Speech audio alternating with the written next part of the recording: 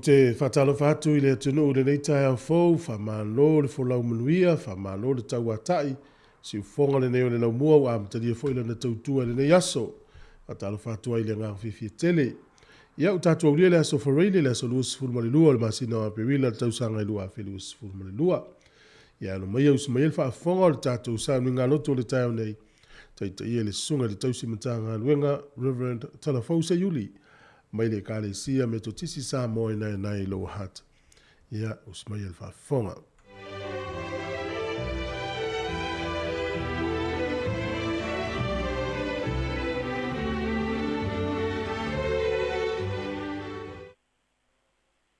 Langi matafi nei tai au.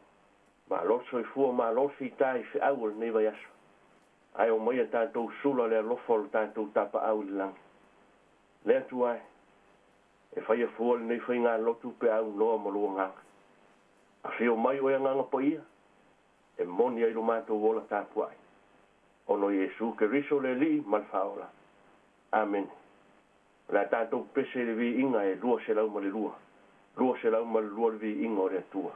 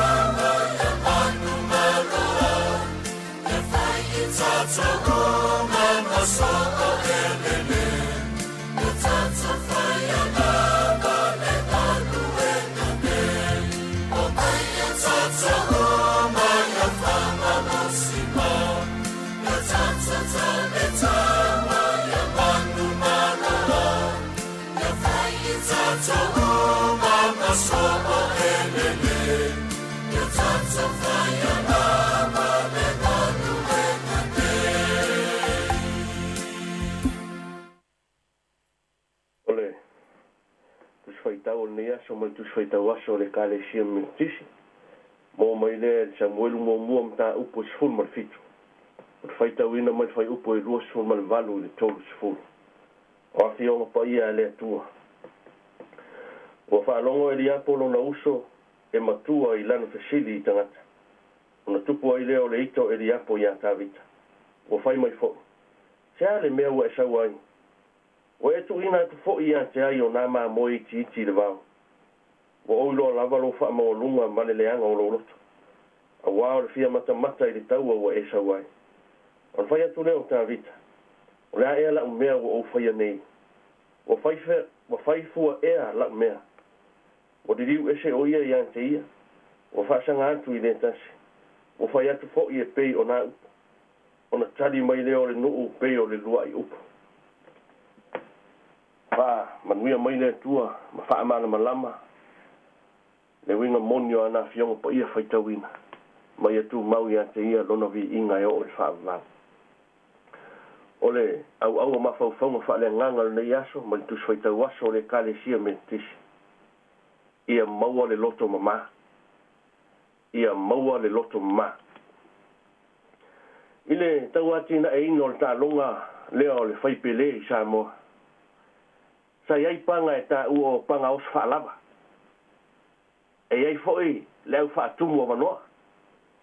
Pea whai e le au i atu se tamata ako. Ona whaatumu le se tangata mata pea whai e mana o iai. E whauringa whaapena le mea na whai e tā vita. E taunu atu tā vita. O la eso e se panga koliata. Ai whai mai o whaase folu aso o tau manu o koliata. Ise isa la elu lati tau. Au tā vita na tuli e lonta mai asi o na uso o loo i taua. Au leo o fesili tā vita. Pese a le tau i al tangata e fasia le toa o Filistia. Lona winga. E le se whaatumu o wanoa. Po se panga oso whaalava na whaia en tā vita. A o ala na tapena e le atua. E langa ili to i lalo o lona nu. Le fesili e tā vita na ita ilo na uso matua o Eliapo. Whai mai Eliapo. O le ale mea o e sau ai. A o ai wa tu i ai ma moe. Wo ui lo lava lo wha maolunga male leanga o lo loto. A wao lo fia mata i le taua wa e sau ai. E le longo ma lie upo Eliapo. Ai anu atu le uso e asi po ola. Ai whai mai o le wha maolunga ma loto leanga. Whai mai o le fia mata i le taua. Leiti oa a le filifilia e le atua. Le nei tangata o Eliapo e whai masui o Saulo. Ina wanu atu Samuelu e whaapaia le whanau i ese. Eliapo lena whaapea ai le atua ia Samuelu. Aua e te wa ai lona tino, malona mawalunga. Awa awa o te i ante ia. Awa e wa ai le tangata i le tino. Ai wa ai i owa i le loto. Lea o tantou whaalongo. Ile matau tia o upo e matuna mai le loto o Eliapo. E wha mawalunga e para ai. E wa ai mawalalo ai le mawhai se mea. Ai sa tatau na mita ma wha maa losi i anta mita. Awa a manu maa lota vita o le fesili. O le atari o ai. A o ai ni o nauso. Peita i le mawhai e stangata e le anga le loto. O na maua ni maa whauwhaunga le lei. O le mana onga leo nei aso. Pei o le manatu au tu. Ia maua le loto maa. Awa leo le loto e atia e ile ka le sia. E tu wai a inga. E whau i maa lo. Loto maa. Awa le loto maa e whanau mai ai le tu whaatasi. Lima whaatasi. Pau leo le loto e le mau ai whe mate ai. Lona winga. Ia mamau i tātou ma le loto palpala. Awa e o ai i o tātou lava tangata. E ili teime te e se mea lei e tau an whai. O le whaamanatu o le tala lei. O le atua e sila i o tātou loto. O tātou loto fo. E mafu ai o le whaamanuia le atua i tātou. E sila le atua i le loto tātou te whai ai mea. A whai e fo ai. E sila le atua i le loto na fu ai o le fo ai. A whai fo e ote pe whaatonu atu. E sila le atua i o tātou loto. Na afu ai o na ote pe whaatonu le siuso. E le fo i tau. E mamā mea i e loto ma. Fo ringa nao tangata e fio ai le i loto. Poi mai paulo le kale sia I karatia. A wai le o toi ola. A o ke wiso wo ola I tonu I antea. Ia maua loto ma.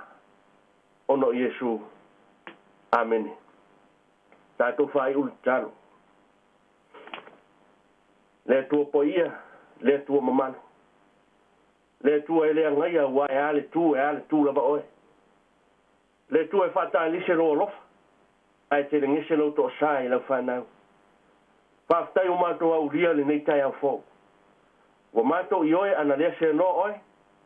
Ai o mato I ai ni whawhitau. Paftai o manuia fe au mga ruenga le nei vai asa. Manuia whanau I whainga malolonga. Malu le tāpua inga ta mama tina mātua. Paftai o manuia o nei atunu. Lono while e mū molon ta mau ainga whasoa. Mato I ai le tino nei. Manuia le kare sia kere siano wala na moli mau. E sanga wha amaro sia pēr o mātou wola wha tua. E le wha meo I ti ngā mwhainga tātu tupu. Toa I o le ola mātou te mauti no ai. O loo soi fua oe lo mātou tua. Whaftai e wa fionga po ia. Whaftai le nganga mafuta. Whaftai tele Yesu Keriso mo le tongi ola. Wa sao whanga aile te ngata I o manuia. Ai le nā tia o mātou leanga. O I mātou lava o se whanau to I lalo. Maria lo fina ngalo wha maa ngalo lo mātou e se so o maoe. Wha maa ngalo lo mātou le wha maa oni fe au e te tofi ai lo mātou ola. Wha maa ngalo e kare sia kere siano. Pe a whai ulea tangia le tala leia mātou a mio. Le lalo langi o tau o I maa ngalo I lo alofa. Mātou whātua tua I le tongi ola na tapena o Yesu Keriso. E wha maa ai lo mātou ele lea. Mātou whanau no manu. Wha mole wha manuia fe au mga ruenga o nei asa. Wha paolo a au I so se ala e saunga ni mua ilo mātou ola. Tau sia mātou whanau. I ola au ina maola mātau I ante oe.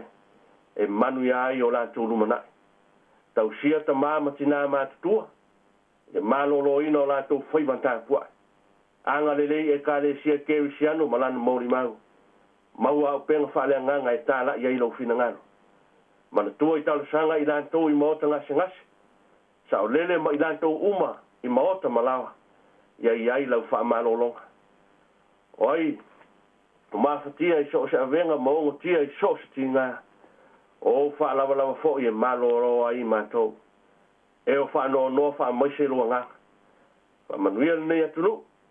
Wha au penga ina re kāre sia keru siano. Wale tala inga o lo malo. Manuia whaiva tau longo le ala leo.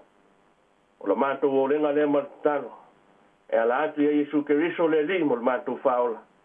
Tu mau yo mātou runga uma le loftu no oe le tua ta mā le alo ma le ngang pa ia. Mau mafuta mai mātou nei o whaavavau lava. Amene.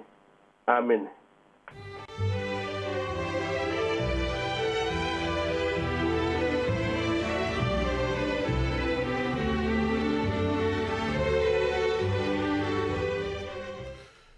Ua whaafonga le tunu I le tātou sauni ngā lotu o le tai o nei, e le ngata o le nei aso, ia po le nei tai au, ia o le nei vai aso atoa, na tāpina ina lea, e le sunga I le tausimata ngā nuenga, Reverend Talafou Seiuli, mai le kālesia me tutisi Samoa nai loa hata. Ia le nganga le whaafitai mori atu, whamalo lava mo tātou sauni ngā lotu le nei vai aso. Whaafitai mo le upolfola le tua, le ngata leo talo whamirianga, ia le talo fo ile le tuno ia whamanui atu I le sunga, ngā leifo I whalitua mana no whaalo, ngā tai leo tāpua I ngā le kālesia, whamanui fo ile tua le ngai atu lo nāspa ia o mua, manuia le nei aso whaafitai lava. Sifuru male ono minute, ua te ai nei le fitu, ia alfa le fitu o le tātou porokalame o le ata o le tae hau, ia o le inga o le tua mai le kālesia, meto tisi Samoa nai lo hata, mate o mai Yesu a mai alea le whaafonga le pese whaleanga nuu ia mai lea fio anga o vavau i oe si o matou nuu o vavau ia alo mai alwe vi ingo le tua tātou pese whaatasi e li tai au ia mawhanga solo to isi vaenga o le tātou proklame si o fonga leo lau mua tā lufa lava.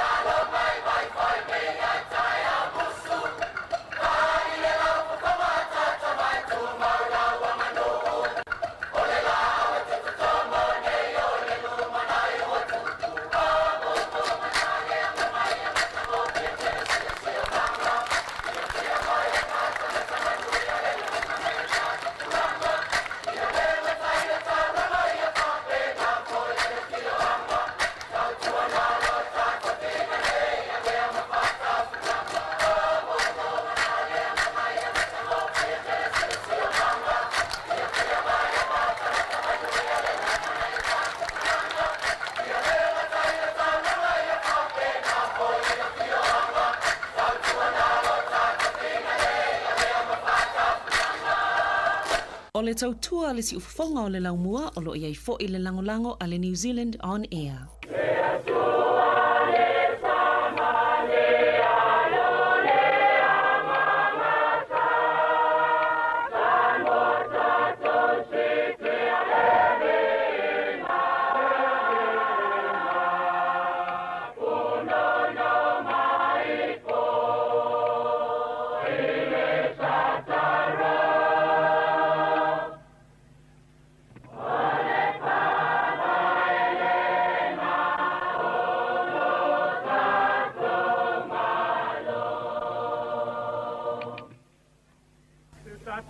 Lava, il fa mai lo sta malo.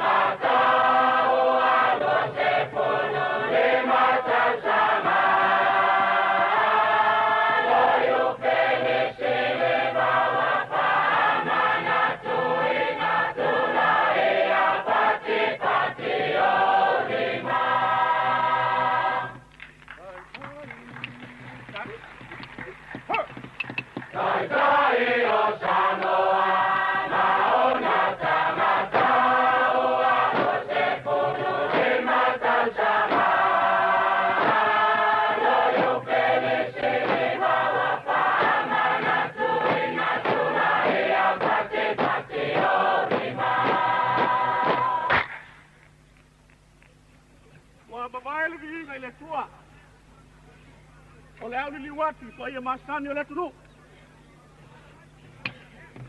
Tulona le, tulona, tulona, tulona, tas. Ah. Tulona le paya male mamalu au pia. Ile ama tomai pale alu koi manoa. Sule mali eto.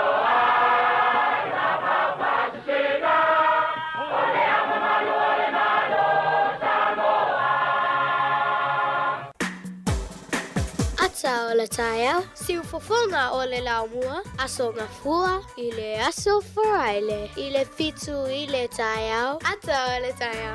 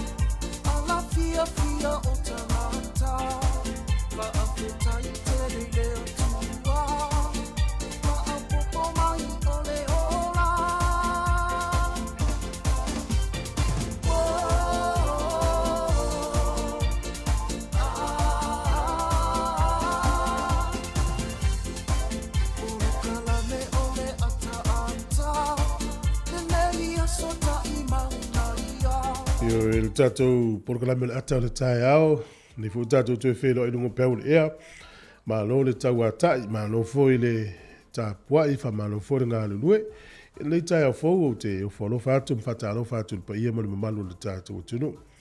Ma lo lava fola o manuia ia neu tātou taunu o mai lea sofa reile. Tau lunga i fo i le tele o ngā luenga o nisi e wha au pēr le sto nai ma leo sa. Ia o le tala fia o lo o manuia la fo i tātou ofisa nei. Whaftai mo la utou tāpo inga, whaftai mo utou talo, whaftai fo i mo wha manuianga. Ia le mo e pēr le tātou ofisa nei. Malo lava le folau. Alo fo le tau ata i le nei fo yaso. Whawhile o te renga whiwhi tele le pa ia le tātou au whalongolongo ma le au whafonga i whapea fo. Ia i la tōro mai mo mai so se tunu o lanangi, New Zealand nei. Ia Australia, Amerika, Hawaii, Tutuila, Samoa. Ia mahalo lavali ile fo lau ari whaftai tele ali i whafonga mai. Ia e le ngata fo ile ia le tātou au whafonga i rungo le tātou ala leo. Tasi ono te simale tasi whamo i Wellington nei. Ia e au whiai fo ile sunga i whawhenga inga ma whaletua tupu mai o le tunu o whaletua matausi. Sa wao ma le awaluma o lai whaelele mo pepe fo. Le malosi le tunu ma lai whanau. Ia whape fo i la tau leo amtalinga leo ma tiutia le yaso nisi fo e malanga. Ia ma oi olo e whafonga mai tunu o lau ta vale. Ia po e manava i po le fo i la ero tu whainga luenga. Ma lo lava le usu. Ma lo fo ia e tonu la fo lo inisio mai mo mai whafonga mai tunu o le mai po le whale pui pui. Alo fatele atu por kala men fa manuia atu le nei aso ya. O e fa malo fo ila tolo fenga luenga le nei. Au na ile atu no o iso stangata lo mana miese so sorry malo lava le. Fa malo atu por kala men le tai hao. Ola so for ile umiri tatu tautua tau tu lava le lima ile fiafi. Ia le futai hao ya tonu. Ola fanga solo lo na inisio tatu fa fiafianga o pese. Ia ma tātou alu watu ai lawa i tātou tala o le tau, whamurianga wa soifua. Ia whapea fo i tātou tala o mena tupu la langi le ne yaso. O te whawhetai atu lawa tele o tātou paanga i e. Whatalofa mai ia mwhamanuia mai i o te whatalofa atu fo i whamanuia atu. O te maitawina la fo i tō tele o le tātou au whalongolongo ma le au whafonga. E turi ala tōru taimi o le whainganotu o le tae hao ma nei e tele. E wa peo tele o taimi a o le pisi ele faitau e nisi tus pa ia. Ia e peo ngā luenga le lau whai ngā luenga le tua i rungo le tātou ritio. Ia o lai te hanu e lau tā vale a lai watu launga le tio sao. Ia po lai te le whale ia lai po ani au fufuanga o whai. Ia po mau e lu i tau leo langa i mai o le tino ma whawhi tau leo langa. Ia lai te whafonga mai lava le upo le tua lai tala noa tu rungo le tātou ala leo ela le whai ngā lotu le tāiau. Ia mo fo malo se fale nganga e fa wa ul fo longa o le aso mo le aso ya mo ia ta pe nanga fa ungo le vai aso mo nisi malanga mo ia to fa nga malanga e fa fo mo le pese mo kolisi le fifi am tali fo le taia tato por kala mo le ata taia good morning talo hani tato uso to kelau mano le mano pito ya fa kalo fa ya tu giorana ni sampuro vinaka ya aloha ia whatalo wha umalama nā al Pasifika. Alo whatu por karame, manuia tele nei aso, toi 2 minuti o te tā leo le walu.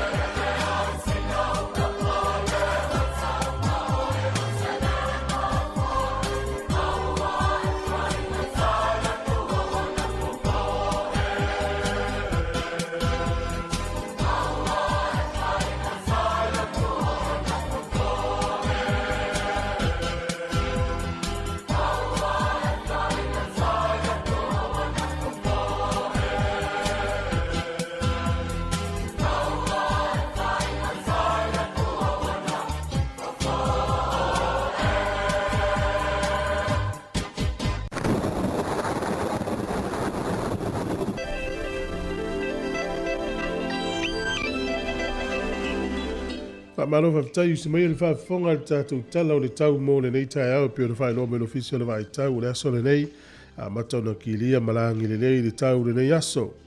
Wa ia leo le matau le la. O le aso a tai au ma le aso sā a pia foi le aso ngafua langi le nei le tau ma tele na langi le nei le tau le aso to na ia sā ma le aso ngafua le vai aso fau. O le aso lua leo valo ia lo fisi o le vai tau ina i timu e le tele a va ia lava le matau le la. Loro winga o le aso ngafua le aso malo lo le vai aso fau. E langi le lei le tau pe a tātou waulia. Wa vai foi nui ka piti modua tū whanganui. Wairurapa, Hawke's Bay, Taupo, Mamalpa, to ulu ti munga i le aso le nei whamanu ina o tau ti munga. Whamanu yanga nā o le nei aso. Ia o tau nakila, ia inai wila mawhai ti tili, e le malo stele le angi usavili, ia inai timu nisi o taimi, e malo no si ava, ia le mato le lai nisi o taimi. Maulano le fōle malulu inu na uta uolo iei le tolu i Malpra, whāro iei Taupo, lima olo iei ia le nu uleo manu atu. Ia ona wawaile le fōle mawhanwhana olo maulunga pēr, luas fulmare dua wha mawina i whanganui, se fulmare iwa Hawke's Bay, ia lufuru tasi olo wha mawina i taunaki, lona winga ole alawa la ngona tātou mawhanwhana o le tau. E le aini la kapi fai e ni usila le supara kapi nei vai aso e fai umai Australia ta alonga ia le fōringa mai e ina i timu i Aukilani ia timu Aukilani papena fo i Hamilton e timu fo i le aso le nei o le motu i saute e to urute i munga inu vekagol e ina i timu nisi vaenga ia o nuu i o Dunedin Queenstown kala estete mo le pito ulunga le motu i saute a ili taimi e vai ai fo i ia le mata o le la. Ia o le hautelenga la o le atunu o nei aso e matele ina ti munga le motu i matu nei. Matele ina ti munga le motu i matu nei. O le motu i saute, ia i te me vai ele mata le la, whapena fuina i te me i ti munga. O a pia i le nei aso e aua oa luas furu walu fo le vela luas furu ono le mawhanwhana. O le angoto i fo le lai le so Wellingtone, i le toi se furu minute i le ono na le fiafi. Vavena ngoto le la. E o soa e le la tai au. Toi tolu minute le fitu i le tai au a tai au. O le fuo le malulu fa mawina lo ia i le se furu fafa solo i lunga le se furu marvalu Wellington manu tua oi. E a mawhanwhana lo ia i luas furu lua fa solo i lunga luas furu male lima. E a mawhanwhana na Wellington manu tua oi. Tala o le tai mo le au wha ngota. E a saong le mua fa mua. O le tala o le tai Wellington sua le tai le afore iwa i le tai o nei pe le tai to e se furu fitu minute i le fa i le fiafi to e sua le tai to e 2 minute i se furu le pona nei poli rua sua le ta pe le tai le afore fitu i le tai o nei pe le tai le afore fitu i le tai o nei ia ona sua leo le tai i le to e 1 minute i le lua i le auli to e pe le tai i le to e 3 minute i le valu na nei le po, le tala nao le tau, ia ma leo whangota le teime sua i le tai, ma pia i le tai. Whaawa upea lo wanga le leisi o tātua tunu. Tala o le tupe mo nato e lafo nato se leni le aso. Tupe sa mo le utala ono sifuru iwa sene i le aso le nei.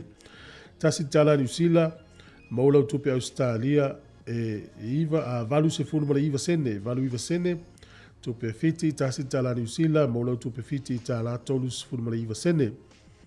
Tupe Amerika e ono sene. Tasi tala New Zealand, maula tupe Amerika e ono sene. Ia le tupe Samoa i le so, tasi tala New Zealand, maula tupe Samoa e tala ono sifuru mara iwa sene. Ia malore anga le leit, aftai le lofa. Teminei o la vano fa mnianga wa soifua. Ia mo oe na soifua le yaso, ile ngalo oe lo wa soifua.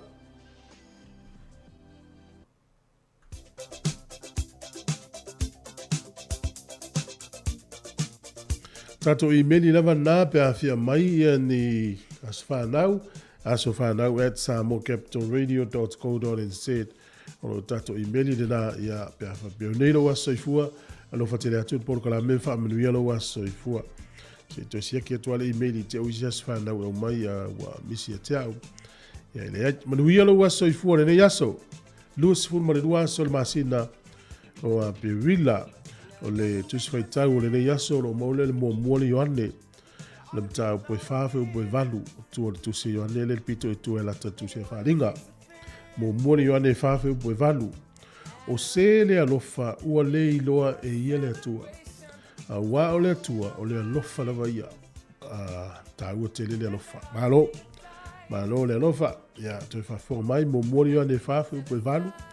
O se le alofa ua le iloa e ia le atua. A wā o le atua o le alofa lava ia. Tungu le atua i le alofa. Manuia lo waso i fua. Pese nei mana fe pese sa vale ke viso i fa manuia i oto was whanau.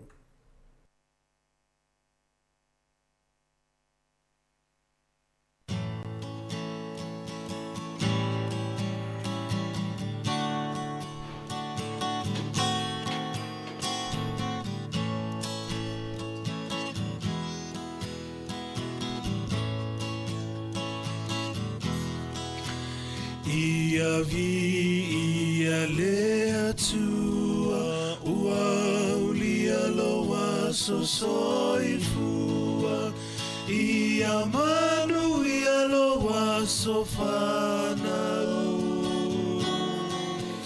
famanu ia le atua ia vi ia le atua ua ulia loa soifua ia manu ia loa sofanau famanu ia le atua ia avea ne Yesu matautai o la umalanga a ofesoa ina loolanga o Yesu le tai ala ia avea ne Yesu matautai o la umalanga a ofesoa ina loolanga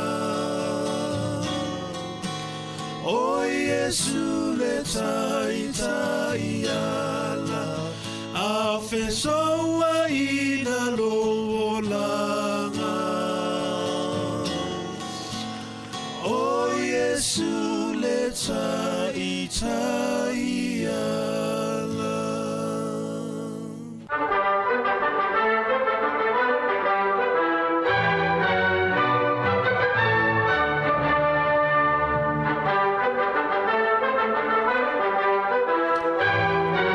Tana whātu leo tino whamā lor se fua menu e usmen whawhonga le whawa aile ina I tala foi o mena tupu la langi na yaso I tausanga mo vai ile aso lua sifuru mo le lua a perila. O le sol tausanga tasi 5 o le tangata so e nuu mani nuu leo Portukale e swafa ya Pedro Alvarez Cabral.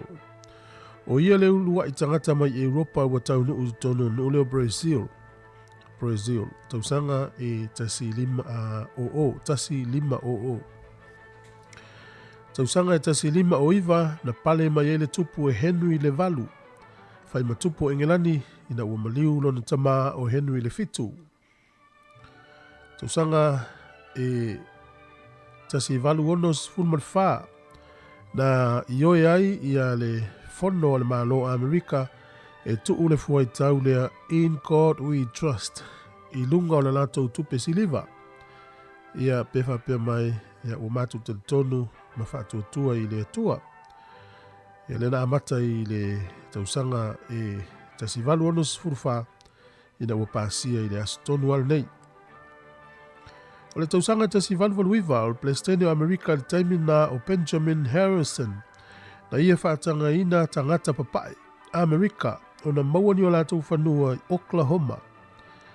E na ua ioe I al pulenga al Palestine e I whanua e le ai na e le umia nisi. Whaatanga tangata Amerika tangata papae na lātou umia ni whanua. E le na ye lolfo I tauna tausanga tasi valvaluiva e tau le Land Rush I apa ua.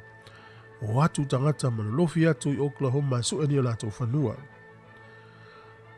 O le tausanga tasi iwa tolu ono I le so o le so tanga le I le vā o le lotu le Ratana Church ma le whainga malo o le leipa na wha mautuina I le so I le vā o Wi Remu Ratana ma le palemia o Michael Joseph Savage. O le tausanga e tasi iwa fitu sifutasi i le so. O le taitai lea o le nuu o Haiti. Ia o le tangata swafa ia Francois Duvalia. Le so na mali wai.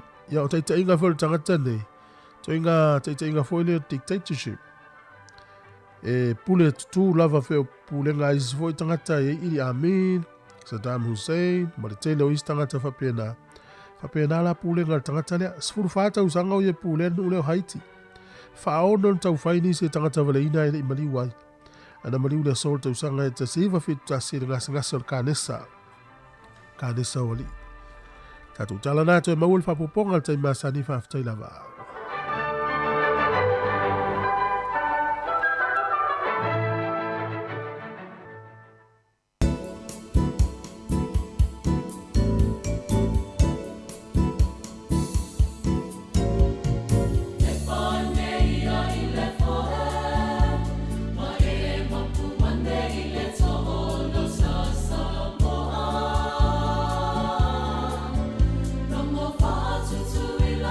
Say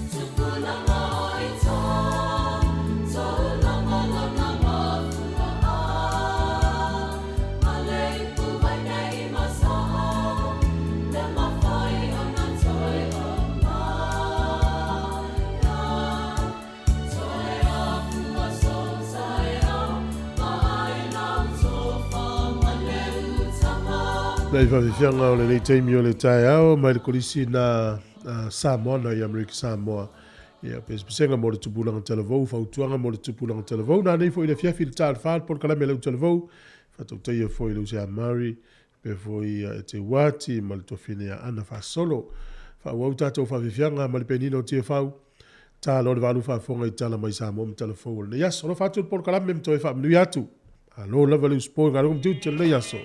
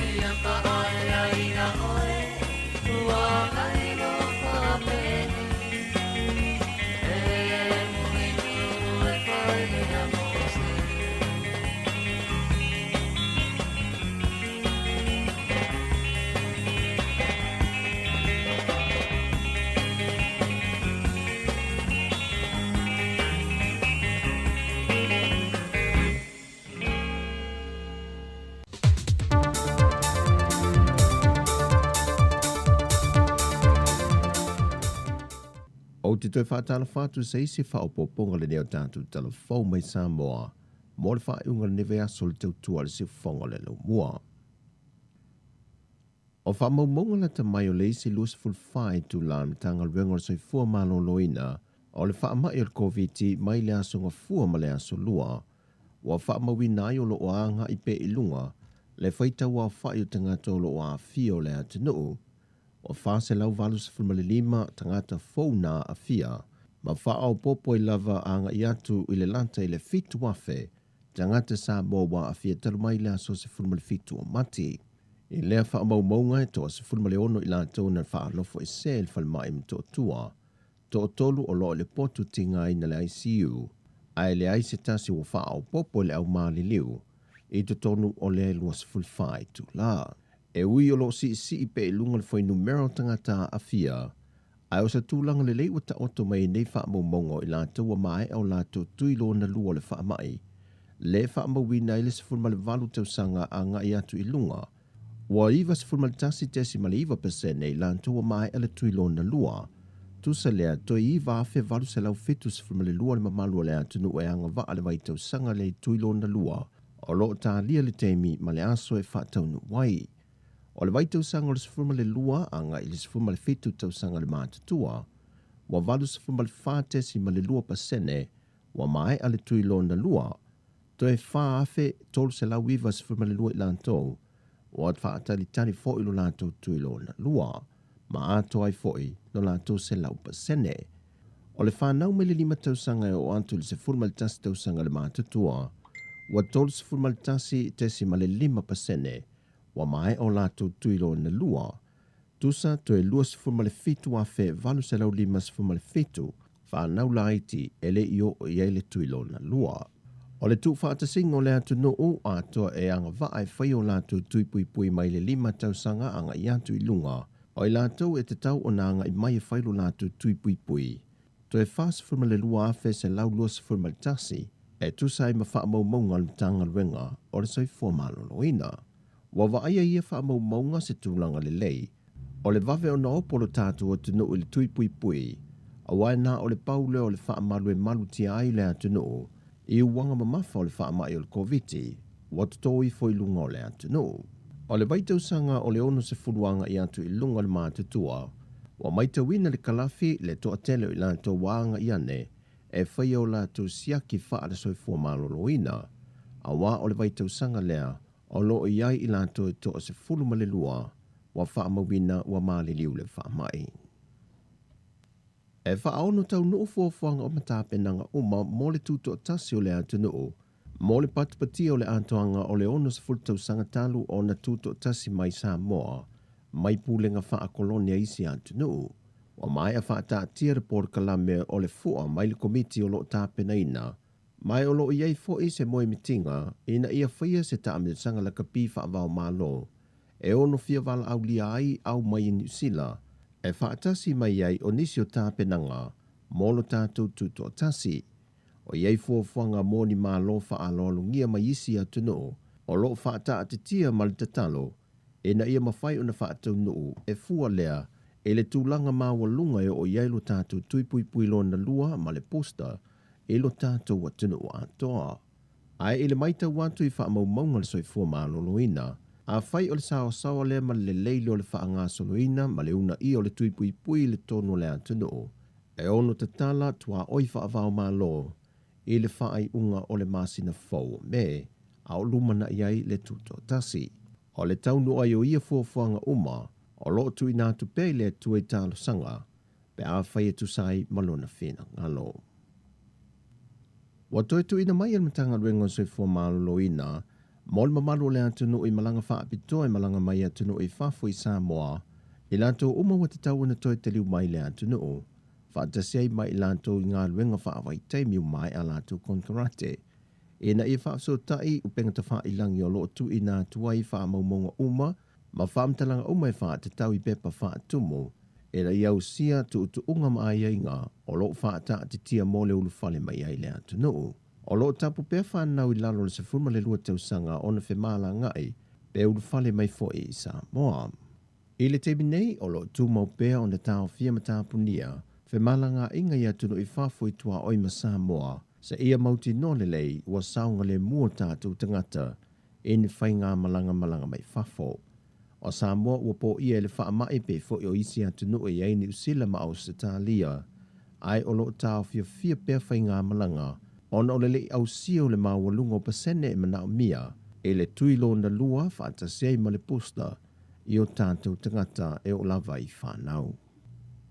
O whamaunia mai al sui kumsena o mtanga ruenga o leo a wa paaulongo i Tino Filippo, wa whaititia sili atu ma le 5% o wala au e pei o na masani ai a le atu nuu i le ofisa, e ni whaalave lave o ni soli ngā tū la fono, Whaatasi e fo i mantulango sa wanga e pei o na masa ni aile ofisa ia so uma. Sau noa o pa au talu mai o na iaile antunu i vavao masaa o no le wha mai. Wa file mwe fo il matanga luenga mai lea tulanga. Ai watu ina atu le telu lo lato teimi le pui pui ngo le atunu i teimi o vavao i leao ma le pō. E le masalumia le sui kom seno le matanga luenga le mafua anga o ia mea uma. O na taruai o teimi i o le vavao sa tapu ai o na whaata wina le ava maa losi. Wha i titia le teimi e feo ai ail mamalo le atunu i teimi o saa. Ai wale lei fo i pui pui ngā li i mawhai pule a le tele o afio anga. O tala fo wia mai sa mo le whaai unga le neva yaso, manuia le ne yaso, whaasoi fo iang.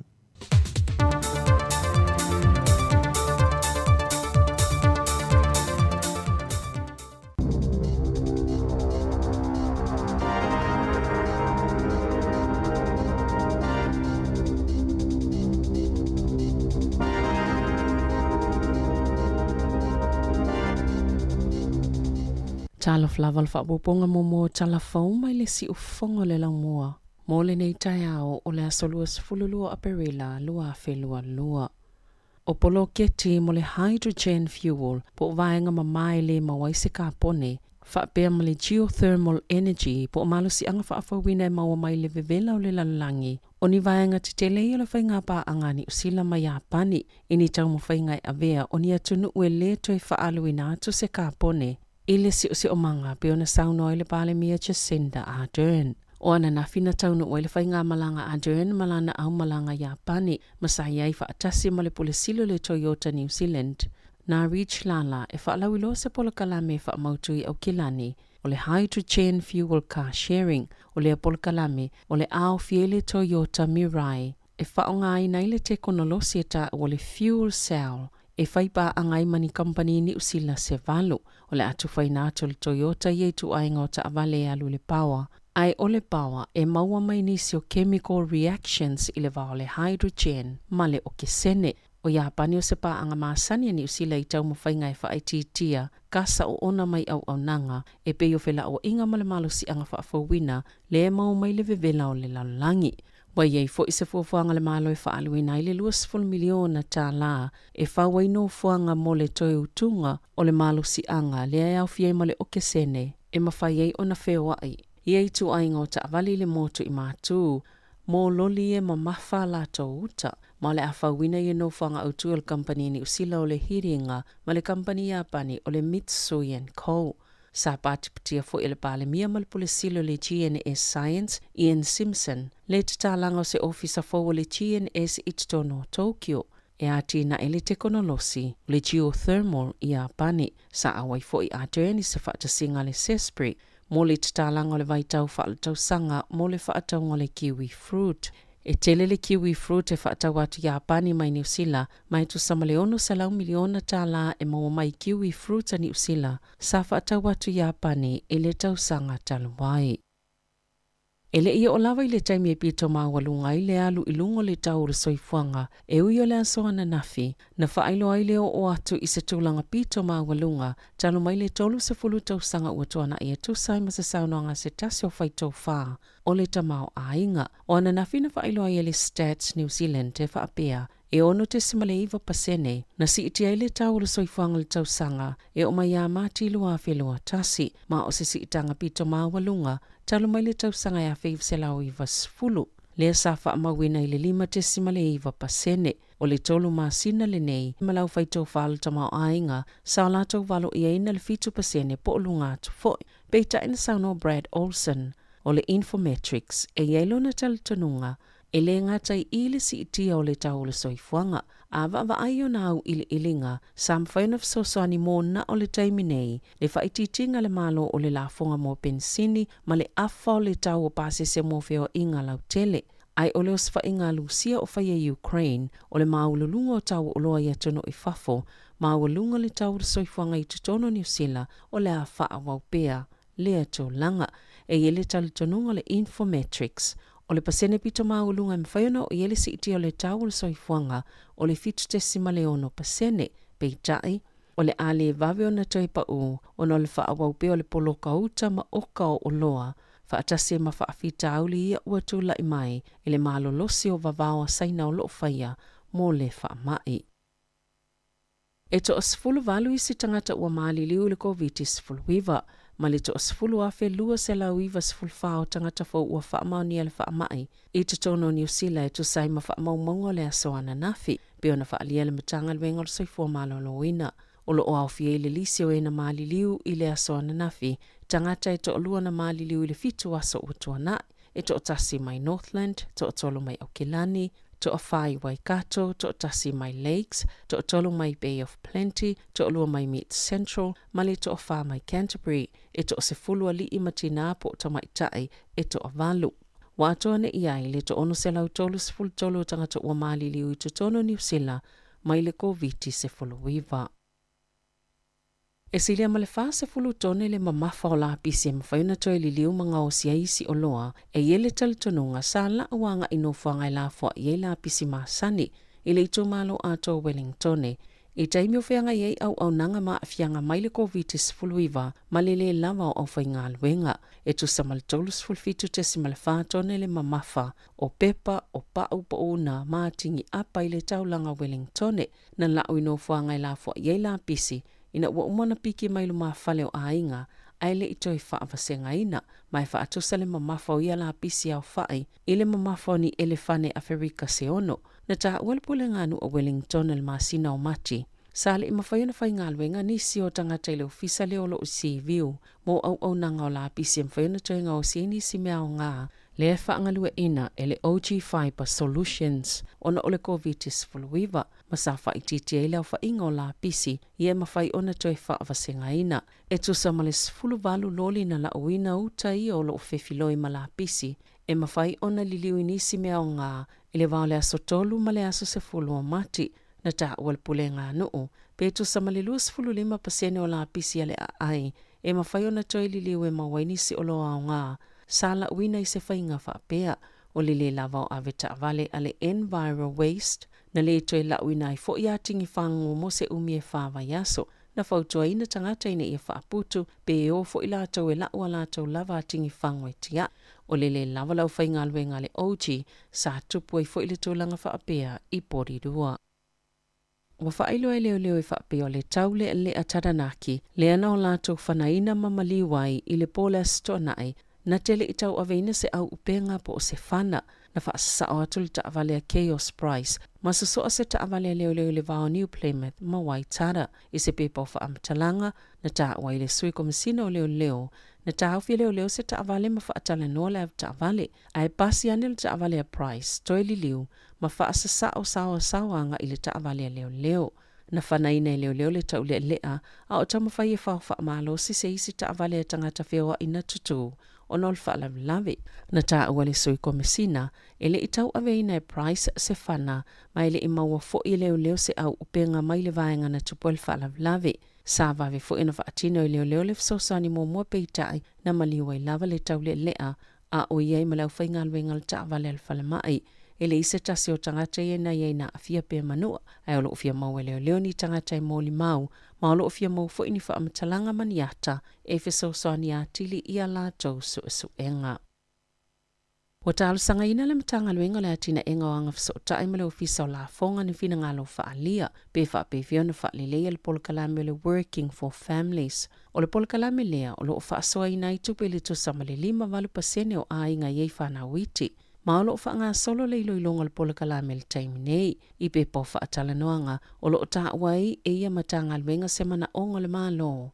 Ina ia mata i tū le lango le o lo whaia mo a inga e whainga luenga, ai mau la lalo tutongi po o tupe maua. A o whaatu maua i fo ile lango mo a inga lo maua le benefiti, ina ia tau la ile va ai ile lango mo a inga, e pito mau la lalo tupe maua, na ilo le tu ina atua nisi lango lau tele, ina ia mautinoa ile le tupe maua a inga pe a wha popo la tu i tū la whainga luenga, ma ia fsosoani i tau mō tangata o lo o ngā lulue. E tu sa male se lau luas fulfitu ta la fitu tolu sene mo le tamaititi matua ili vaiaso, male se lau male wha ta la male valu sene mo isi tamaiti. Ia lo tutongi atu i ainga e lua se lau valu sfulu afe se lau. E lua te si male valu biliona ta lan wha aluina le malo mo tax credits ili polkalame, o le Working for Families i le luafe sfuluiva luafe loa sfulu. I taalonga, ua filifilia Wayne Smith e avea mawhaia o ngā fōmo le aula kapita i toa sfululima tamaitai le Black Ferns. O Smith sa avea mawhaia o ngā le olopeleki, mai te lelo na sao i le au i taimi na siampine le olopeleki. I le ipo lalangi lua fe sfultasi male lua fe se fululima, wa suitulanga Smith ya Clan Moore, ina ua mai ona whaalauloa sa ripoti sa whaie se ilo ilonga, i le tulanga whaale tonu na yeile au le taamilusanga i Europa. I le tausanga taluai, whaatase mani whaaseana whaie se tasi o tamaitai. Te kura ngata airenga mate, ini tū manianga le tāla whenga i te tono le au. E wisa whaatoto ina bea mua i le iune la kapia New Zealand peita ina whaamawaile asoto ona i taluai. O whaia o ngalangolango e au fiei Wes Clark, Whitney Hansen, Sir Graham Henry, Mamai Cron, a wata penanga le au tamaitai mo le ipo lalangi le talimalo i New Zealand i le tausanga nei. O le lua vai astaluai na whaasilsila ai, o Smith ua filifilia o le technical coach, mo le Black Ferns peitai o lea o filifilia e vea mawhaia o ngā ulu. Ua malangatu le United States le sunga to o le tai David Tua e talieina le whaaulu whale ai o ia le National Boxing Hall of Fame i California i le asonga fua. O le whaaya yanga le ave i tangata fuso ma i lātou na ngā lulua i le whai pelenga o na olo lātou sao te le i le talonga. E lua tau sanga o tolo pole a polo kalame i le Crystal Ballroom i Montebello talua i le wha mai.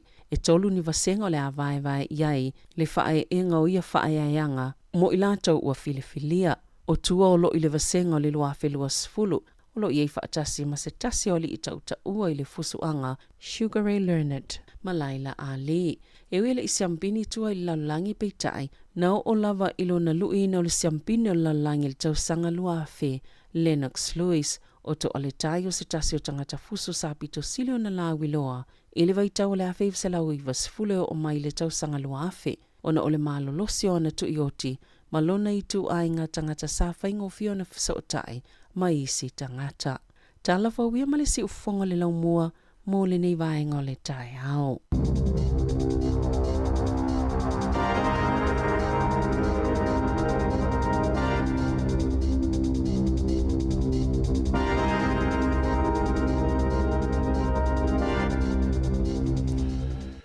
Malo whaftai te maula wanoe whafonga i tātou fau, i le tāo le se fulu, tāo le iwa i le tāo nei, ia la oso whaere se fulu re, i tā mō mōre iwa toa tāe se fulu.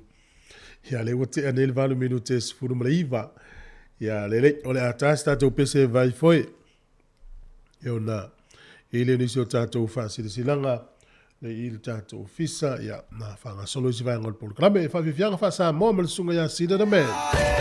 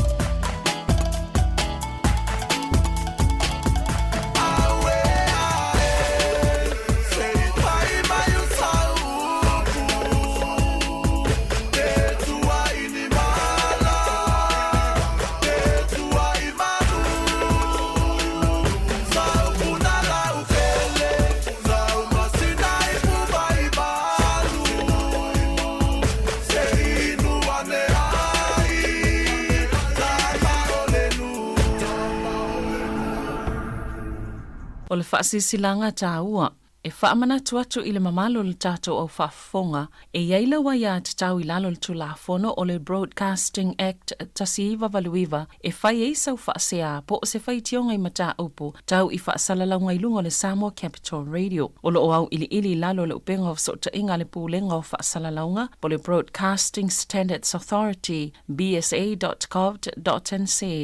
A inga mo le whai o sau whaasea i se polkala me whaamanu alia i lau whaafonga anga.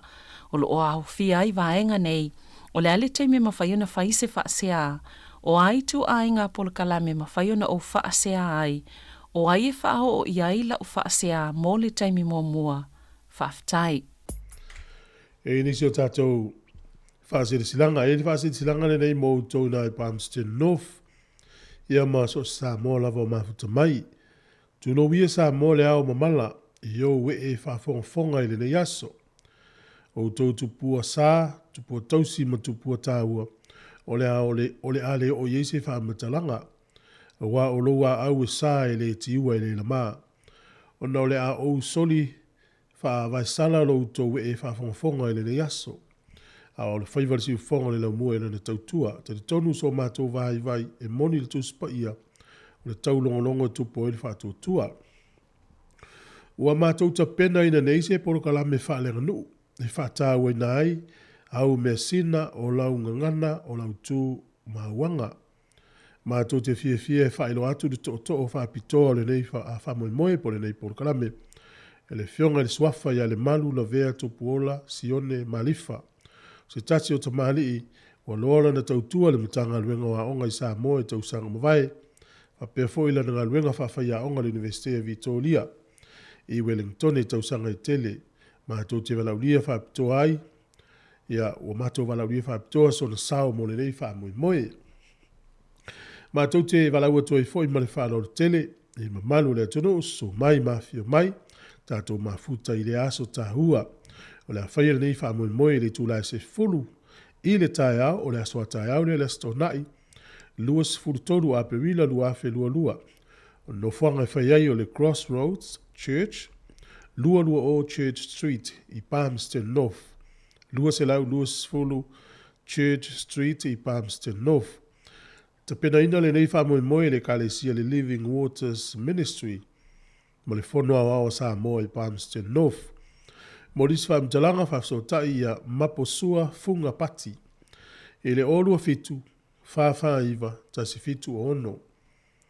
Olua fitu, whawhaiva tasi fitu o ono, whaftai. E leisia tātou whaasirisilanga le nei, o loa mai Samoa lo whatawinatu i loa hat. O loa maua le tāmu, o le whai Samoa, whai misiluki, o le whai pata, le po le whai paka, ulu maafala, ulu puou, ia whapea foi a ufi, o le esi, koko, Samoa, ia mawurikiki saina, mamasi popo, ia ole tuatusi e mawai, Sfuluvalu Glenbrook Grove i nai. Sfuluvalu Glenbrook Grove i nai lo hat. Ia pe whafsotai telefoni le nei ole o lua fitu, lua wha lua, o noiva fitu tasi. O lua fitu, lua wha lua, o noiva fitu tasi. Ia pole o lua tasi, ono lua tolu, ono valu. O lua tasi, o lua tolu, ono valu, whaftai. E nisi whafsili mai le saunu mela ia, ia le na so tai i vanga le whatauina o loa ia o loa o numela sa awana, sa lope sa sila omi ia o numela na o loa mai e whaelo atu. Ma no whaftai, nei tai au. E wale tala mana ia le na mai tase Sunday. Mai tawina le mtanga luenga leo Samoa le wifo i lalo. Ia o vala au mai ia ila toi mana umiel so sani le mtanga luenga. Ele taimi o le loka le na loka. O le tele yo tu le le yo loka le na loka ila tunu. A fuafo ia ni usila ia. O wha maunga na maua na matuale le ia le ea. O tele o taavale whewa i le tele fo ina o le ea le pua ina mai taavale. Wha le angai nai le ea le mana vai tatou. Samoa la wha maunga na whatula le vavi. Maua le le mtanga luenga leo leo. O le loka le na loka ai ta ofi ma le whatawina o le ava malosi. o le mafuanga le nai le latou matau. Whaai tia ai le vili atu tangata mona o miel soani vevesi tono a inga. Ia mawaiga uma whapena whaafita uli me whaala lawe e mafua mai le ava malos. Ia, nā no whaai loa tu whapena po isi a inga o mawhatia se urunga li ile. Me neo le ava malos. Ia whai se fuanga ta maa. Mana o mia fwoi whanau si a inga fia e le o ia atua le lau whautanga ia e nao le tua lalo atu. So le o te tilo atu le tilo le whanau. So le vaia le whanau whapea mai mau pia na vave mai tēti as whareile. Tato mafuta fia. Pe whapea mai mau pia na vave mai ia tēti ua to sau o nā mai. Fia mafuta i mātou le whanau. Ia, nā whai loa atu whapea nā. Manu ia le whai ungo le vai aso. E umi fo in mālolonga nei. Sto nā yo sā songa fua. To ato ia foi ngā luenga le so rua le vaso le. Wa vai la ia le mana ia. E ia le teine titi se furu lima tau sanga o lona na maliu e luas furu valpo luas furu iwa iau kilani. E se furu lima o na tau sanga. O lona maa wha manatu po le headstone. O le atau le telefoni le o le iPhone. Ia ufa sala laula ia le maa wha manatu le teine titi na maliu. Ia ua tauta ua ia le maa wha manatu le le lalolangi. Ia ua ia tua le maa fuanga na maliu e teine titi ia tere fia ta ua atua. Ai o le winga o le tala, o le matanga o fia o le whainga o le maa, o le ata, o le maa o le iPhone. Telefoni le fia i tamati tupuranga. Ia le fusili atua, i pole alma fuanga ua whai, ele maa whaminato le tene titi, pole a fine. Ia whame le tene titi nei, ia o le taimi, o ma tanga o le telefoni. Taimi o ma e ua le telefoni, mwhaonga le telefoni.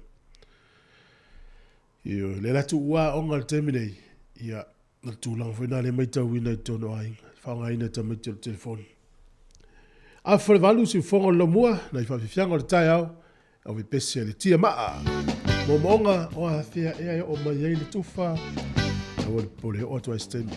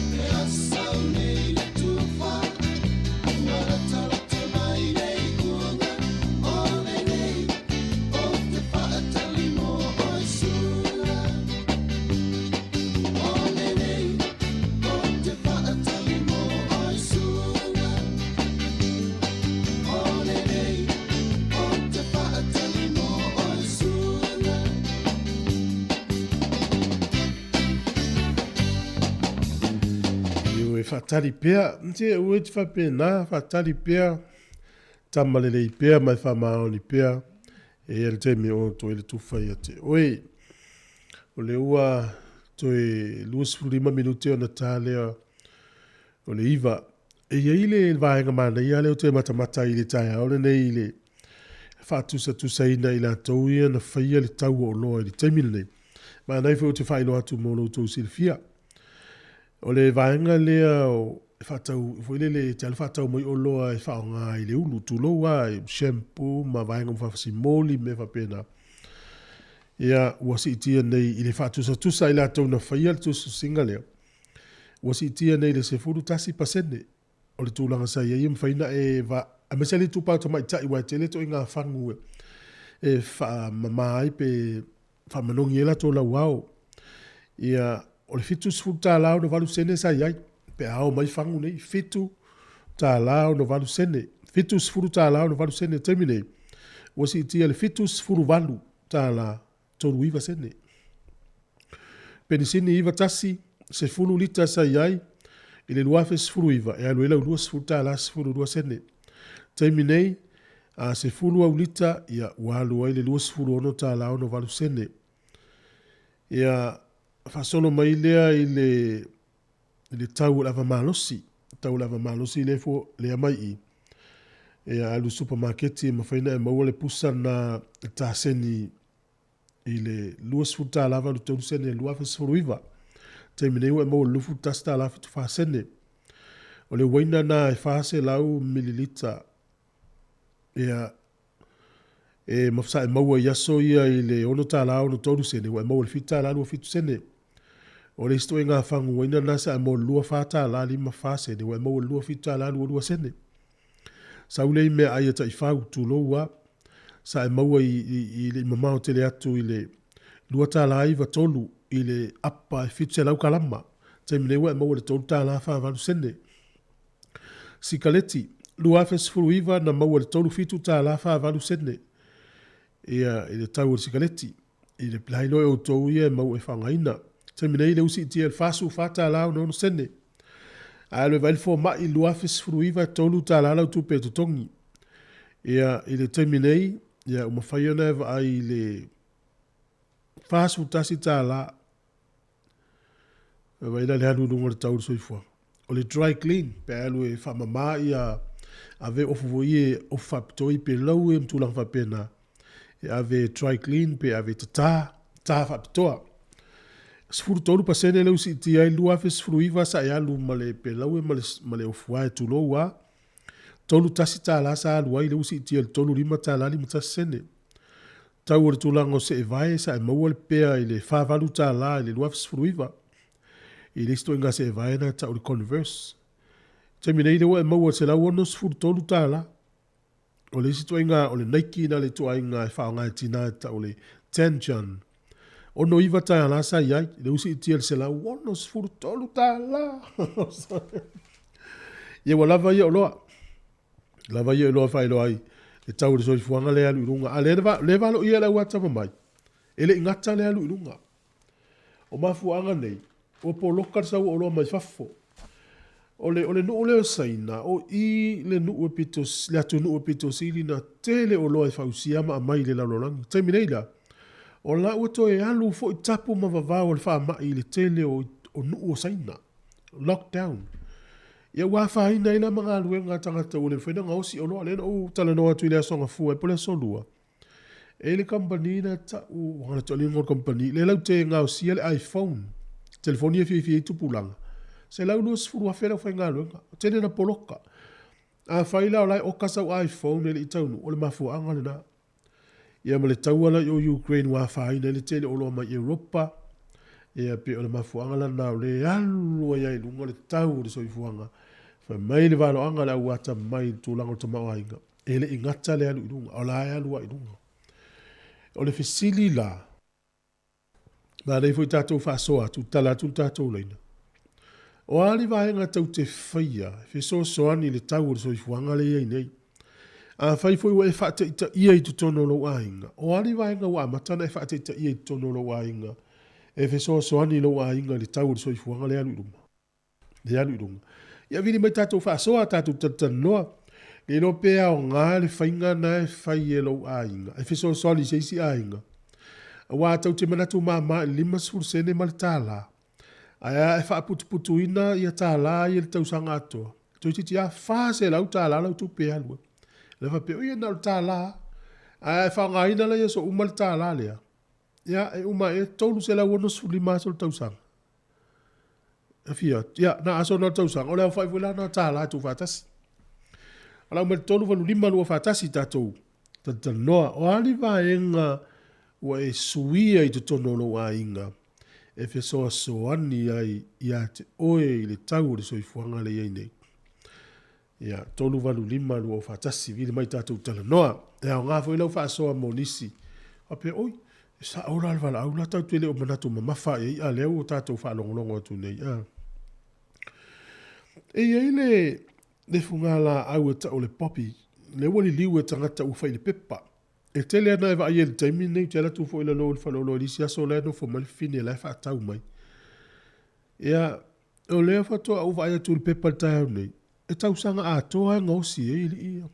Tala mo ila to ila silfia le. Na to ti sila mai le vanga la mumu na le no fo mesto ina po luana. Se fo tasi le masina ngosi ai. Ia le pe su ia le tama i pepa na ta o le popi. E mana tua ele tau o langi sa tau e fita ni usila. Tau sanga nei e fitu se la wafe ia poppies wa mawhai ona so ina ma whai e masini. Se furu lua tangate ngā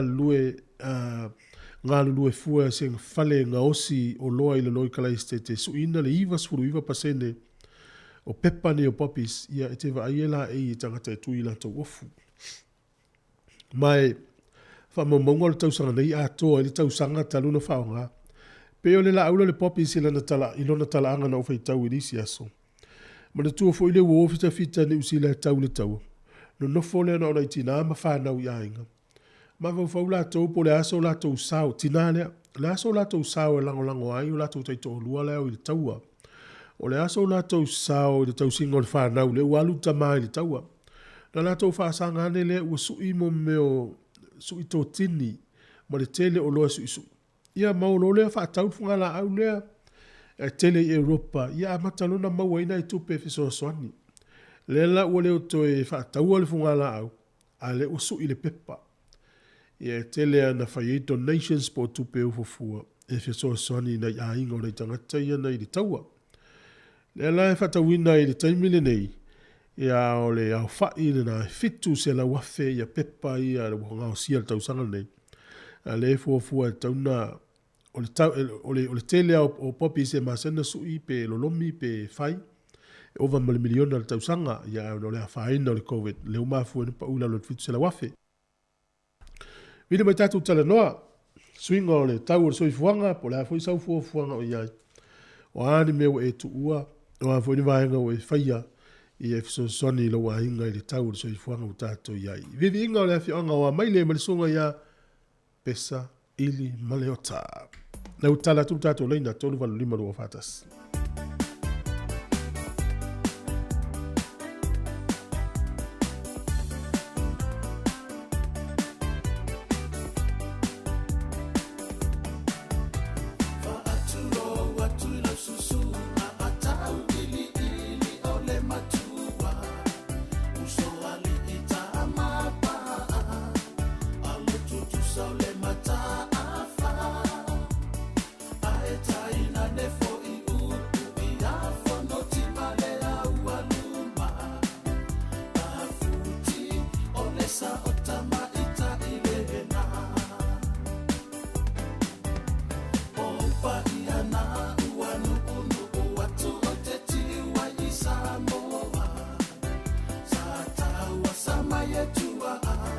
Ia le we tato walau runga leina ma lo soi fuol tato walau talo falava. Alo soi fuol kufui. Alo pira, ma lo foi o mai ni tai au. Ang ha kai le fo sul ma o pia mele la. Ya ma lo lava tai ya sa no mai. E fa mo le ai le ia la kula kali le fitinga ngai mai. O le me fo la ungiu a kango e a foi. E ui i lalo le pa ku te ui lunga. Pe a fili e pou. Te lau ngiu. Ia. Ai lele ia papua la ukali o le meo le soifo maloloina. Ta mule. O le kau kama ue ke au lau ngiu. O le ke ngofu me lau ngiu. Fa pepo o le pākua u lalo te u lunga. O le ale me fai e le lau niu na. Ei le ia la u protect le fai. Oi, a e fa manino mai te o vili mai se tali atu te o le no vo ya, o tali. Ia, okay la. A fa lo tanto nunga le a fili le pou lau niu e u lalo le me malo. E u lunga le o lau niu na fili le. E pe malo ia e le fa tala mai molisi e vili mai e fa so so ni atu fa mol. Ia fa tai a foi. Ku foi o ku langa le tau so i fuanga le ia ke wa e fa mo fiale le kandi. O ia playa ka foi le lang kuka. Na kuku ia wa te ia o se kulo lava ia o me ka maka te ia mamongi ma le leing fai. Ia pe o sa kali aku nga ma lo ka lava. Ia kai lava. Tai le lava fa se vo. Fa se vo. Malo. Ola polo ke tel to ino pida le fai le. Mili ma le tonu va lima lo fatas. Ava peolo to a inga fia lava i whaonga ia fuala au aina. O le si vai ngai whamina tolo i maketi le tele o vai ngoni usila mwhino e whatau i fuala au aina. Tau ngō fia tulu nai no le olu supermarketi. E le ima mau tele atu, o le tau o le avoka zai ei. E tolu tāla i le 5 avoka. 5 avoka e tolu tāla pe e tolu avoka e tolu tāla. Te mineila. Toia a 5 tāla i avoka e tasi whape. O toi alu foi lai lunga le tau o le avoka. Ai, o nei, ada naf, o vaso nei o la toi le whalo loe, basi avoka. Toi tia 5 tāla i avoka e tasi so, ka se tau. E o toi alu foi lai lunga le tau. Ia sa mana ia le mesa ia i voi lele. Ia, tau ama le pepa atoa, 5 nei tu tonu, a tolu tāla. Ia, le vili bai tato tala noa, ma ne tato faso a, sa o le leifo ia. O le si vaenga le ai. Fasa wine foi tupe o le tele o te mi fatau mai tau mawhai le i whalo loa foi e kuka i mea ai takeaways. Ai a kuka le lei al tina al whale tau mawhai le ngata e sefe le tupe e toi manongi le le ai e tamaiti. Ia o le sina vaenga wa e whatu stusala e alu ma le taurus futala le mai le mea ai le whalo loa e mai le lava le ai. Ai a kuka la ia ele umal taurus futala i nisi ai. Fai le supo mtula whapena. Fa wau tato musika tala pere tato leina tato tala noa. Ya na u faso atu le nei ta longa le fai ngol vai aso mo se fia le tunu.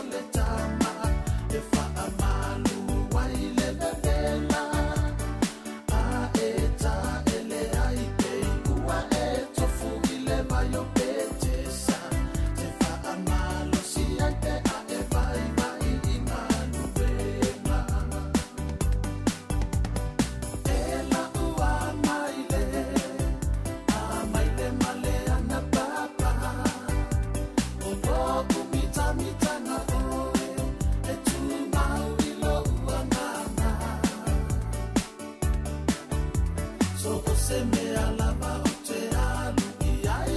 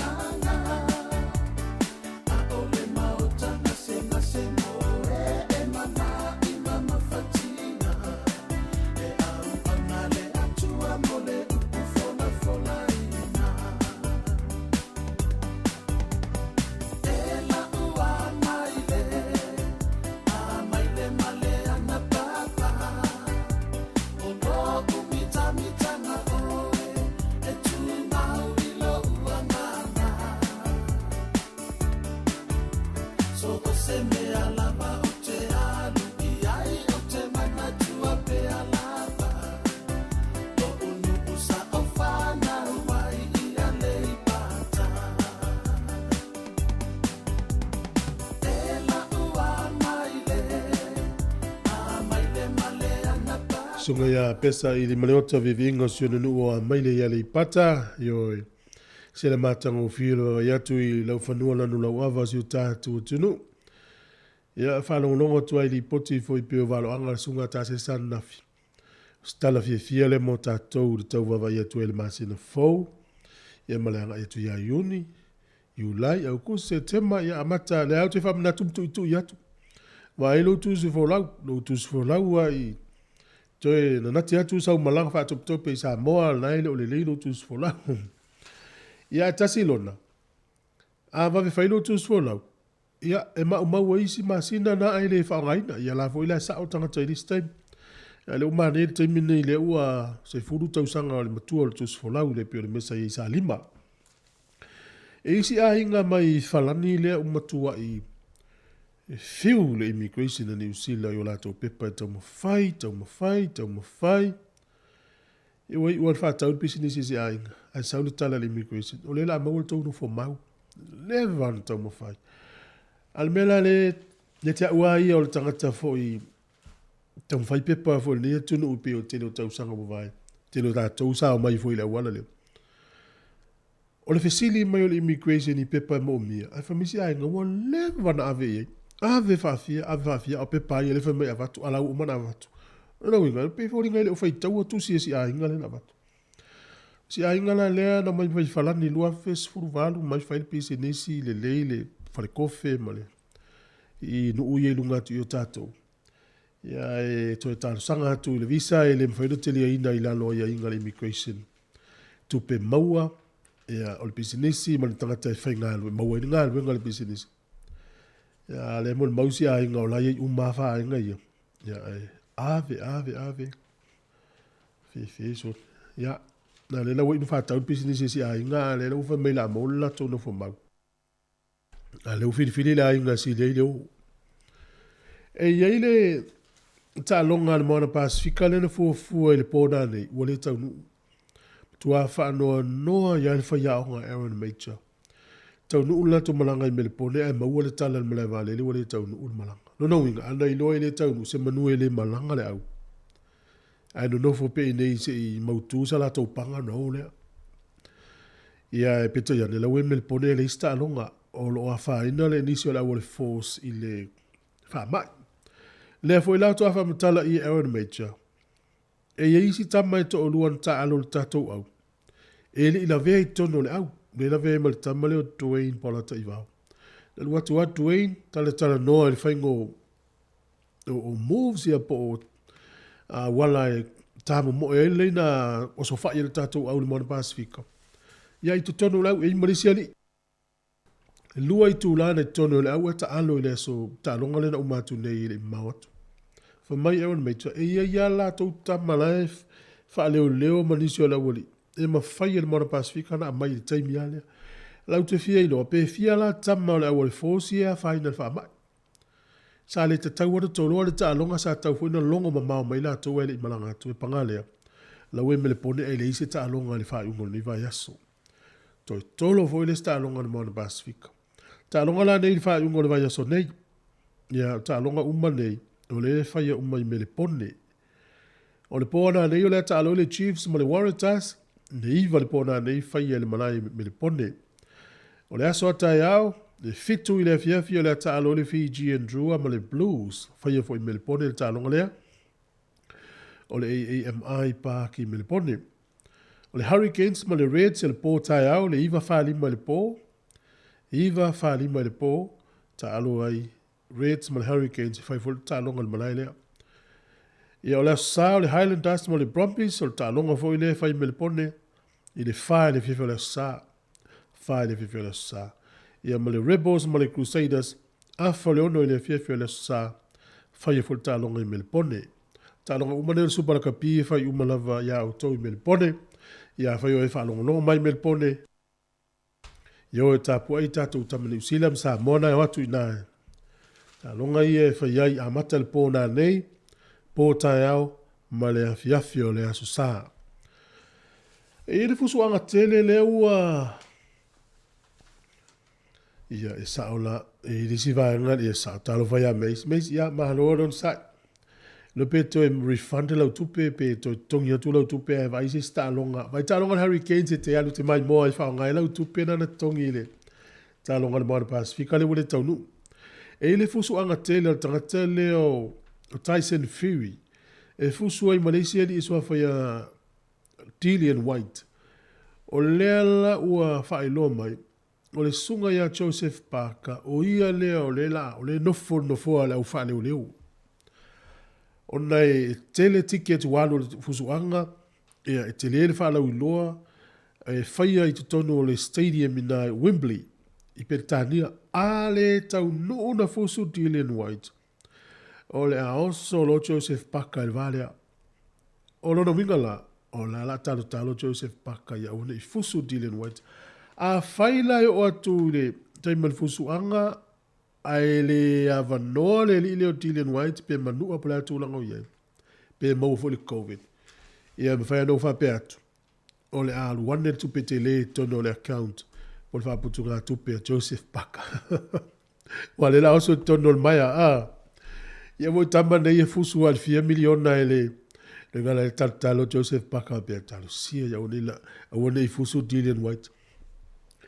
Ai whaina lau tala. O le maa whana i o le whainga wōre tō lua le o Tyson Fury, ma Joseph Parker. Ai a ola na fusu, ia e lein whainga wō, fusu ai runga le seileni. A umane la e 4 miliona e maua Tyson Fury, 4 miliona e maua e Parker. Ia toi wha awo wō mai fo i le pia amal fusu anga. Ia mfo amanu al tangata ia. Ia la ua, ma whana nei seileni tono le account. Ata mai te le tamare o Parker ma le alu o nofo ai ma fusu ai.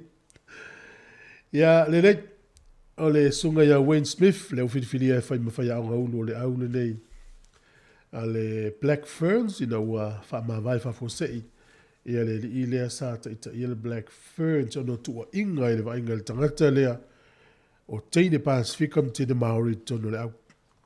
Si usa ili atu le teime o le fusuanga lea a Tyson Fury ma te ua o le ilo le taimi ia le talamana ia na le ua mai le taimi nei taimi le talonga le salufu le fao ape wila ia lo wingo le sa nei le lopo le asonga fua taimi tātou ai vai pēnunga la Sky TV talo sia ia una i fusu Dillian White e fusu Parker ua mo le tupe a Parker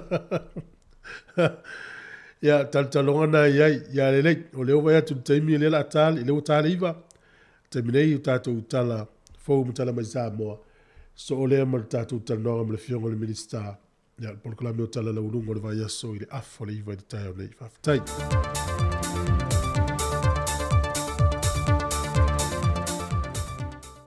O te toi whaatala whātu se isi whaopoponga le neo tātou tala fōu mai Samoa. Mo le whaeunga le neve aso le tautua le si whonga le lau mua. O whamaumonga la ta mai o le isi lusful whai tu la me tanga luenga o soifua malo loina o le whaamai o le COVID mai le aso ngā fua ma le aso lua. Wa whaamawi nai o lo o anga i pe ilunga le whaita wa whai o tangata o lo o a fia o le atinuu. O whaase lau valus fulmalilima tangata fauna a fia ma wha au popo i lava anga i atu i le lanta i le fitu wafe tangata sa moa a fia talumai le aso se fulmalifitu o mati.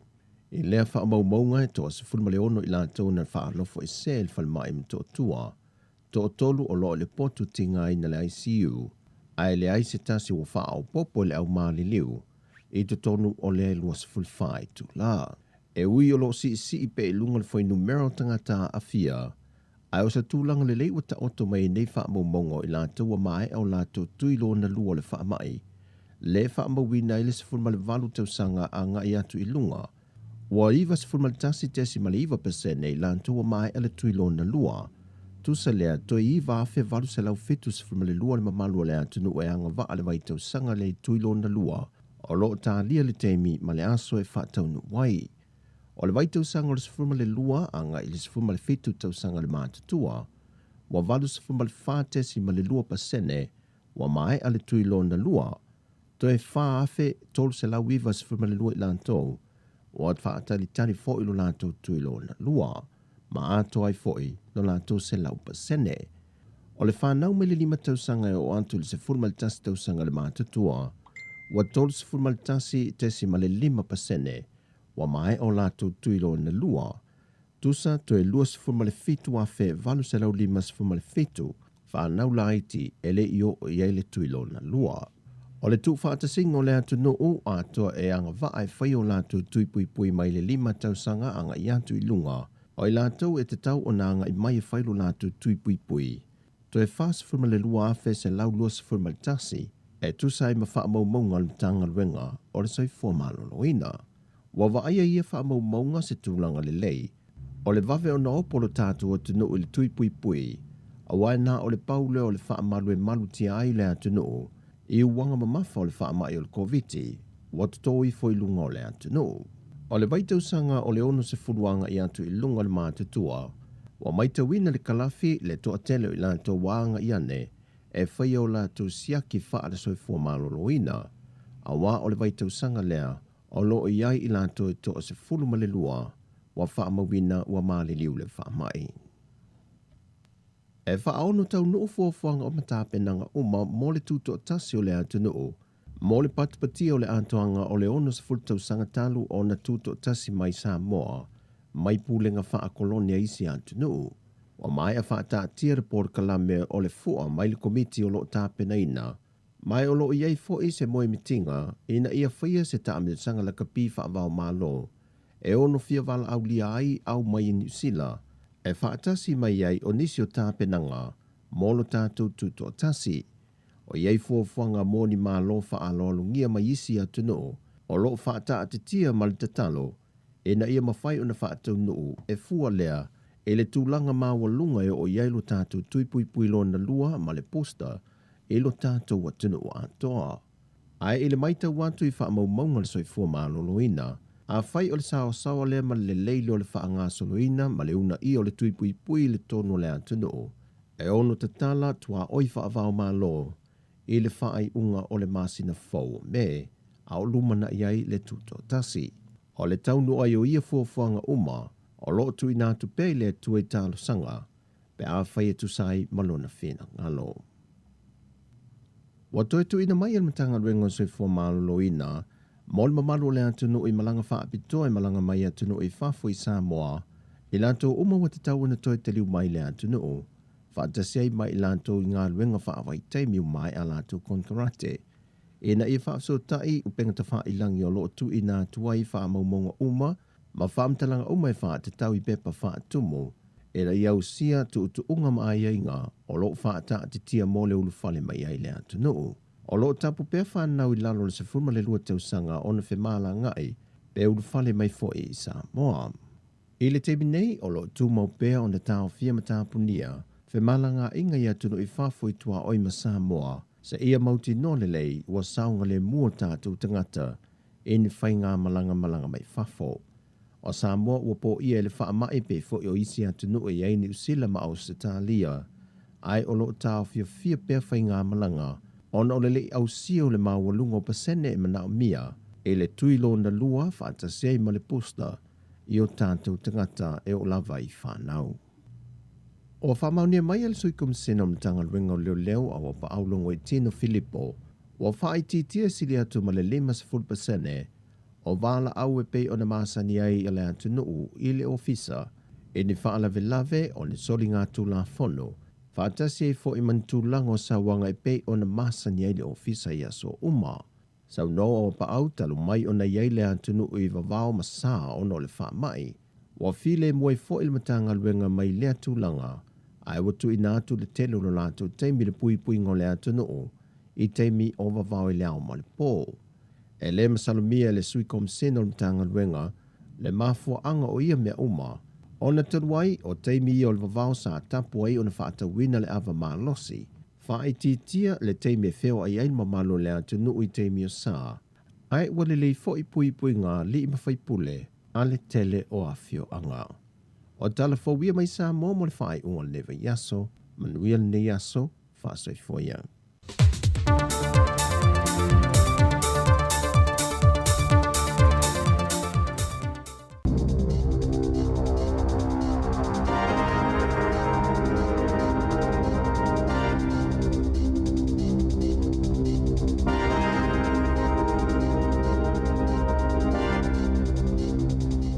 E toi whaatalo whaato le whapoponga o talafou malisi ufongo le lau mua mo le nei tae au. Wa yese fofuanga se vaenga o tangata ili whaiane tui pui pui, ai olo umia ina ni visa no fo mawani usila, e ono ave isa la tau tangi whaasanga le malo, ona e whaapea, o i la tau ia ua poloka ne ia tuno i whafo, ma ule mawhaiana tui fo i mai o la tau a inga, o le toa tele lava o ni tangata ua lewa ona no fo mawani usila, ma ua whai tau fia se fulo tau sanga o au mawai. E to ofitse lau 5 tangata olo i tutono lea kulupo, ua whaingoa ina i la tau, the Forgotten of New Zealand, e yese tamaita ina au mau i New Zealand mai le iwa o na tau sanga, a e samalanga i Afrika i sautele maasi na o mati. Na fuafua e tali o mai ma whaano fo ise ino fuanga whaaptoa i New Zealand, ina ua mai awa ia soilua sa alua ia silo na tua a. Po olona grandfather, e whaapena matua tinga ina i se osfa inga na tupu ilo na fale. Ile taimi na malanga ai na ia ilo ai, ele ise awala e toi fo i mai ai, ona ole tulanga yo na tui pui pui. Ua whai pui po atu i se tangata citizen i New Zealand. Maolo o tatongi la la mo kesi e whai ngalwenga fo i au kilani. O lana ia lava filifilinga na le whai aini o na tui pui pui al COVID-19 fulwiva. A yeilo na langona e le tala whia ngaile ma whai e tangata citizeni. O na toi fo i mai to sa lava pele i whai ani tui pui pui. A le ma whai mo i lātou o e no fo mau. Na ia tā ua, ana whaapena whai atu no whanga i whaanu no fo i se ai tangata e le ma whai ona toi fo i mai. Ona ile i whai ona tui pui pui, ma o ius tangata no fo mau, se manuele malanga. O le whinau fo i lea se tasio lo ia, i se tusi na ave le malo le vai aso nei. Na ia ta watu le malo, ele o toi i se tūlanga o ngaunga pe asuia le polisi. Ona o le taimi nei, ua whaita wafi tangata e afia le COVID i totono le atunu i aso taitasi. Maolo o suesoina fo i tangata malanga uma i le virusi o le whaamtalanga le li loia Matthew Haig o le aono ave se tangi al wha putupotonga pe a whaia le eise suinga e whaia i ai.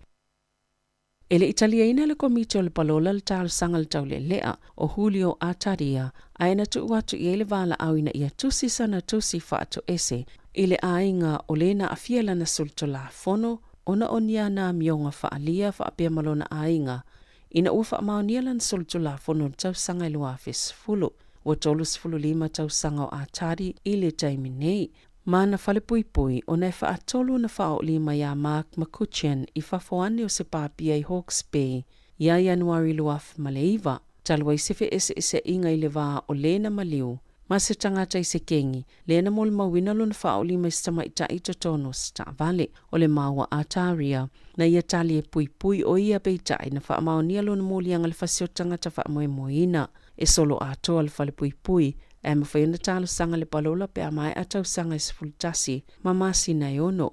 I le taimina ave ese mai ei ma le wha amsinonga mawalunga, na ia talo atuai ilona tinama wha alo iai, i tū maanga le kengi sa awai ai, ma sa iei fo ia na wō, ie wha pesa pisa o i tutono le whale wha amasino, e vai aso na wha asala ilona tina le whale pui pui. Ina ua ia wha leo ina leo wa se taifau, ma e i tutono le whale wha amasino. Sa tūla ile taule lea ilu mal komita le palola lea stories futasi o mati, ma sa tatala i tua e ngalue, pe tu samale masina le umi, o ta ua wha pea, na mana o Ataria e tatala o ia i Wellingtone, o na iailon talitonunga, e ave ese mai ei o ia mai ona piitanga i kengi. Sa wha ato ese le taule lea ona o tū maana mionga, ma sa ia talia ina foi, le lo loto le tingana o iele ainga o le na maleu. Ele ia o lawa i le taimi e pito mawalunga i le alu i lungo le tauru soifuanga e ui o le asoa na nafi na whaailo ai leo o atu i se tūlanga pito mawalunga talo mai le tolu se fulu tausanga ua tuana e tu saima se saunoanga se tasio whaitau wha o le tamao ainga. O ana nafi na whaailo ai le Stats New Zealand te whaapea e ono te simaleiva pasene na si iti ai le tauru soifuanga le tausanga e o mai a mati lua whelua tasi ma o se si itanga pito mawalunga talo mai le tausanga e a whaiv se lau iwa sfulu. Lea sa wha amawina i le 5 pasene o le tolu masina le nei o lo o awhie ma awhianga mai le tau a Ukraine whaapea ma le Omicron o le tele lava whale tupe ma lau whaitau whale tamau ainga sa o lātou walo i aina le 7% po o lunga atu foi. Peita ina sauno Brad Olsen o le Infometrics e iailo na talitonunga E le ngata I ile si itia o le tau le soifuanga, a wa aio na au ile ilinga, sa mwhaina fisosani mō na o le taimi nei, le whaititinga le malo o le lafonga mō pensini, ma le afa o le tau o pase se mō feo inga lau tele. Ai o le osfa inga lusia o whaia Ukraine, o le maululunga o tau o loa ia tono I fafo, maulunga le tau le soifuanga I tutono New Zealand, o le a wha waupea, lea tō langa, e ele tali tonunga le Infometrics, o le pasene pito maulunga mwhaiona o ele si iti o le tau le soifuanga o le fitu tesima le ono pasene, peitai, o le ale vave o na toi pa o na le wha waupea o le poloka uta ma oka o loa, whaatase ma whaafita auli ia ua tūla I mai, ele malolosi o vavao saina o loo whaia, mō le whaamai. I ta alonga, ua filifilia Wayne Smith e avea mawhaia o ngā fōmo le aula kapita I to asfululima ta maitai, le Black Ferns. O Smith, sa avea mawhaia o ngā le olopeleki, mai te lelo na sao I le au I taimi na siampine le olopeleki. I le ipo lalangi lua fesfultasi mali lua fesefululima, wa suitulanga Smith ia Clan Moore, ina ua mai ona whaalaulua sa reporti sa whaie se ilo ilonga, I le tūlanga whaale tonu na iei le au le taamilusanga I Europa. I le tausanga taluai, whaatase mani whaaseana whaie se tase o tamaitai. Te kura ngata airenga mate, ini tū manianga le tāla wheanga I tutono le au. E wisa whaatotoa ina bea mua I le iunila kapia New Zealand peita ina whaamawaile asoto ona I taluai. O whaia o ngalangolango e au fiei Wes Clark, Whitney Hansen, Sir Graham Henry, ma Mike Cron. A wata penanga le au tamaitai mo le ipo lalangi, le tali malo I New Zealand I le tausanga nei. O le lua vai astaluai na whaasilsila ai, o Smith ua filifilia o le technical coach, mo le Black Ferns peitai, o lea ua filifilia e vea mawhaia o ngā ulu. Ua malangatu le United States le sungato o le tai David Tua e talieina le whaaulu whale ai o ia le National Boxing Hall of Fame I California I le asonga fua. O le whaaiaianga le ave I tangata fuso ma I lātou na ngā lulua I le whai pelenga o na olo lātou sao te le I le ta'alonga. E lua tau sanga o tolo pole a polo kalame I le Crystal Ballroom I Montebello talua I le whaamai. E tolu ni vasenga o le awai iai le whae inga o ia whaaiaianga mo I lātou ua filifilia. O tua o lo I le vasenga o le lua whelua sfulu. O lo iei whaatasi ma se tasi o li I tauta ua I le fusuanga Sugar Ray Leonard ma Laila Ali. E wele I siampini tua I lalangi peitai na o lava ilo na lui na o le siampini o lalangi le tausanga luafe Lennox Lewis o to ale tayo se tasi o tangata fuso sa pito silio na la wiloa. Ile vai tau le afe se la uivas fule o mai le tausanga luafe. Ona ole malo losi o na tu ioti, malona I tu ai ngā tangata sa whaingo fio na fisotai, mai isi tangata. Talawa wia malesi ufonga le lau mua, mo le nei vaenga o le tai au.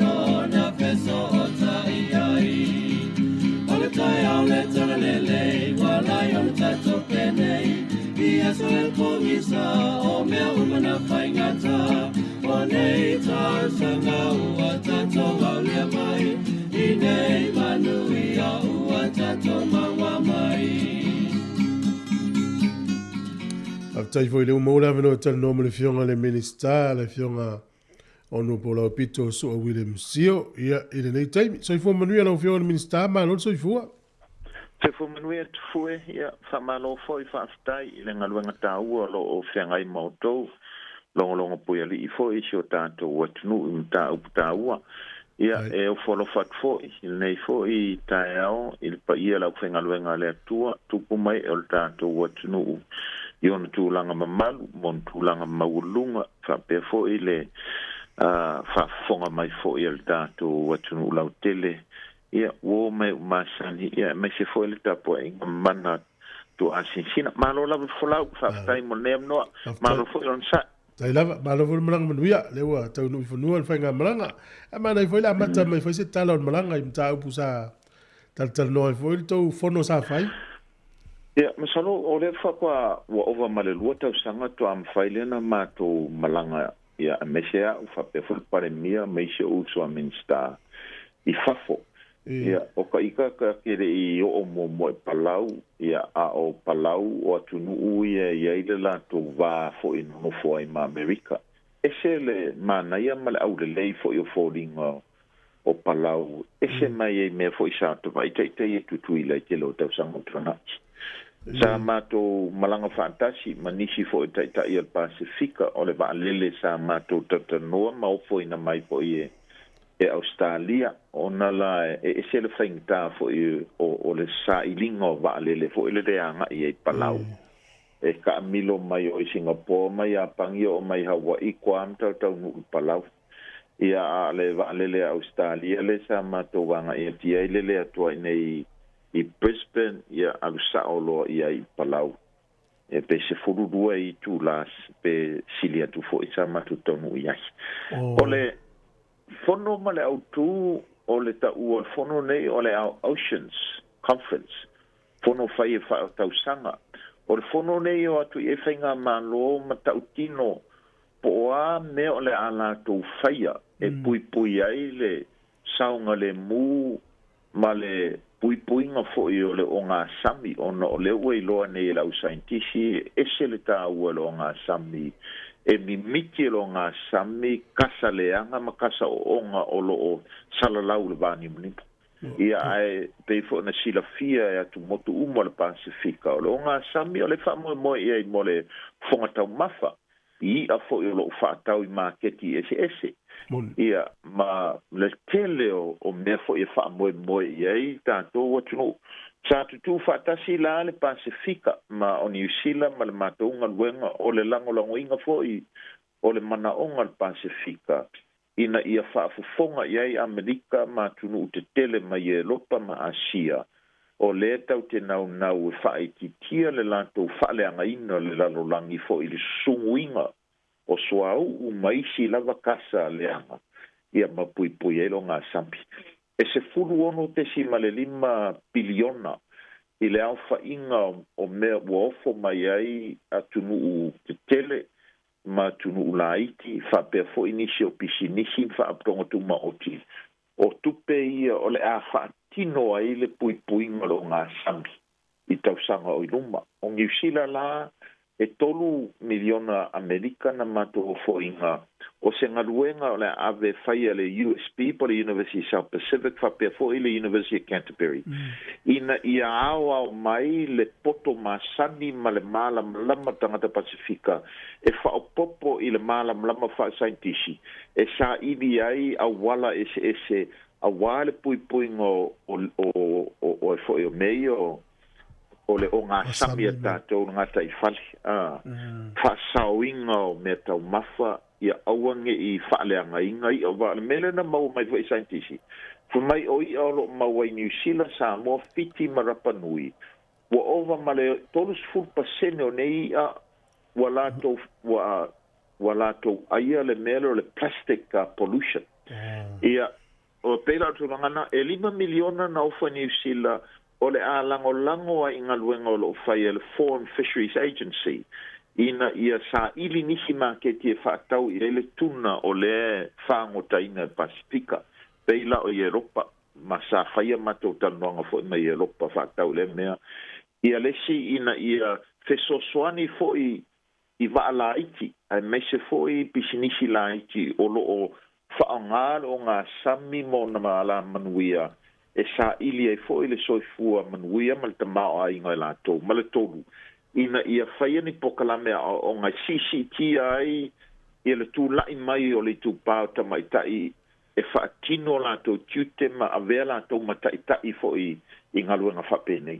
Peila le tūlanga na e iei si mata upu sa matou tantanoa e foi i au tafa pe o mata upu i e solomonga masaika ia malata upu le whaatatau i le tofi leo le Secretary General le Pacific Island Forum. Ina ia sa ili mai foi se langona o lo iai i taitai mai lātou foi minista e se sa fai masui Pasifika. Ai le faia le fono foi e taitai o Pacific Island Forum le fu mo uni la sobalu e fai fiti. Ia ole se le mana ia foi pe o ka kala ka ika mas fal pui foi ile malanga tu I fafo. Peita ia ne ia ngā aku whaisiaki aile I tu ua New Zealand, whaisiaki Australia, whaisiaki fo ina watavui o, ai ui lava ia pui puinga. Ia sa iei nisi ala mato au malanga sa la bebea ile koviti. Ia ole au malanga Samoa, o la ua o ngofu ai oi I palau se I tea le quarantine pidioka fo I. E ke ai pe whaawau pele lato, le mai la ua mawai lato. Ma I foi ia le Secretary General le Pacific Island Forum, ma sa nofo ai mautele I o mai whaatasi. Sa iei nisi na mamai ai o nā uru, ia ai toi manuia mato mai whaatasi, ma I foi ia le sui pare mio fiti, manuia mato toi mai whaatasi. O le mato au malanga mai New Zealand to ono mato, ia ai ke I ua taunu mai la so mua mua, ngai siaki atuai se tasi foi saitisi sa lango mai ia te au. Ia o lala ua o lo o tau fina ia mo le fitu fo ia so e no fo vava ai ua a o le si vai ngā mātou ia saunga le mu umalafa. Mara ia tala o le malanga sa o le lei alfa tau o ina o ngā sami ua Pasifika lo ngā sami te le lalulan. E le se taimi na tau tala noa I malifai ngā malanga sa mo e nisi vai ngā I hanga I le fono le. Nga iele ole sa ai sa mato tal norma America e iei le meta o le US Tuna Treaty o le whengainga le vau Amerika ma tu motu le Pasifika le veaila Samoa ia e sa taunu watu Samoa I le fono mua ma tu whaatasi ai ia o te sa avea foi I le tali mua mai Amerika ma whano noanga foi ai matou ia Samoa le panoa sa matou sota iai ma Amerika I le mātou lava vā wha mālo New Zealand ma Amerika ma watu fo I se tua lalo o le tele se vai ngā tupe o lo nau atu I le Pasifika I tutongi mai Amerika ona o la isene ia ina ia mawhai ai o na whangota ina tātou o ngā sami fo I wa whangota Amerika ia ma o le treaty la le o le nau e whaawau e mai a le treaty o Iungi e tauno o atu iai ua mai o no sia le whengainga. Ia sa momoli atu lava iai foi. Te langona foi a tu motu el Pasifika ma tu atu foi e se mātou tu alalo. O la utu alalo na watu I Amerika. A whai o le a malemo se tangata ilo ngā sami el Pasifika. E kere whesiri aku iai pe se mea mo mia. A e paule mea. Ia la vea iloa. Wa fai ngā whesiri le kai muni ai la vea I loa o le kai miringei o lo mo mia el Pasifika le au alofa ma le au e la vea I la tou I le wha le tonu o le tamao ai ngā le oi ai ia ma le wha le tonu fo I o whai ngā waa te tele nei o le mai ngā oi atu ia au noa ma le tongina o ma lipotina fo I o me te tauna la tau lipotina le ta ua I e se lau saintisi o le illegal, unreported, unregulated fishing. Ma le maule na mai el Foreign Fisheries Agency. Wa le o toe popole I vaa fo I ele I laiseneina. A o vaa ia ua whaia le illegal, unreported, unregulated fishing. O vaa o le laisene ia tunu ute tele nei. A o leo mai lava, e le o sao le ipokinga mai o I o lo lato whangotaina. a o lae nga oia ia le telo ia mamanui ai latou ala ikeke tupe mau al Pasifika o ngā la sa whaanga i ai mātou whiutanga i ngā ese mai e tūlanga le fontaka.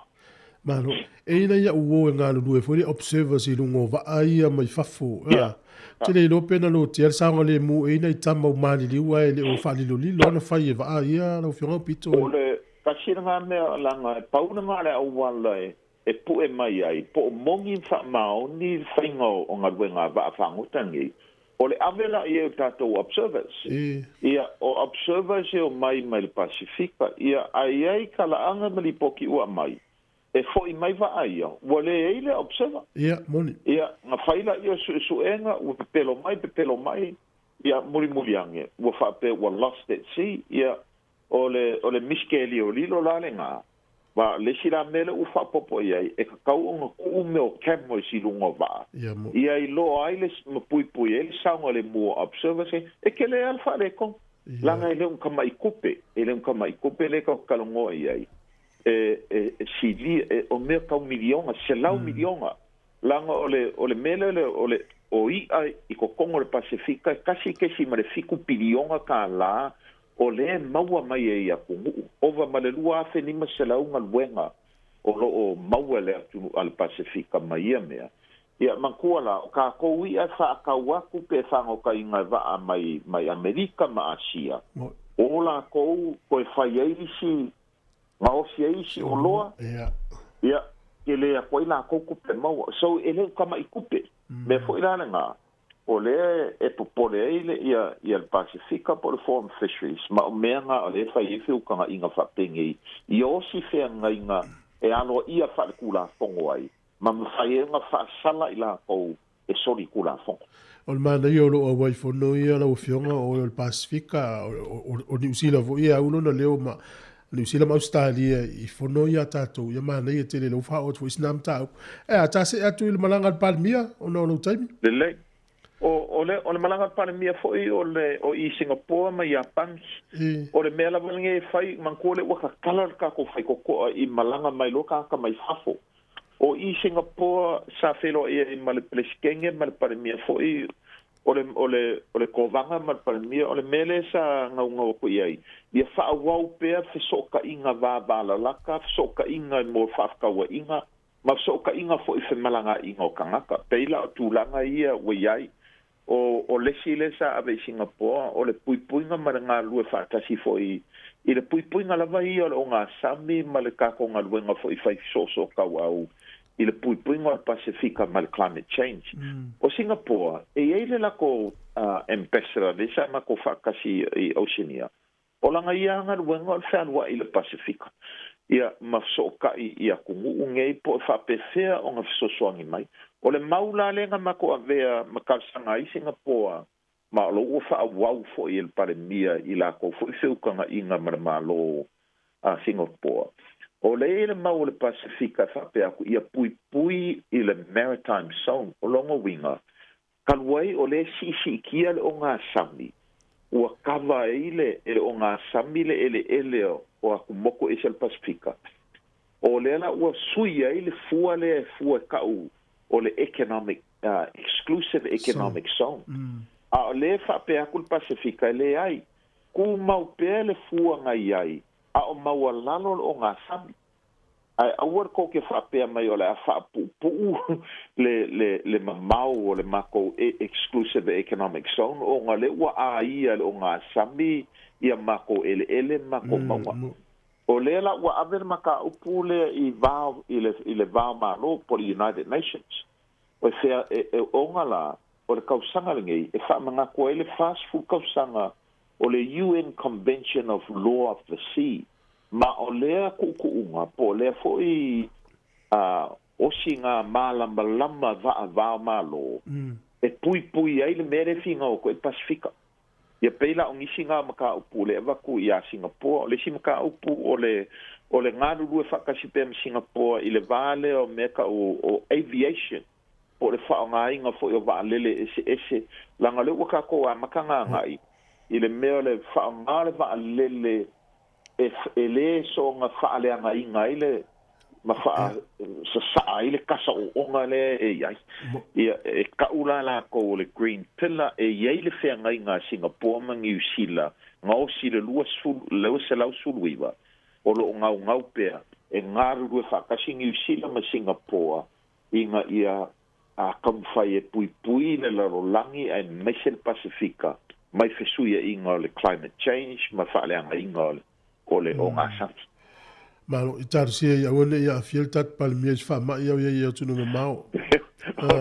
Ore meanga ore me fa stai o langa failanga pusta o va sili mai o fa ko o ye penga ko lo mo fia o ngolengo mau le ko viki au kiri ya ya va o la ko uya mau o mar ko viki o le la vasa ma ko nga lue so ka au ma fe karo fa I ma pe o fo i solo I me sai ai muri ange la ve ai Mano o le vatu ai le vanga so fo mano lo ina le mo walto file mu fo lo male solo le te vai le masina fo lo pio pito ele fesa tala sa no so fo mano lo ina o le me yo le nga walu fai fe ukanga inga fo isi kanga la to tongi ia ai fa pe mai e la to o fai fo masuia la utasi ma e mala au fainga luenga o le ale a vea I la to sui e palo taina pe ioe iai o le uma o la ko ke o le mele e se ai langa le bakula pa le mau le malo a ver fa mo si kia ko kongu e la to piko siling mau lalo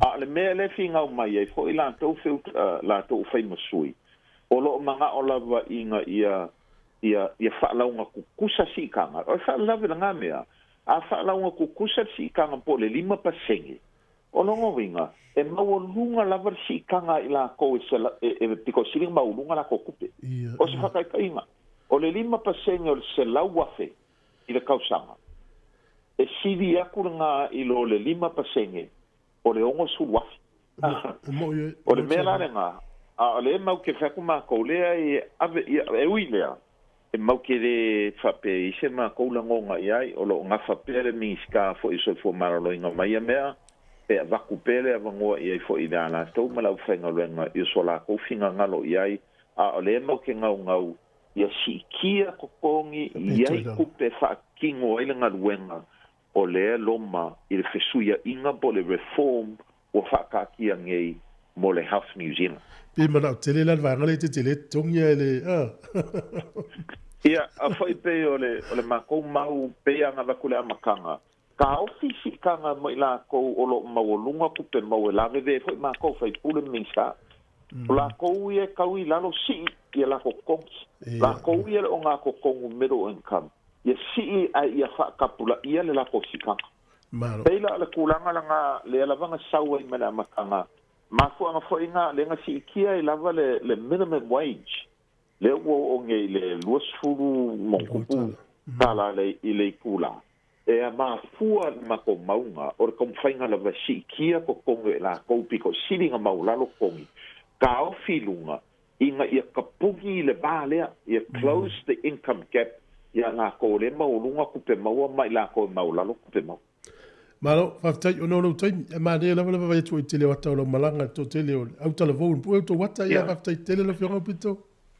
ia na utala vole ka ke fa mo ia I manku fo e umaka ko a ila to e kula I mai e pui ma finga winga ma kau ka upunge ia fa marulua ku e dei ma se nga mo mai pala ngal paule mele nga mo mai e ile la ko supo e fa ile la ukalo oi o le taro leaf soup se ka ke I fo I kala ko ia e pe fo ile e se fo le fainga o le supo ma ai nga le lau karo lava ma sima ma le pepa ia o isi kaimi o le pepe o isi kaimi o le fasia a mka supo a le lau karo ia pei pau nga le oso nga sa maka ika o le recipe ai fa marurua kuru kako ngu e reise sea e reise kalo e reise luau ia nga o ngiwa nga va e mako ingwa ia o familia ko e whainga mai ngiu Palo no tu pe o fal pui e pe o fal pui le se ia mangele ia fai ma tu mangele a fiu mai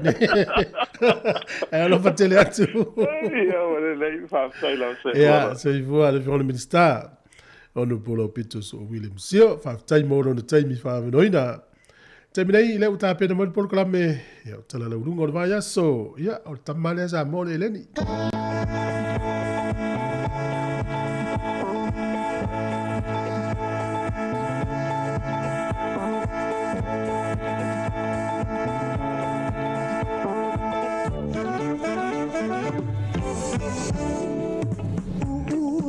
Senga te telefo si paka o mata wa malo poto I tau ma fai nei ona po ta te mei a pe ata vai tau po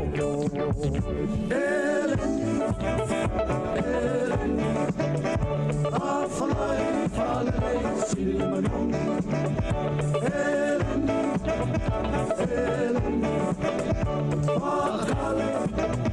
Silmanon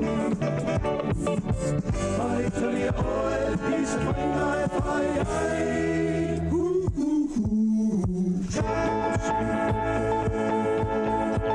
Fa fai ai Moso oi sili le manongi Ta utino mai no ta ofi Mausalino fa amaoni Tu ma pe se io o ile oti Ta la la Afio oe ai aluita Tu Yehova inotama Tofa ina soifua Lama alif sili le sasana I tu e fa o Samoana E fa ato sinai o anganga Ya te o e sumalete ine tau sala La ula fala wa avea Talua o e sungale mana mea Pe a fai ua elekea Tu ai pe sia mea e ta fea La upua tau no fone nei tau ai so se e sili ne la lele Ma le fuaro sa mumu e te fa ata patima e tuli ususu Ta la la Afio oe ai aluita Tu Yehova ilotama Tofa ina soifua Ta la la Afio oe ai aluita Tu Yehova ilotama Tofa ina soifua O te whatalofa atu malo o whaaloalo le whafonga anga le tinu ni tai au. Whatalofa atu le au whangalunga pa ia le tua tupu ma le tato ai a atinu. Ia ma le pa ia la silasi o le au whafonga masani e tiu fonga o le la mua malo lava le soifo mamalangi ma. Ma whatasi fo ima Sabrina Kasiano o ia le soani nafa mtato tala ulunga a whapopo ia la wano ati lawa mai le asungfua. Ina sofole nga foi mai tala fo ia ona fa wa wele Sabrina I fa solva yaso. Matatano atu po kalamena inisio tala laulunga ia mnai fa mtalanga fo bala vole tato ngalwenga si fonga lo mo. Talofa Sabrina. Ya, malo lava le soifua lau whionga af masanga tui whatala fo ile malo lau whafonga nei tai au. Malo soifua. Malo. Atonu mo le anga ilu mo tato le Ethiopia taltano atu ia vayaso mua. E ia tato tamu faile e tariamo solo ma faita watu lunga le masino o me ia le ua faso solo atu le fa uma ia fa nga solo le fa unga le masina ne ia pirila. I mana e fwoi o mana tunatu ia e nisi o tato au fa fonga o themes po sini autu ia na abatu. Mo tato ai le taimi o COVID atu no inisi fie faini lato solo fa tau tulanga na i tato I ainga o ina New Zealand o le lalolangi ia e tusi e solo fa tau ia tulanga na ile lalolangi o le o se me folele ma pe ba I tal fa so pito la langi tu langa nei ta to ni covid o le fa so solo ma fa nga solo a ona mai ni se mai o isi mali liu e mana I fo e fa tu e so a fa mtalanga tu langa le o le si theme e ma fo o sustainability len talano at o le le ngan Samoa ele tausanga nei ma nei fo pe a fa I si solo se si po sana tu singa fa tau I vai ngai io na batula I lungo le tatu le tio e matan fa tau watu solo mai amatanga le vai so mo me e ol fai unga ia a fa pe o tlo ona yo fo le ie ai shaki mai le tatu tu nu le fa fonga fo le fa long ia le tu mo le tu lua mo le tu tolu e na mo fo le ona fa longa mo la to na pe ona I vai ngana e fo e tu fa manatu ia mai le fo wa amata ona tau ta pena le tatu ofisene ia wale fa longa o le tools full sanga talon fa sa lau si ufonga la mo ya te roni ia pe ona I vai ngana official tatu official temini ai Sabrina so tano to le si vai ngana si atola ia ele mo la to le bonus bond le outfit no to i la to sa fa vai mai le amatanga sa i la to pe tu no le bonus bond o le fo fanga na fa le bonus bond ele sa paseni tu lu mo la tu pe tu no ai fa la to sa I masin taitas e ma mo le fa longa ona o ya la manu ya o yana na te mo le fa long o le taimi nei la o lo tausa ili ele Ansett Bank o la tole le o ye ni le te nga tupele tangata o lo ye la to bonds ai le o to e tala I tua o tel tonu o isi o mali liu o isi whatever ona sifi fa tolu pe fa fo no fanga no fo nei ese mali mena I mo e o isi wo le to ye tonu New Zealand o lo tau tuli la le Ansett Bank I tangata nei se I awatu ela to tupe awa ula fa te taina o te ele mo le tusi ya mai fa mo le fa so ta I mai le numero le ia wa ngalo e ta le numero o le certificate wa le men fa ta ule amatanga na sfuta la le ta o pe ia ala tuli mai o tango lo le vili ia fasili mai la ia tasial me fi lopo o yelo wat fa mo dinga wa le ia na ta lo le la to mai ia mai lo account number ia ma tau lia fo ila me ia sia e vesi account number lungo telefoni e te tango la e le awale fa ia la le ta o ia na fa ngala ia lo ngala mai nei a pe full percent ia lo ngana se lau se futa la me mo no mina se futa la fa popo mo le se e le tele la se tu pe mo a le a tonu ye ni se o malo le tonu pe ni tua a po ni se to wa ngen to fa fonga ye ni la to bonds ya so ya bonus bonds amatan za iri po fe tonu o ye se fa mo monga pe ave fo tonu fa o lingo le tangata le o te lo ma to ainga wo ma liu tangata po o le to no fo ni New Zealand ia ona tam fa le la to fa ma ni ma va se awala to ngel tu pena e fa fiolo la miliona la tonu o la to su tangata ava pela I senga te sa tu sa na fita la tonu ia longo ia o multimini ia o fiolo san tu pe moa mena le so ni tu ai no fasili le ila vanga le ona fa sala la ule tom ta upu ni New Zealand ia military o umana lungo TV ia ma o fa yatu alu foi lungo le mainstream ai tia I mo la Pacifica o fa tu ia le la ma to fa folto ngal venga ai amo stupena mele mo litiu o me fa pe ne o le tele na fa ele lo ta to vanga na te o e ti matemata lungo le TV ia pe mo fa sta le lungo se litiu palang ia o tato le tau su tato fa mtalanga fa mo mongoni ia ona watule ia mo sila fiel tato tunu ia opuna tauna ta noel fa mo vaso nei o le bonus bonds ale o James Bond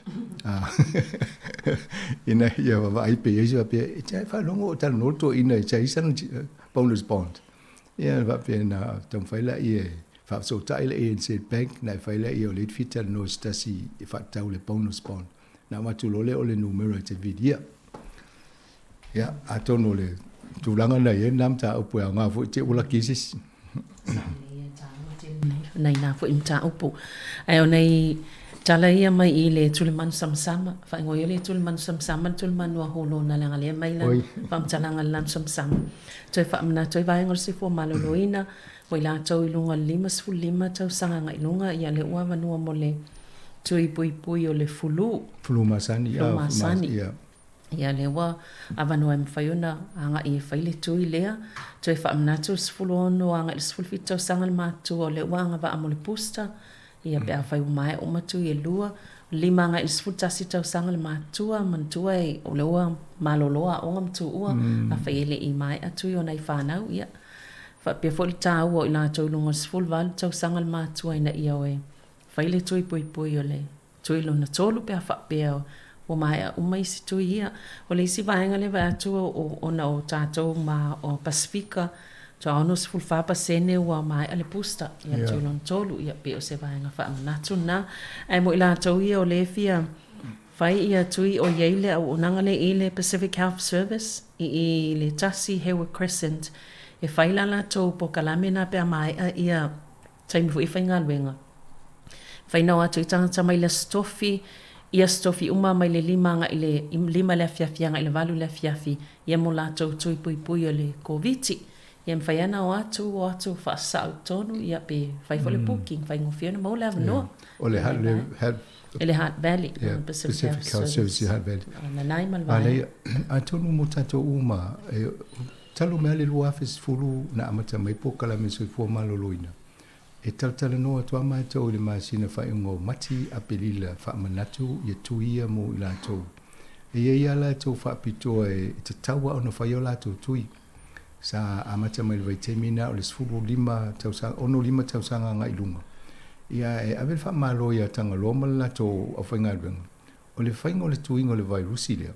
O la tau nana whinau ia tuu mai tau sanga o tātou Pasifika e amata le 5 ngai lunga. Lea na mawhai e loa o na talia.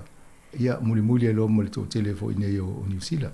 O le fo ila la tau whinau ngā tasi. O le ua ave e whaatatau lai tui pui ia. Le fo ila upalasi mai lalo le 5 tau sanga ngai lunga. Ia tātou o talia. O le o ngō fuole avano e whai e tātou tui. O le tau sanga e loa tau sanga taluai. Na o le whailo tui au lato e whameltala al fo mai tau. Oi, o le tui lea, e tolu mo strain, a ye tolu vaenga le, e kawa le tui le pui. A ye fo le si vaenga lea, a tutongi la lau tupe lea, ia na mo le o vaenga e wha, o wha atu vai.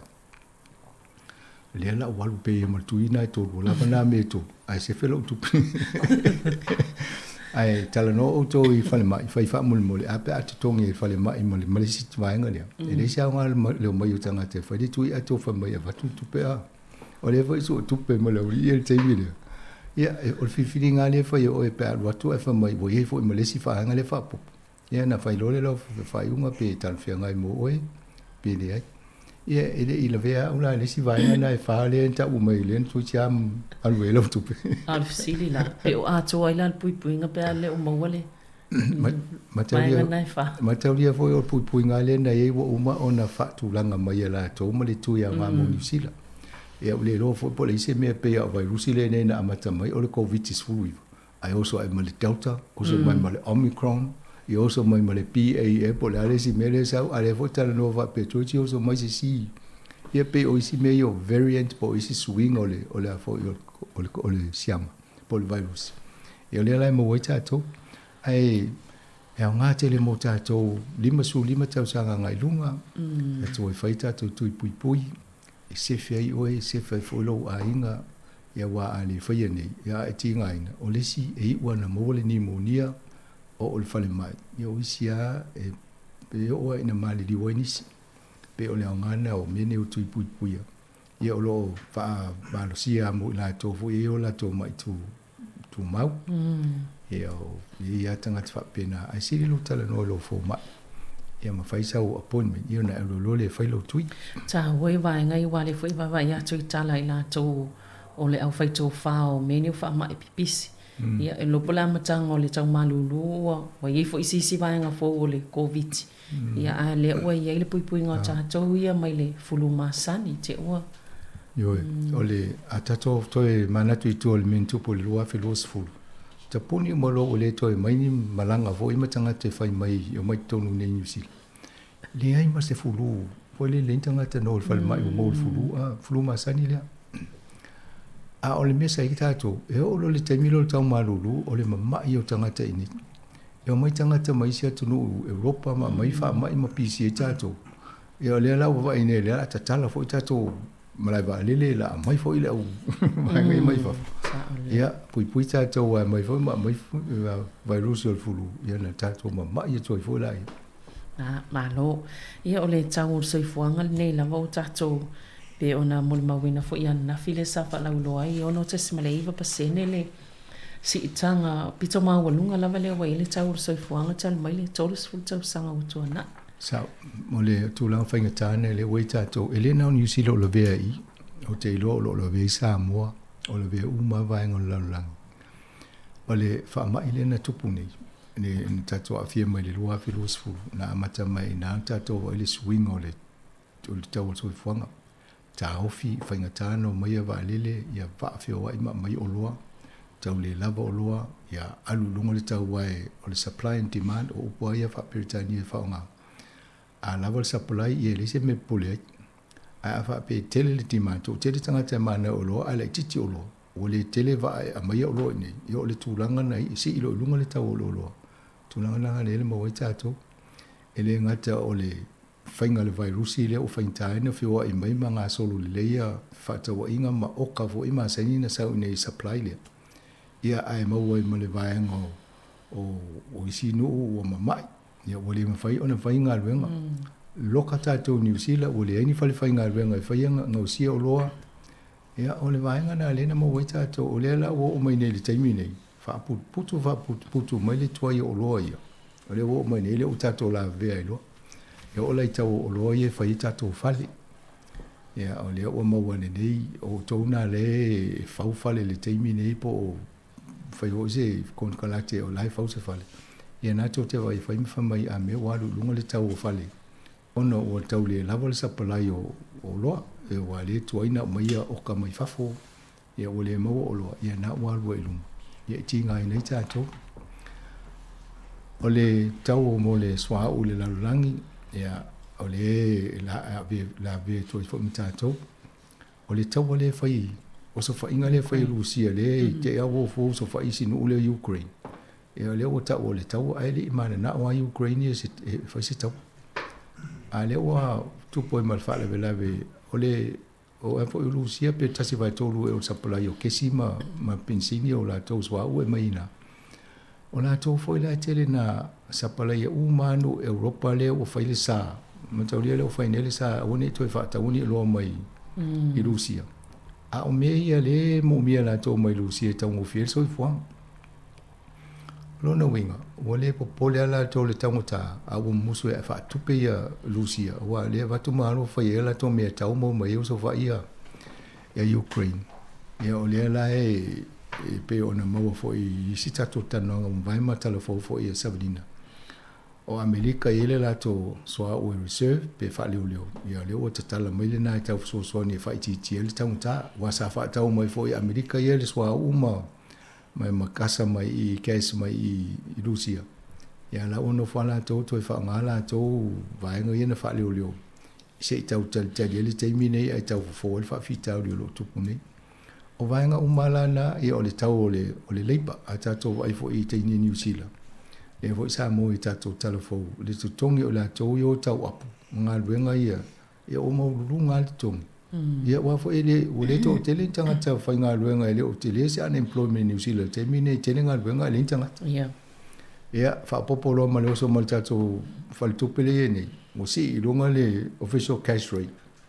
Ia le walu lunga ole vai aso lo lente a lenta no walu lunga le tau le percentage tulu ai ole fia vai tu si lunga le afo le mortgage interest rate ole percentage tulu ile o no nga tupe mo kesi e fal tupe uma ye nei tato ia walu mo lunga le tau tu fo o la tala le ye nei ia wale fo mai ono te si male iva percentage le o ye Lona winga ole tupe na fa tau ole se olo na fa tau le tala ole to e mafaina e mawol tala e so ole tala fa popo e molono te si mali va pesen ia ole to inga tupe na te vai ia ole o tūlanga nā le ua mawai tātou le.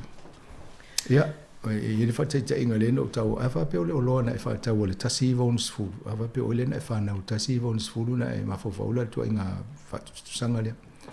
Ole loa sa lua se lau tā la i le tau teimina.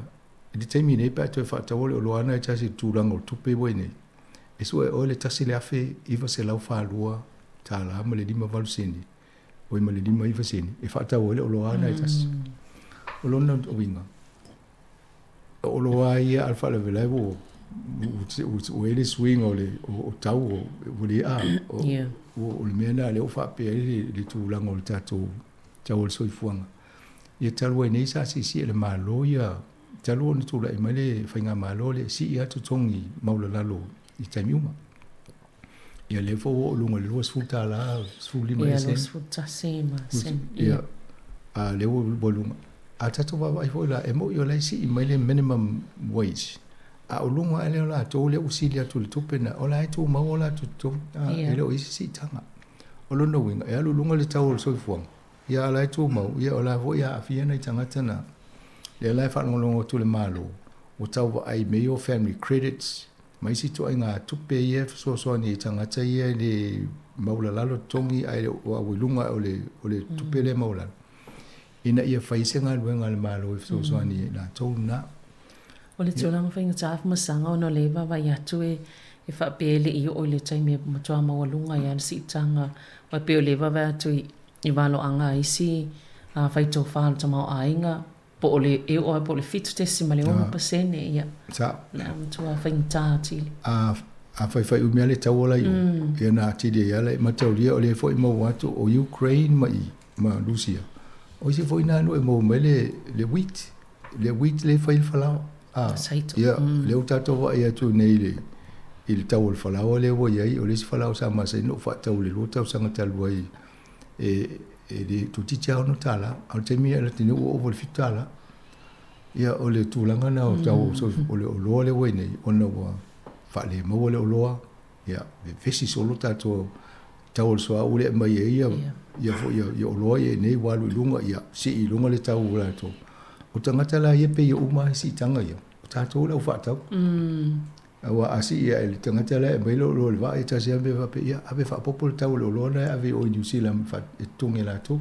e pe on mele ngai le tūlanga i whatau wanga o supermarket ia tau so ni mai lalo le tau o loa mo tātou tangata whaata na tonua o le mea leo te fisi ia uia se isu se fai whatau anga whatau no ste mi po le tonua le tau anga ka pisi ave whatau i mo letters a ia po si kuela tau po le mea le alu e lunga tau whaloloa a lai tinga i nana i lanzata. Ia, tai pe fo tātou whai whatoanga i Samoa. Pe fia se tupe mo le whai whatoanga lai Samoa, a lea mai le ia ala tu tātou i e 5 tāla, 1 tāla, le kilo tālo a. O te le lope fia le tau lai whatau, i pa whatau kilo Samoa. Ia, atoni o isi tātou, sai li lima stai. Ana ia. Ia, se i... o le si vaenga lea masanga pe o le tūlanga le tūla i mai saina ma solmona i malienga tono le sa whanonga sfoi pental no mai le sa tano e hoi au pito ni ma o lo o le fifia le palemia New Zealand pe o lan whailinga talwai o lea i ele malidienga o umana whai i nuu i o le taupulenga o tātou le Vasa Pasifika e la velam solmona le Pacific Forum ia o nā sa soala o pule matala no e tu whaatasi po le ase me i tupu mai lea tunu e lango isi atunu i New Zealand ma Australia e peo na tupu i Papua New Guinea ia ma lea Solomona i taimu tōnai. Ia lea ua e le ngata na whaonga e Solomona i Australia ma New Zealand. A la fo i taltanoa i asaina i taimu tō le uma monino nei le mata o le vai. O la o whaile la tōwhia ngainga. A iei se mea awhi e tangata saina le nofo tonu lea Solomona.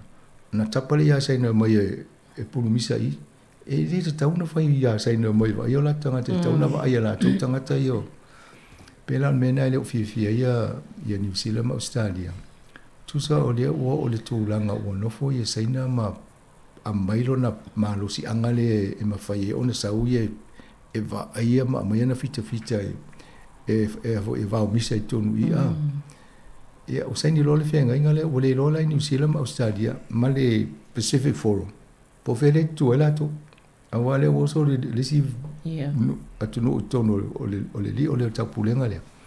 Faile la tola vo fainga pa anga masaina. Ia mai awa ia ule ne afo nga yo inga saina le fai. I saina le fai. Ai le vasa lo le au tafo ratol mona ia ole fishing zone o vainga fo i le fa ngota i ama ia e mo fo malava no saina na me pa ulela i le fainga pa anga le.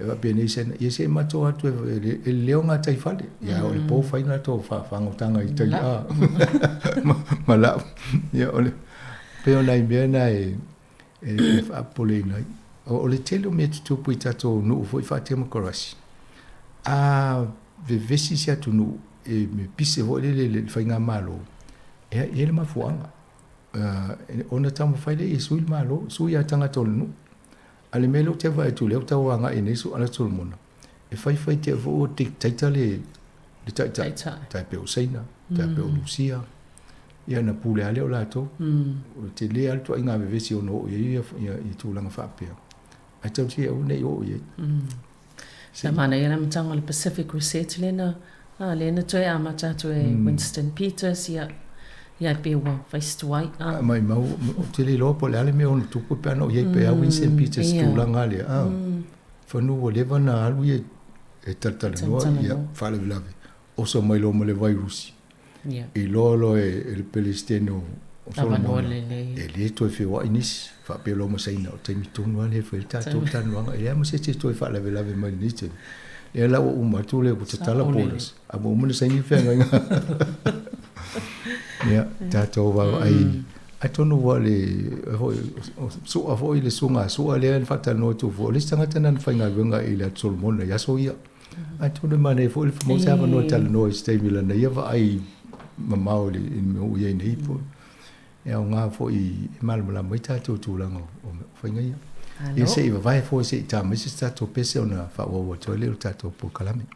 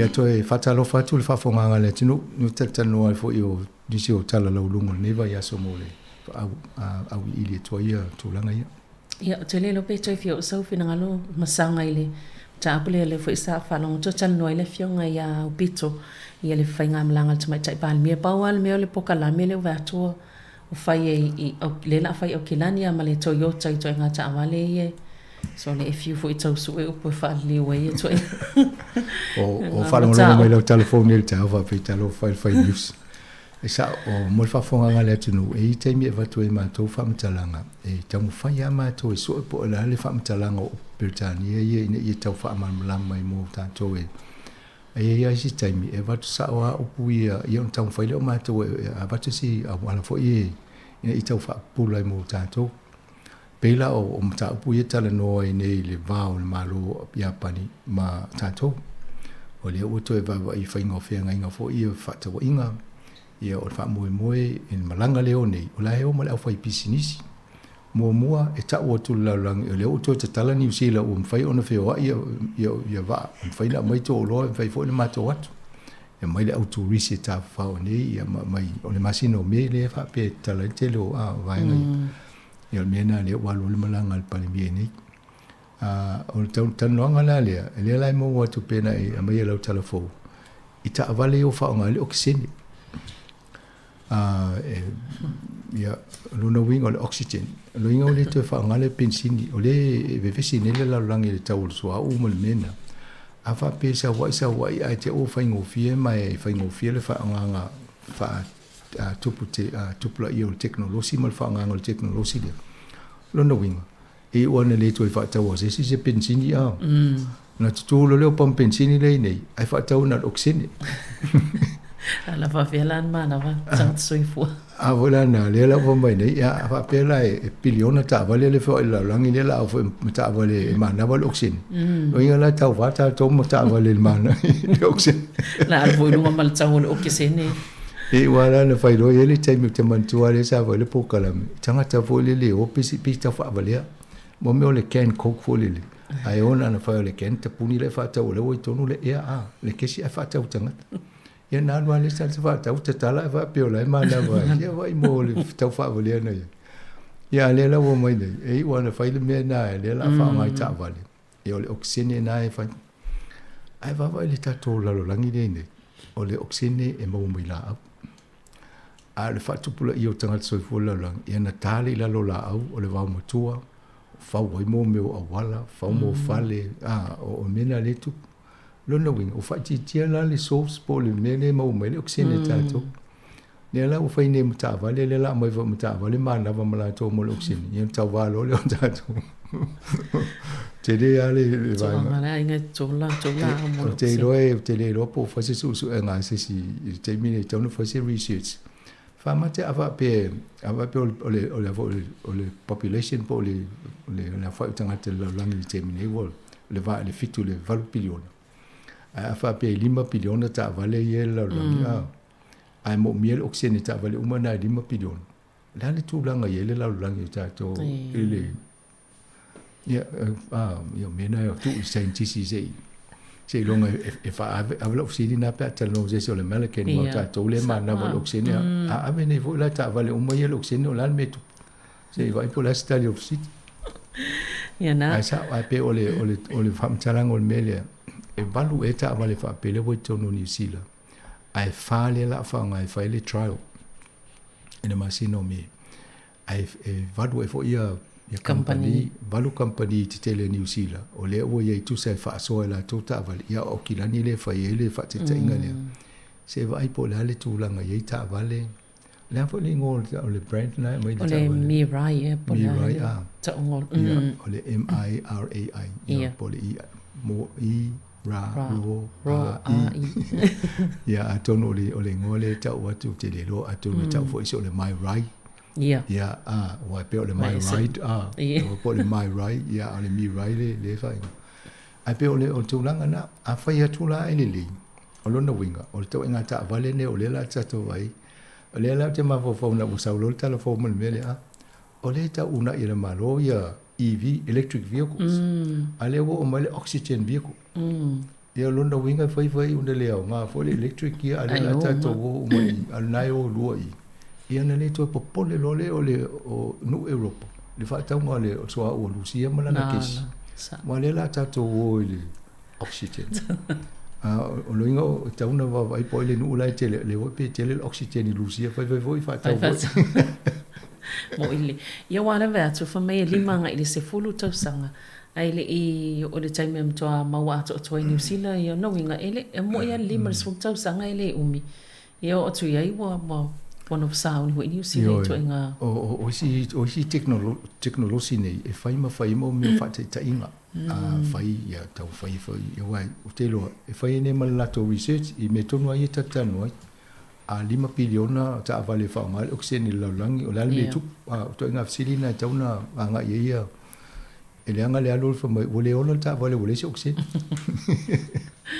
sa olele ya ole si vanga le afa masanga o lea ua amatana tapuni o meu MIQ po fale lo fa no se tangata ia ai pe o lo fa tio ina pe lava le fa nga malo no le la tau fai unga le sa fai e tatala i pe anu fanga ia le o sa le ia o lo fue le tua ngai le malo sa ave le fautuanga le pulsilio so fu malo lo ina ina fa fautua fo o le masina no ve malen te sa ta wai ona fai on tatala o inta punia lo nisi o fale ia no fo pava i tangata o la tau mau o le wa amata ona mai atu le ui atu le afo le vai busilena mobile to telo tato ale temina na ulu fale mai le Omicron i New Zealand o le whanongonongo tuale tano anga al palemia ma le Chris Hipkins o le sina mafua anga na fai le mua la tau pe whatua i ele whai ngol la tau whai unga ina ia talia le whautuanga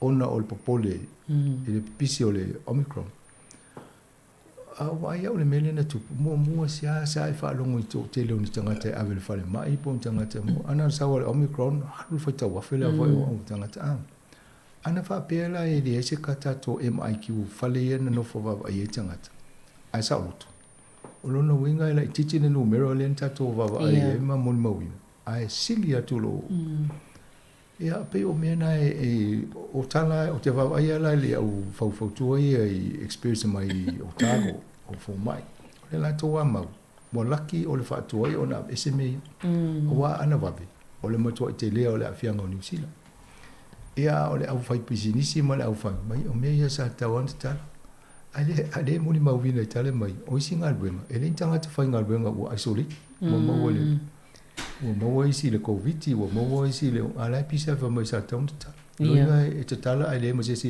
fa tau mai tanga te fa tau mai la fai ngal buenga ia wa le lava o loa tanga tai fa tau wa le lava o loa mama i umal ia ama mai tanga te le fai fa tonga ia wa le ia te tau apu wa le te lo me na to ne le isi ti sa o le ia o le isi vainga le musanga va to i nei fo mai ia pe ai nei fa ia onga e nei fa ia onga fo ia o nei pe ele i ato tola to tongina na mau e taimina na amatai sa o le tulanga le nei o le foi o le fationga ale uni ale mo nai faia onga e fo linga mai o to tele nai faia onga yo atu ele o tongi ele tongi sa o tauna ia afa pe tuai ona mo fa mo nga pepa o le faia onga folia ona no fo lelo la to tongi ele to tongi o tanga tele isa fa ilonga o le memo mo na le se la wa ile o le si memo tu atono o melon rona o le mese mo mua o le tuai o na wha ma popo e le haonga o pepa moni lava o le whaia onga le whainga luenga la to wai alana le sa o le whainga o le tongi le tangata o le ato o toa wha ma maunga mo o mia e tu se tonu le ingo o le whaia onga ma whai umanga le tax malana le tongi e tauna ye wai le whamai o isi la ato whainga luenga ai le loa pe o qualify pe o ila pa uele mena e pa ule aonga e tauna ta ule aonga i o tangata lea o mawala na PA le teaching po le watu malfa maoni e almele le fa longo tu nei alan tongi fa pe la nai o mai nei la le mo wafa mo bongo pe po le fa longo le o fa ya aonga le o ila pa uele mena e pa un tanga le e pa u ile ia ai mai sa taula na ma ila to se fa inga fo le e fo ia la fa fita o le ana mai te tongi fa pe o le PA le tongi le fa longa maula pe la me le tongi o mai le level le PA wa le tele fa ya onga mai mo ye fa long ia e nisi na na mo se va nga tau tala fe ngai te tongi ia mo mo le lunga o le PA e na to si la ai le ye se swing fo tele ale me le o le mai ai te tongi unqualified e te le o le va o le tupe o tanga qualified wa se fa long mo tanga te le se fa long na lai mo wone nei yo nei si fa ya o fie ni tau sanga o lai le sa o fa ngola to e ti te le va pe lo se la to sa ai na le sa o langa lai le mo wa ye fa mo mo ye tu Ia pe ole misa na nai fa ia o va ai ma fu ole misa va pe. O fele tu polisi selia. Ana na tu pole misa ole le sa ole fa ngol pe pole amta. Ia tal sia ia toi mo uma ia nei tongi o nei faia o ngana. Tūlanga lava i mo me o tongi tau soi fuale ua. Ilo e whaila na tau tangi e whaasanga wa pe ole sa ele mali liang. E pe ole la ia ile tūlanga we safi nau i toi fo ia i tua la tau tongi mai po la el tau sanga nai mana. Lua fe suluiva. A va pe ole o ele mali liang tongi la to e mga ola e backdated. Ia toi ole lua fe suluiva. Tele o fai tau to ai confusing for la fai tau le mafu anga tono ai le mele tupu ne o umana sai ni lima le uni ma le malo e o fola ia Andrew Little o lai confuse Andrew Little le o mal mlama le ia o le o le fa le umi o was fu lo ma sina o ta fata no ma ta o pule ma so la pule sai ni fe nga ina ai le o le tai mun muri fatino ai to fa mai ile ai to withdraw ma to la leva vai pole a tau no le mafuanga pole ale mele fina wala tu wala fa mai e le tal fe ngai le fai uma le fa ya a pe o mene o me a tu pe a sa o le tal fo o tu pe ma fo le miso a inga o la fo inga venga me o le ya se tato vai po fe anga ye le me o tau fo msi malo o le tau mo fai le ne tata no le maulunga tau so fuanga tele no i tau fo i to fo ta to talo o me o sa ma tapu ye na ye ni ya ani fa misa fo ma yuni la tu to ya a to no le alu lungo le inflation o fa pena fe a ele o lava le to pe le sa una to fa po posesina te cover tau fa fetau ye ile na to no ia o le swing on to la fono le va ia to ina ia fa ye tangata fa ye ona to fa fo i peti poti ia ni tangata fo ile ai ono aveo ni tangata tele lisi po ni tangata fa la ve tono le tono po tangata fo sulfa e ono va ye winga fa apia fento fa fo i peti poti o la to tono au titilo wa ini ya Chris fa fo lungo TV pe ta lo fo ya Chris fa fo isia o le broadcasting ai ale o sa o ye le o fo ye fa uma tele New Zealand tangata mfaina no fo tangata le mfaina no ya ale ja mo ya fo tu inga tu langa pe ona ita wo i ene o singa luenga fa ngo fielo na fa Malaysia lo Pacifica la wa ye mai mo pena se maoli e no foi tono me ya wa fa ngo fiel maoli fa tono wa o no ya le ai ni ai ole pe tau mo fo ya Andrew Little la tau fa mo Andrew Little le si va ngol tu la fo e ei va hengo le tu la fono e le o manino mai fa ngo fie ona fatino ola e manino le tau mai o tangata lea ena fraud pe de sa ole fa ngo na pepa le na sa waino fo nei a mo lo ina e ma fa lo ona fa na to fa fo ai fa le vela le lo tu la fono e tele la sa o mai le fa stepunga to fa fo tangata e se mai le refugee status ai also le si ko inga status na no fo va ai po le tu langa nei ia ma fa tal no lo po fele no en fainto fa fo ye wa ye le mau na la na sul fa mai ni ona isa wa pe fa si o ti lo na no le na so lo mai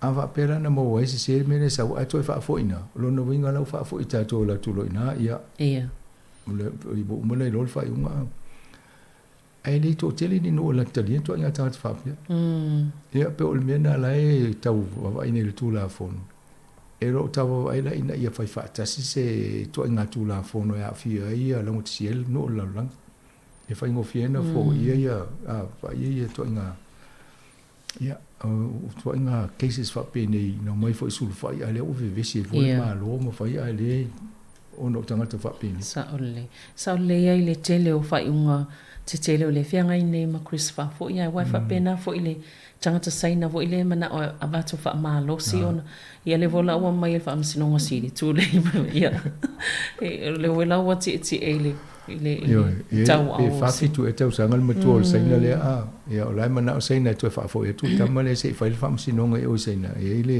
tulunga e me lai mo dia saina ia le e de mana alu o one mo lo la tu lo yo e de se fa si no ngai fa ia me na le tau sanga ia le ia ala bo mai sa ole fo la bo mai minister ia o ia fai fai a fa pe sa ole tala ole saina le alwa tu lo ingo le o til me tu lo level fa fonga le tunu lo no winga le la fai Chris fa fo le fai un so fo tanga tane pe ola pe de ia ia ma fo pacifica le Chris fa vo a pe lo fo ye sina tu na ia fa pe mo au fai pol kiki vai ta to fa sa ni to fa ta wo saina na to ta to lo pe o me na le tu vai tu i a foi tu le si me pe ia le mai ala tanga tana ia nei la tipi si ko inga na fa i me fa ta mo ia tu ai vesili le fa lo fa ta o lo mo ta tango si o lo fa pe Chris fa fo ile ona sin ola me la ta vi vo le la mi si vo tu pe mo mo se no ni si la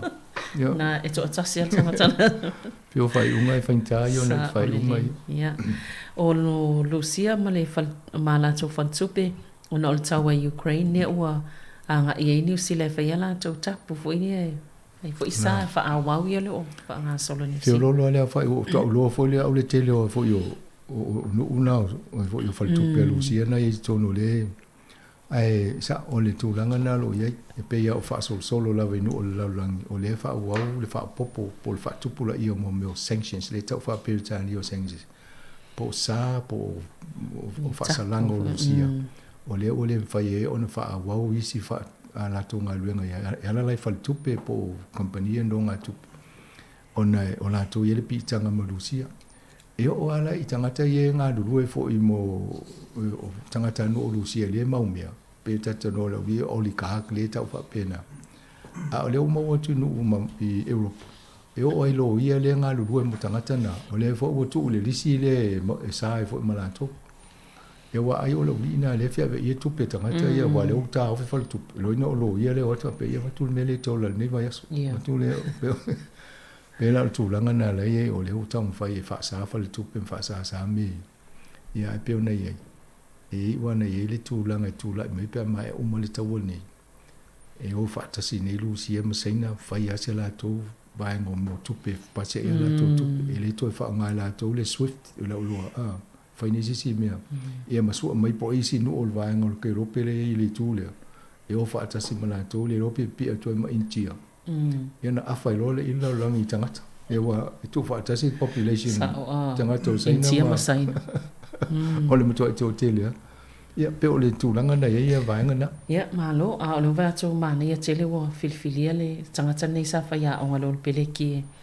e ave ma fa ya o ngalo au le tama ita no to langa ma na e lo kala na no fa lo mai nei o Chris for you Steve o Smith Wayne Smith ia na o ave na ia ma David tu na vo wa mo le Hall of Fame I fainga fai pili ma nei a to no si vai ngana e tau wai fo le alo le tunu ma nei fo le fai ma na to ia ma mi se fo ia Wayne Smith se tau fai le tu le au le tu pao tamaita tata no le fai tionga stasio o tamaita I maurina na fai le fai a ngole na ye e uma fai so enga sa tau wa na fa ma vai lo na le fai a ngona ye ya la e pia na fa wa le ana la tu lo le li potito e pisa lo tamata ya fa ma vai lo ai pe o swing o mana le la nga ye fu ta to ni New Zealand ele ngata I ta yo o po yo o au e o na ye fai a o nga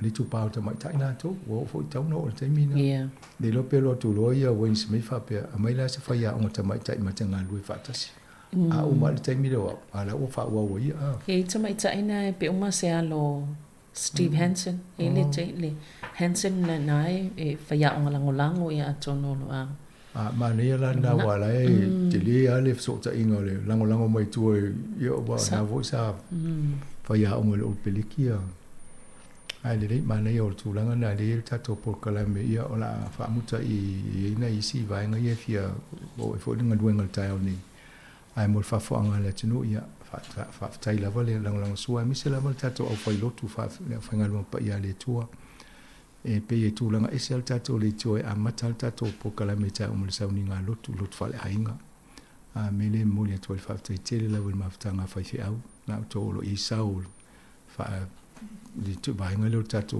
ngaluenga ye tapasai na tato ngaluenga ya status mo le anga e fo le fo ya so malulu lu mana ile so fua ia mani tele lava le to ngoni ya so malanga e fa ingo sa pati ia mo se no tal no nava ya so terminei to fa so fua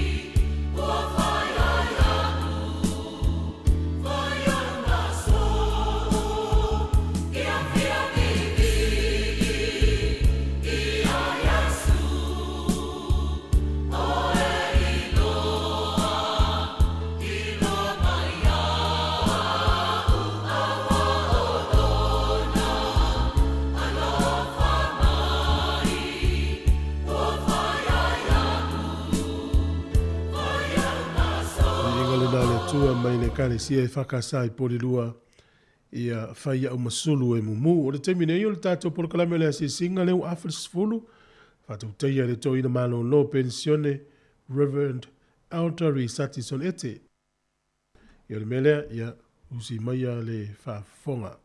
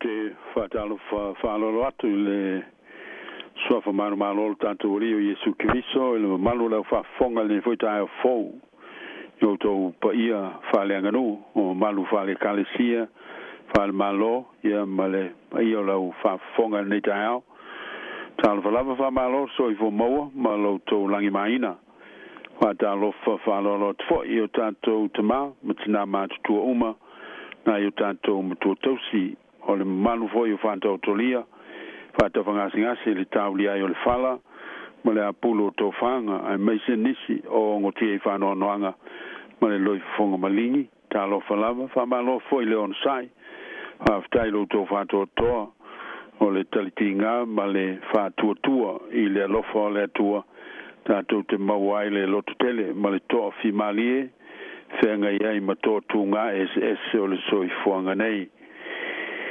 o le si fuanga la nei le lo moi Wellington malana polkalame masani ai yes for le tasi le tulai full maltasi le tao o le asi singa ngasi o le tanto tapuai le tua a wafa pe no ti uma ia tamu e fa pe foi on fa ola ina uma ia keriso se tanto talo le tua to tasi pa ia le tama le alo malengang pa ia le tua so I fu fa vau le tua le lofa ma le lofa muti vale o malava e ma lunga lo no fali I ma lo fioanga pa ia pitai o silifoi ona ela tala mai e ala I lo wanganga pa ia yo mato loto mo mato wanganga mato te whawhitai ma vivi I lo swafa o no lo walofa silsiliese ma lo wha maoni e tū mau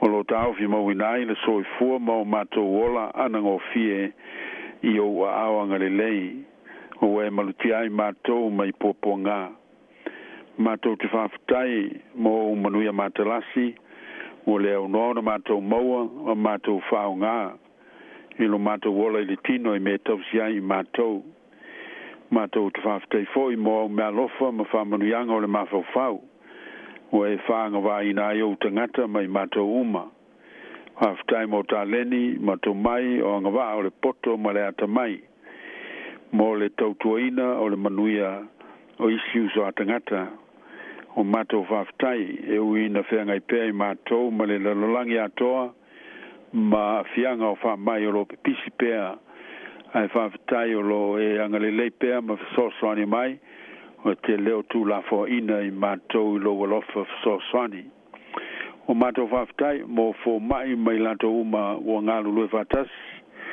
I le official so I fo malo loina mo le tausinga ma le tong fitinga o ngasinga CSS o matou whawhitai mo upu whai o malo ma o nangalelei I tele o whatino inai mo le manuia lau tele o tangata whawhitai foi o no whalapu putonga o ngā whapea kāresia ma lantou ngā luenga tautua mo le manuia lau tele o tangata o matou whawhitai o no mea lofa o le nganga o le tusipa ia ma o fionga o whamau inai o avela wale masulu I o matou vai ma le malama I o matou wala whawhitai mo le matou wola te talo I le awa noa o e tuina mai mai awa o mai matou te maua e whasota iai ma lau fio I lo matou wola whale whantua tua lo matou whawhitai Sicilio no Yesu lo walo lo matou oli whaola o na liutino tangata ma na ngalwenga pa ia o le whaola tanga pe o na matou whamana tuina le nei vai tau o le seta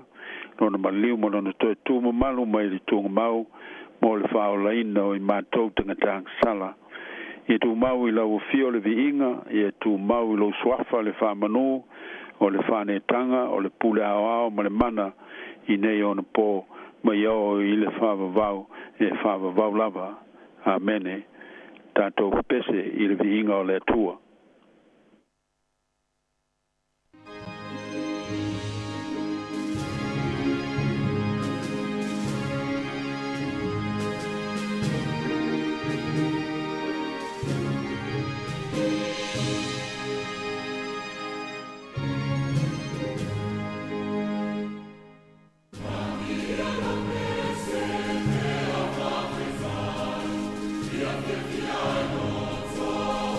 Oh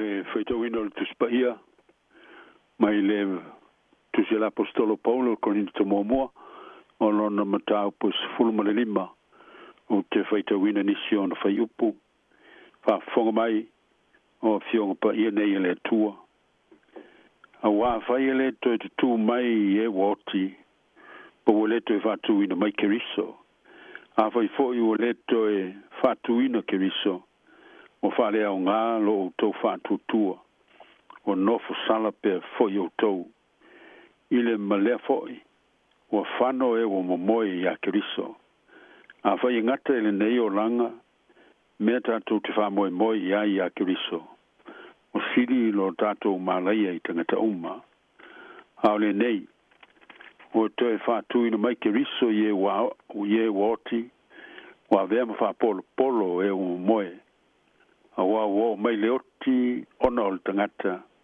o mai foli toi tu e woti ona o le tangata ia whamanuia tele mai le tua i le tātou whaitau ma le whalongolongo ia nā whiong pa ia ia te ielo no vi inga e whawavau amene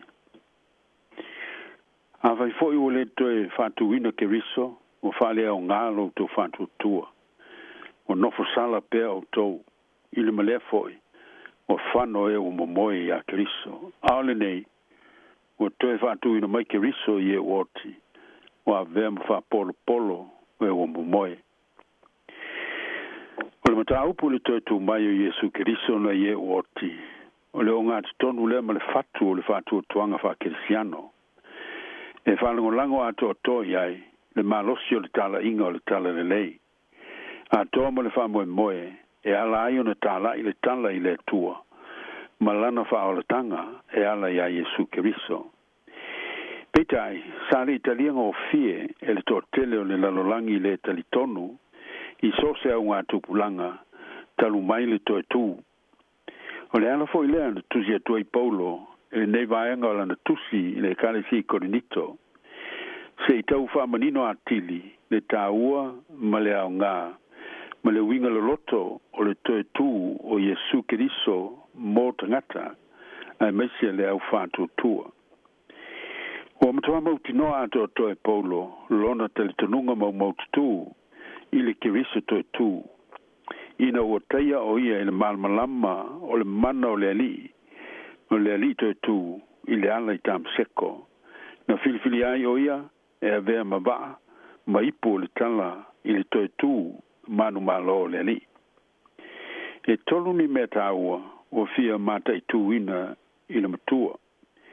O le memo mua, a whai o le toi whatu ina keriso o whaleo ngā ina lo tanto o whatu o tua. O le whatu o tua o tangata whatu o tua i le tua. O le fsota inga va bala lata lea ma le malosi na te tau fia le tangata i le mafutanga whalea nganga ma le tua. E le mwhai o na ola matupu mafua mai le whātua tū o le tangata pe ana le ai le toe tū o Jesu Keriso. O le mana o le toe tū o Jesu e ngalue i nai le loto ma le anganga o le tangata whātua tua. Nate mawhai ai o na ola tawivi i le whātua tua ma manu malo ai. Ona ua toe whātu ina mai Keriso mai le tūnga mau mai le oti ma le angsala. O beini fetu pupule le tuspaia ma le tala fasolo pito le kalesia so i fuo le au fatu tua o avema mo le mawola i le toe tu manu malo Jesu na mawhai ai o na whaia wavenga e le au apostolo i le swafo le li e toe tu pe i ona tato maua tala i le whenga ingfou na lato maua se lotu tele winga ese e so sofa ai le ola whapau pau ma tala ia tili ai le tala i le toe tū. Na liliwi na i fo i ola, ma wha fo wina i lato, na talia le tala e a vea ma tangata fou i a Jesu Keriso. O lo wha pe nao na moli ma wina i ona po nei, wha ai longo so i fua wha tō tua. O lo wha mau ni ai, o le toe tū i a Jesu Keriso i a lato au nanga. O le whamawhan whananga lea mō tātou, ma le whaloto tele lea mō tātou, le au fatu tua e nei vai tau o le talava solpito le kalesia. A me se lava, pe a o mai whainga tau le ola nei, pe a maua i tātou maungo tia i poponga, ma mea whainga tā, lui tau inai, lo tātou fatu tua le totu, o ngase, e o mai ma whanonoanga, ma le vao mea e whapopole nai tātou le lalolangi, peitai. A whai e mautūro tātou whātua tua e le totu o keriso e le manu malo. O lo tātou manu malo foi le nā i mea whainga tā uma tātou te whea ngai i le teimi ma le teimi o le olanga. Lua, a whai o le to e whātua ina mai keriso o nofo sala pea i tātou o lono winga o le aiso tātou whamangaloina. O le atu mau pea i le ola whanoina i le angsala. E au noma se wha moe i se ola to e fotaina. O le whingalo le atua na to e whatuina mai eike riso na ie woti. Ina ia mau ai se wha o le tanga. Ma lavea ina ai le tangata mai le angsala. Ma le oti e wha vau. Peta, o lea o mautino nei. Talu le to e tu o ke riso. O maua lo tato wha mangalonga. E ala i lo tato salamo. Ma lo tato whatu o tua. Ma le talia o le wha o le tanga. Wa ofo ina mai mo i tātou, e ala i le toi tū manu malo Yesu. Wa mau whapefe alu tātou whamangalo ina. Wa uma o na taua veina Yesu Keriso, le mamafa ma le o ona o tātou angsala i lona soi fua pa ia, ma le mama i lunga o lona sa tauro. Ai maise ona pupo ngā whamasia, e pei una valo ia i seia. A o manua o ia, ona o tātou solitu la fono. O momo ia ona o tātou amioleanga. O lea o inga e file muai tātou sa i ona lunga lea. O ona wha lava foi. O malo lo ai tātou. O le alo le tua e le aisa na angsala. O a vea ma tangata ina i mawhai ona whaola inai le tangata angsala. E pe ona tā ua le apostolo Paulo. A wā o lena le i loa le angsala. Na whaia o ia le tua maanga salamo i tātou, ina ia vei tātou, ma ami o tonu o le tua ia teia. Leo soe, o le asa tātou tali atu le nei alofa tu no le tua, o sili e se lava. E ala ilo nalo mo oe mau, mo lo tātou wha mangaloina. Ia tātou talia wha maoni le whātua tua, le anganga o le alito e tu i au tau soi fua mo tātou wola. Ina ia vei tātou mtangata fau ia keriso. Ma tātou whapea nei whātasi mara apostolo o te reo toi ola au keriso wa ola i te tonu i a teo. O le ola foi o te ola i nei le tino, o te ola i lava i le whātua tua i le alo le tua. O le nā lofa mai i a teo, ma foi ina mai o ia e ia moa. Ina malona tonu, a whai o le toi whātua ina mai keriso, wa whano e wa momoe i a keriso. O rono winga, o le aise ola fou, ma se ola whawa vau talatu o le tunga maumale oti. Peitai, o manino o onga tu sa o mai whafonga o lo tātou wali, e pei o na tu sia. O au nei o le toi tu ma le ola, o le whātu tu o mai a te au e ui lava ina oti, ai ola lava ia. Tangata ola uma o e whātu tu o mai a te au, e le oti lava e o i le whawa vau. Tau tino mai e paulo le vaenga o na tusi ina whaita wina, a whai ngata ele nei o langa mea tātou te whamoe moi ia keriso, o sili lo tātou mālaia i tangata umalawa. Ai whawhitai le tua, ono o toi whātuina mai keriso na i e wa oti, wa vea ma whapolo i e o moe. O le wha aupisu tā ua le nā, ma le o ngātu tono o le toi tū manu malo Yesu keriso mai le tunga mau. O le whatu foi le nā o le tala le lei, wa vea keriso ma whapolo. O le ulu ai fuata o le au whātua tua, ma le wha maoninga ia i o le manu malo. E ala ilo na toi tua ma manu, mo i lato uma o e u whātua tua ia teia. E le ngata i le ola nei, a le ola e whawa vau. O le wha mawhan whananga foi lea, mo tātou le wha moe ola, ua maua e ala ilo tātou talia o le alito e tu. Ia tu mau ilona swafa, le vi inga e whawa vau. Amene. Teo tātou te talo. Le li ele tua whawhitai, Mo fionga pa ia o mato faitau fa longo ai pea. Ai mese le tala le leile to tu manu malo. O lo mato wali fa olo Yesu Kristo lo walo. Mai le tunga mau, ma le oti, ma le angasala. O mato mauti no ai le manuia, o le ola e fa vavau. Pea mato talia le lito tu, e soi fua i o mato o loto, ma o mato o langa. O mato talo nei, mo tangata mafti e whatawa ngasi ese. O le tino ma le mafau. Mai se au pito mtua se iau se au pito i titi. Ina se e lango maluina o lato tonga maftia. Wha malo lo ia i lato i lo mana. Wha manuia ngā luenga so soni uma. O whaia so sem tātāl so i fua malo loina. Ai meise o fo mai. Ina ia mana lato taumu whainga. E ala i lo so soni. Wha manuia taumu whainga o ngā uma. Mo le tong tio wha mai ese. Ai meise wha mai o lo pisi nei. Lo to tele lato lo ongo tia ma whai nai. Wha manuia fo mai. Mai lato umo ngā lului whata siai. Tau singa ma le tong fitinga o tangata maftia. Talo mo i lato umo mo i whanoanoanga. Ono pelenga o maftanga mo sia ina maliu mo le oti. Ina i tau fi mo ina pe i lato i o ao mafana whana. Ma wha maise i o lato whanoanoanga. E ala i lo ngang pa ia. Talo mo matu te mam tina matu tua uma. Fo ai atu i lo manuia ma lo file mo. E tau ave ai maftianga o le tino mafau fau manganga. Fa malu si ai pe i lato i lo loftu noa. Talo mo i lato sai se tia to ese. Ono solinga tu la fono ina ia salamo ina. Ma maua se o langa to e fota ina. Mato talo mo i lato uma o iei mana onga whapito le tino. Ma le mafau fau. Ia lato maua le ono sa i le loto tele ma le file mu. Tau ave ai o lato maftianga. Whamanuia fwy ngā luenga fso swani u whaia mo i lato. Talo mo le lalolangi a fia i taua. Ai meise lava tangata sul whai le fiola Ukraine.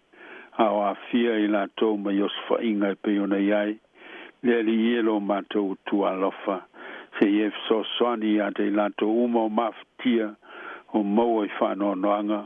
O le mautonu o le popole ma le whememe ai. Ia iai lo o lofa so swani lunga i a te lato. So swani fo i e o teita ina malo.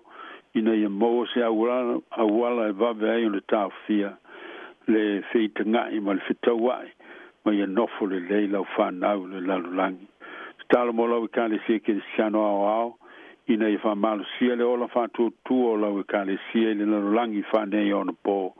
Ao tala ina pēr le tala i lau whaal tanga. Whamanui au pwhai o malo i New Zealand nei. Mai se fwelo mātou tunu i Samoa mātunu uma. Mo le manuia o tangata i so se tūr so i fua ma le ola. Wa manuia o mato wa inga, maftai o matua mwhanau, me le lei o ati e ai, wa tupitele ina me le lei, ina ia mawai se vi inga ma manuia ai lau whanau. Mato titalo i te wha manuia le au whafonga o le ne yaso, wa manuia le siu fonga o le lau mua, maana tau mwhainga o ngā, i lato uma upu lea ma teita ina, ma le au whainga luenga. Mai lato o lango ina ana tau mwhainga. Whama malu mai au ao le li, tau si mato i au ao anga le lei, mai se a mato whanau le whengai, a malo longa mai a onga i le nei vai tau. Tātou malau fio a ngai le lumana, moa au muli au lau fio i manu i ai, na mato malanga o le nei futu sanga. O nisi o mato talo, talo lilo o mato loto, tuinatu ma le loto whaftai. Mato fatu tuolo e fa fonga mai tali mai wa mato wole mai o yato e ala lava le swafo Yesu Kristo lo mato woli mo lo mato faola amen ola tato pese le vi ngole tua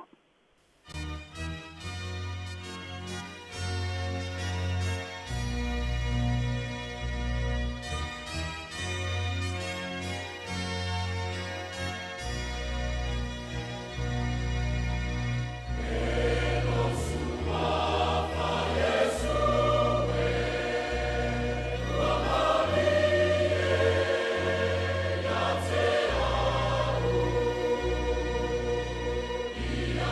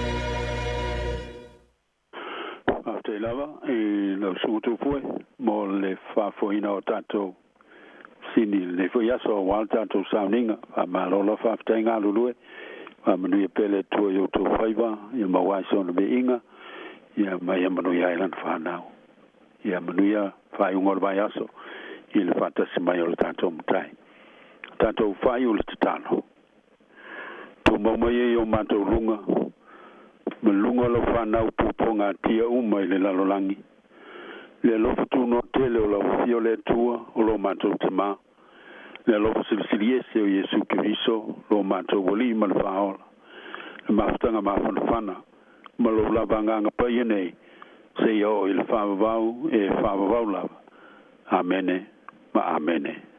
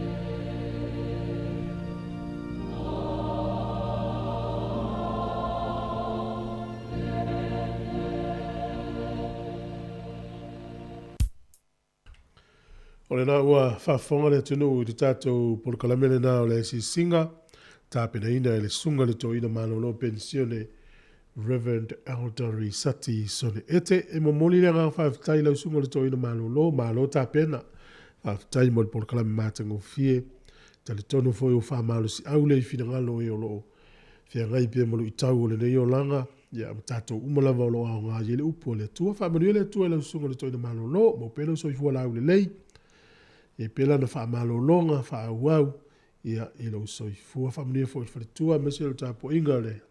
A inga li, wha fitai lava, manuia fo i wha ingo le vai aso. Tasi le menu te ua te e neile se fulu ma le tasi, a whal se fulu tasi o tātou porkalame ole, ina i lau tina, tāpina ina le wharitua malolo ia whewini e te. E ole vi inga le atua mai le e whakasai polirua, le wha a fofonga te tāloe, usumel wha fonga.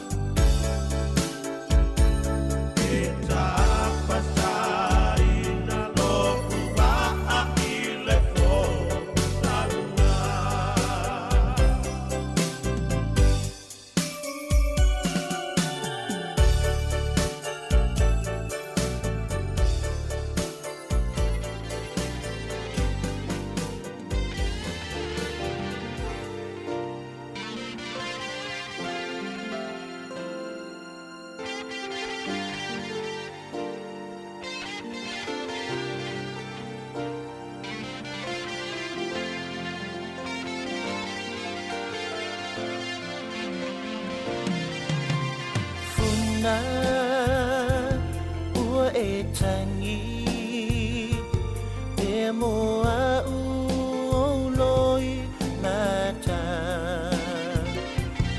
o te mau tinoa ua o whaangaloina oe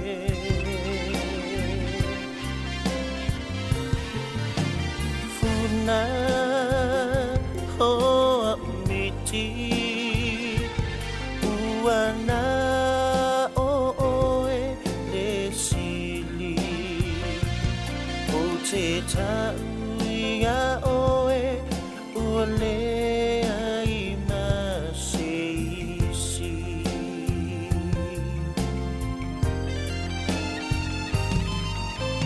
moe ia oe ai whaangaloi whaingata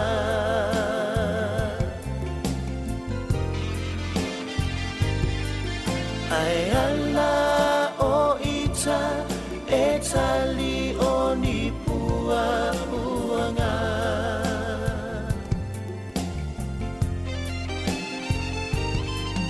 ka ita o nei e tasi ai ta ua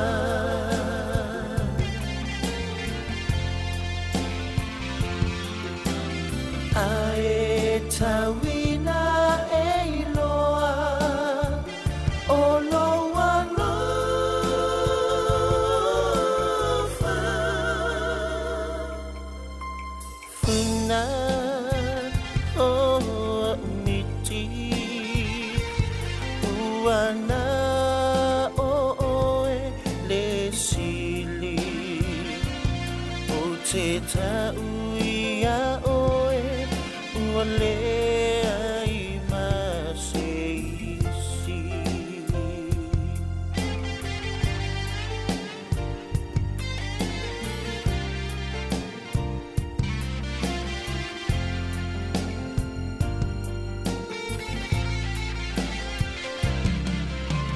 Funa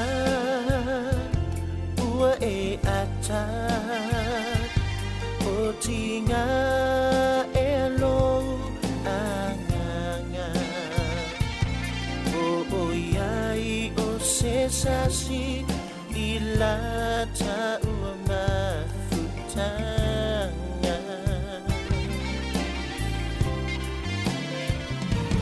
sua marie hoi Funa Kaingata so tali tonunga Le ita o se tasi E le ia lo fai ai se maula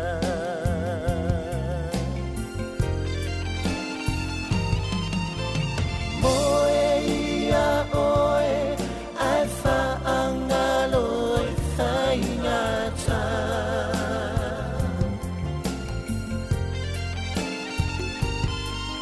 Ai ala o ita e tali o ni pua puanga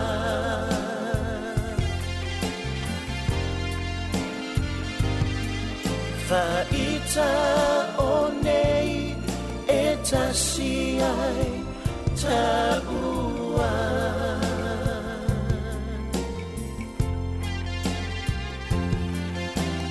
Ai tawina e iloa o loa lofa Funa o miti uana o oe le sili o te tauia oe ua lea i maseisi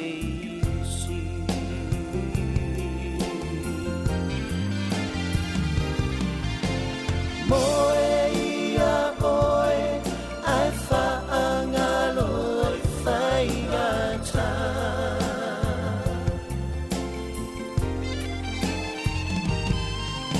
Ai ala o ita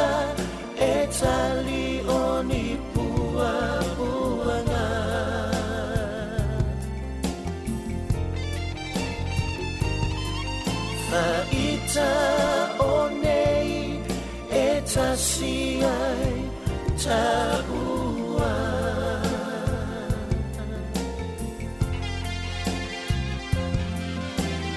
Ai tawina e loa o lo walofa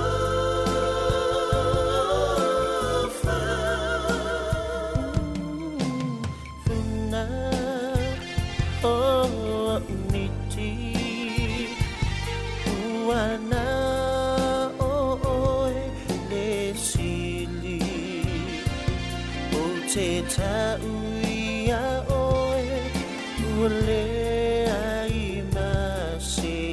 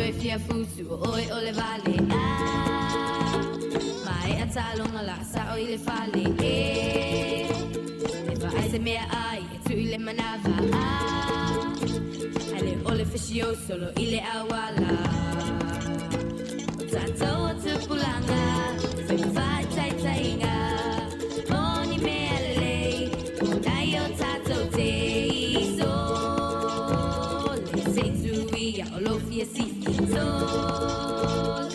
Vai mai lo fia malo si Wanda ole pa ole matalo na tawi Sabala ai lava ia e ola umi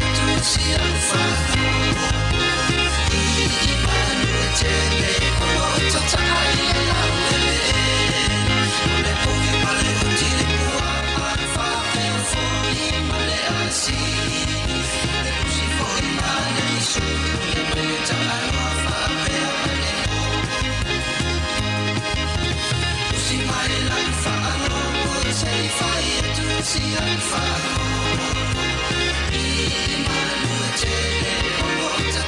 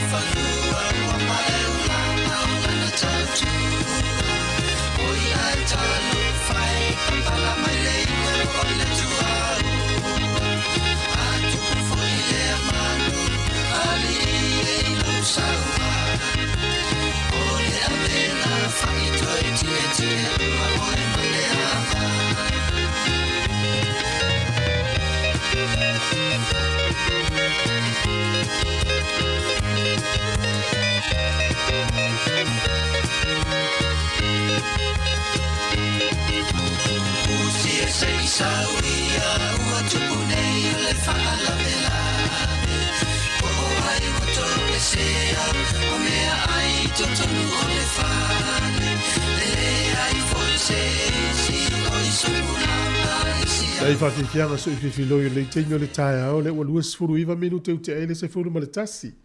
Ia usi mai fa fonga le porkalame le nei lau tina fa tau teia le whalitua malo lo pensione ia Fereni ete ia usi mai al fa fonga.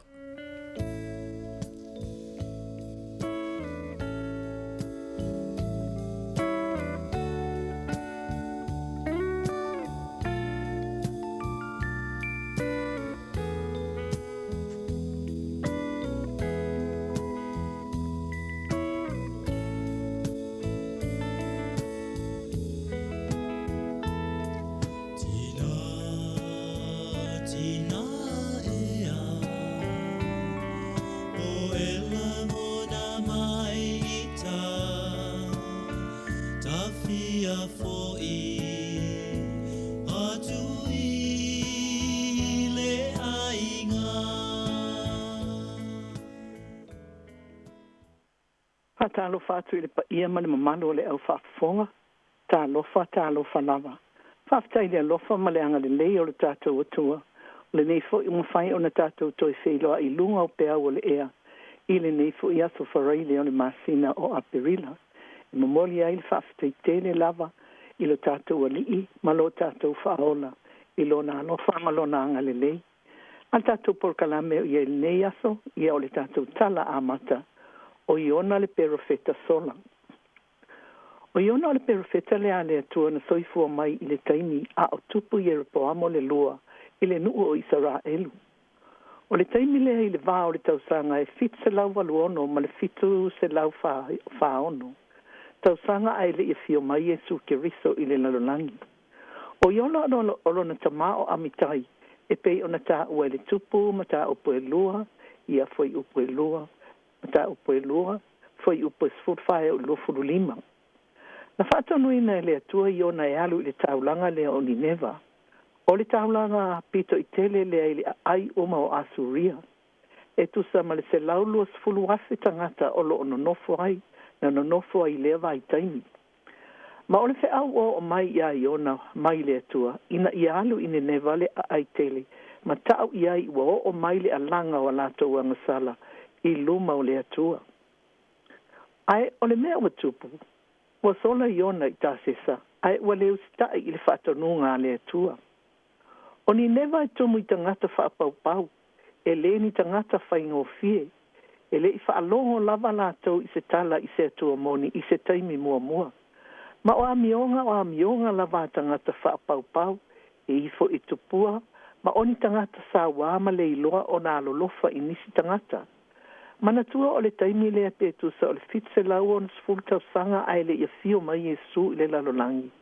Lea la ua wala au le atua ia iona, ina ialu i Nineva, e tā lai ia i le tala i le atua moni, ma o le atua alofa, e fina ngalo le atua ina ia whaasa o ina tangata Nineva. Ai ua matua whaafea ngai lava le fina ngalo o le atua, ma le loto iona.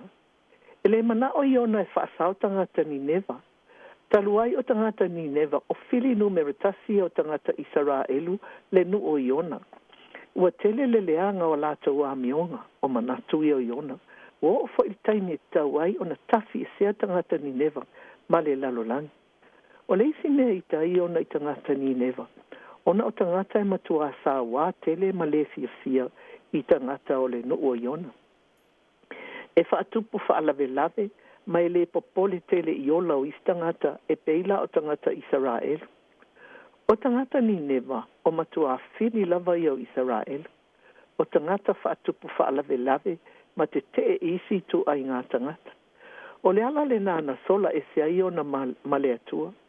Whapea lava i ona e sola ese o se tangata o lo sola ese mai ai. E ngalo i ai ona. O le atua e pule i mea umalawa o le lalolangi nei atoa ma le langi i lunga. Wa sola nei le waa.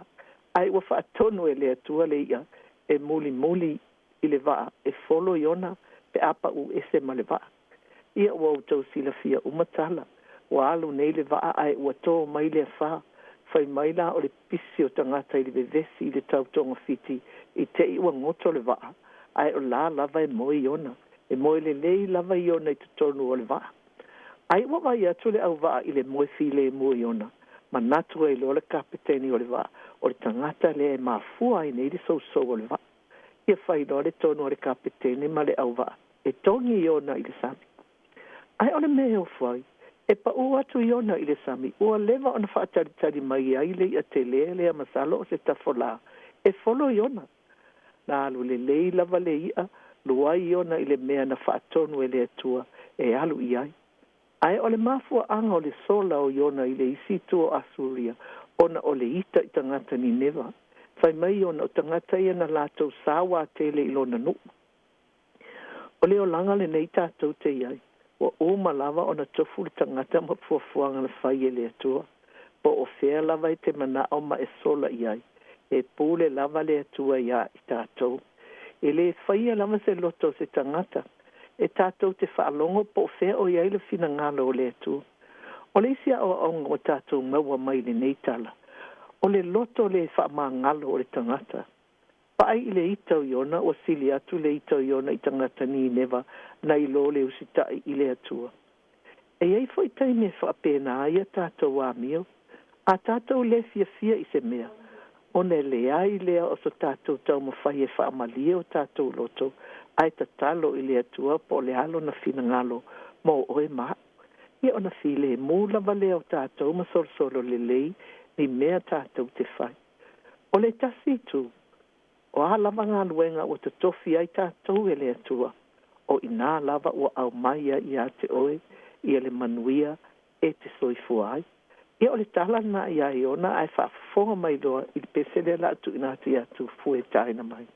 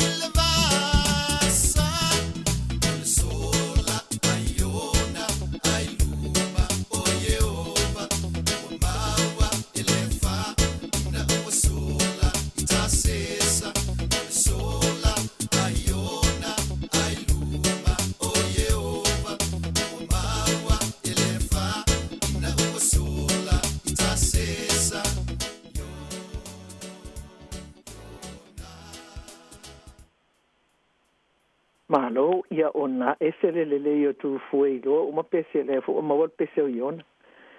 Ia ma na ia tala o lo tu sia mai le newspaper International Express e winga ele tuputama ita i Peritania le tuputama ita i o Elisabetta le lua.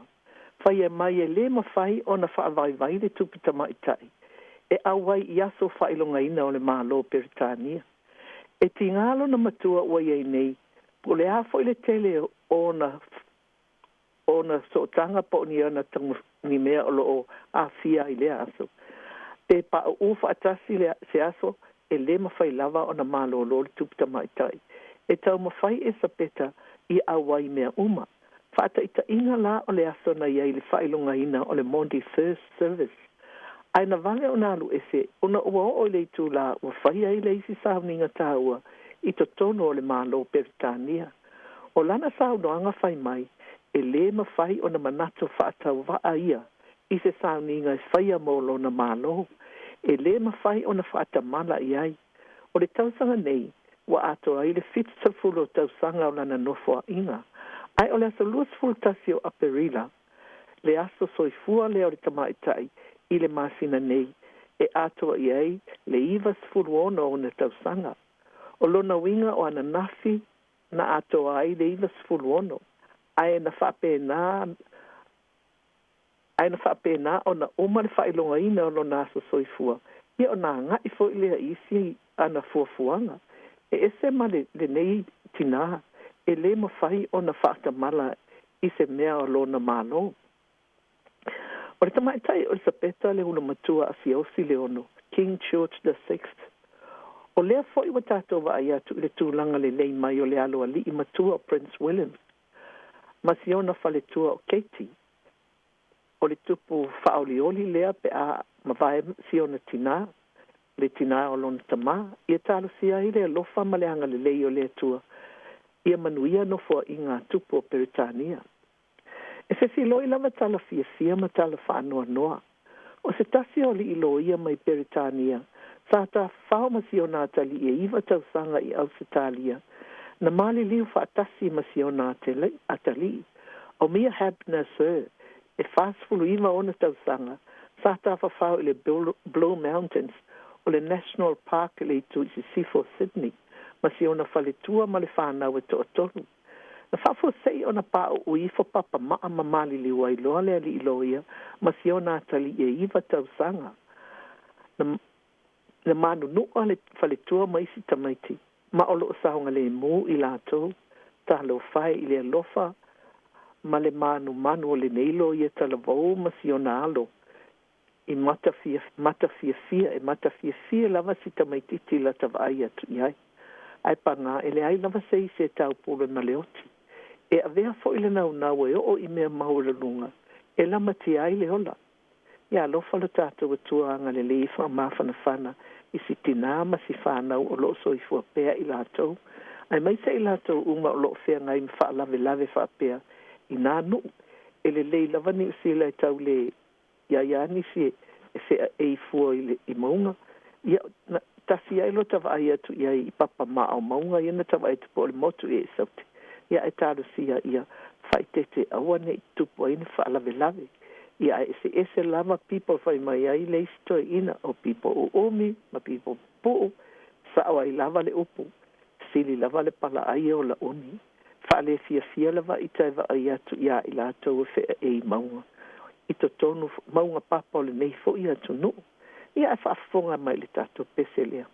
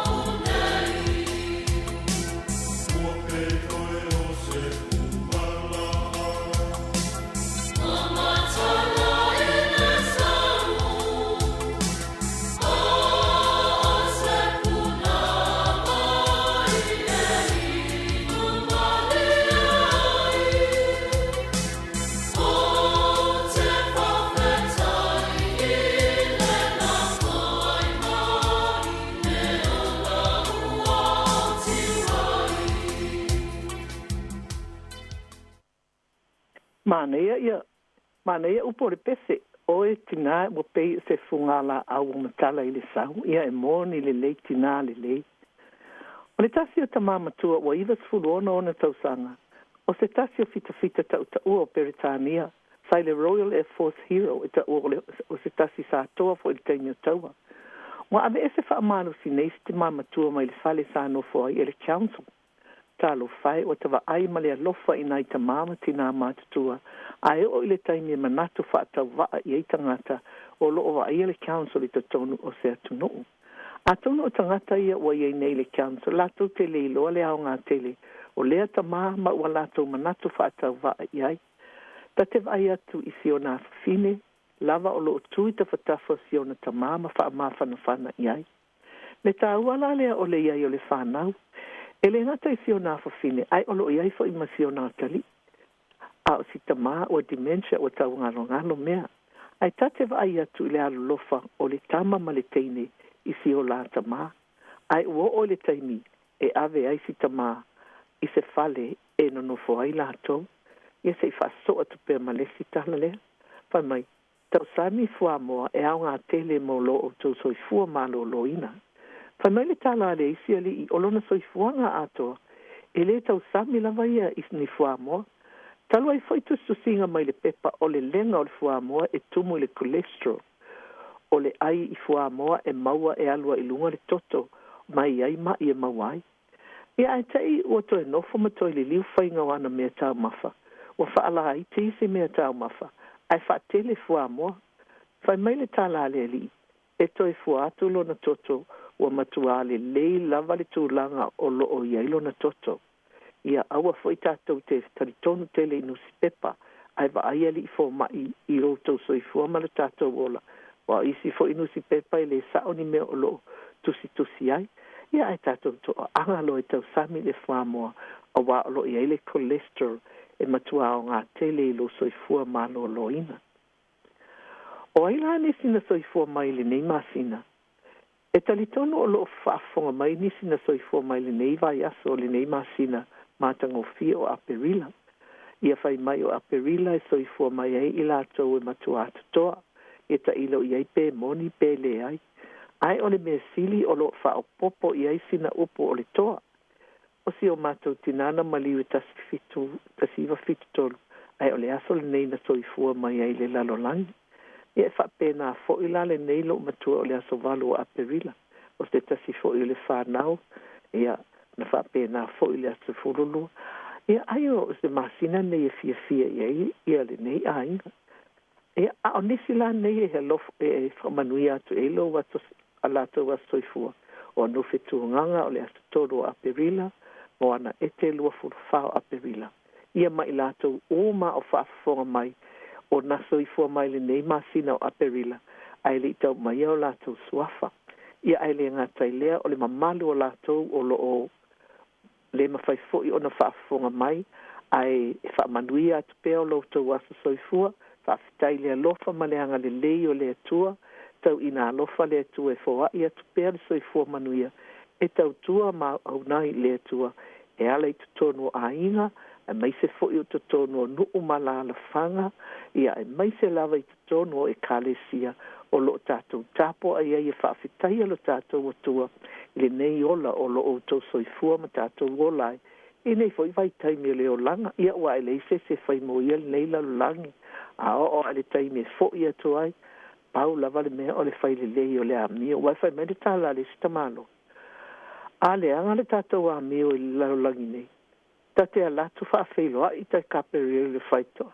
Nga a leo leo o kaperia. O tangata ana le lei amio i lalo langi. Fai mai o le mamao i o le mesa avavali ai. Mai o tu. Nai tama i whaale ai na nofo i le whaenga le nā. I o le mea la lea. Ia auto fia hafi fio. I ni maota la le leilunga. Ia whai le li tātou amio. Tātou toa anga i le lutu. Ia o tātou tamama tina mātua. Ma i lātou o e mātua. Ai whaatatau le tupulanga. I te leo mea i tupu li nei vai taimi. O na ua ese fo i le tūlanga. Ua iai ia tupulanga lātou. Ia, o le stama lea na ma e o nei ato ailo na ia o lo na whātau sanga o le tama o amasaia ete, ia tasi lava le vi inga na o le atua po ai lava na soifua mai i le nei masina po nei fo i po ana fea, ia ave le vi inga ma le whaafitai i le atua o lo nanga le lei ua au mailo tau soifua ma lo tātou ola, o tātou au lia manuia mai ai ia le nei fo i masina, ia sa i tu atu fo i atu fue tā mai si tātou pese.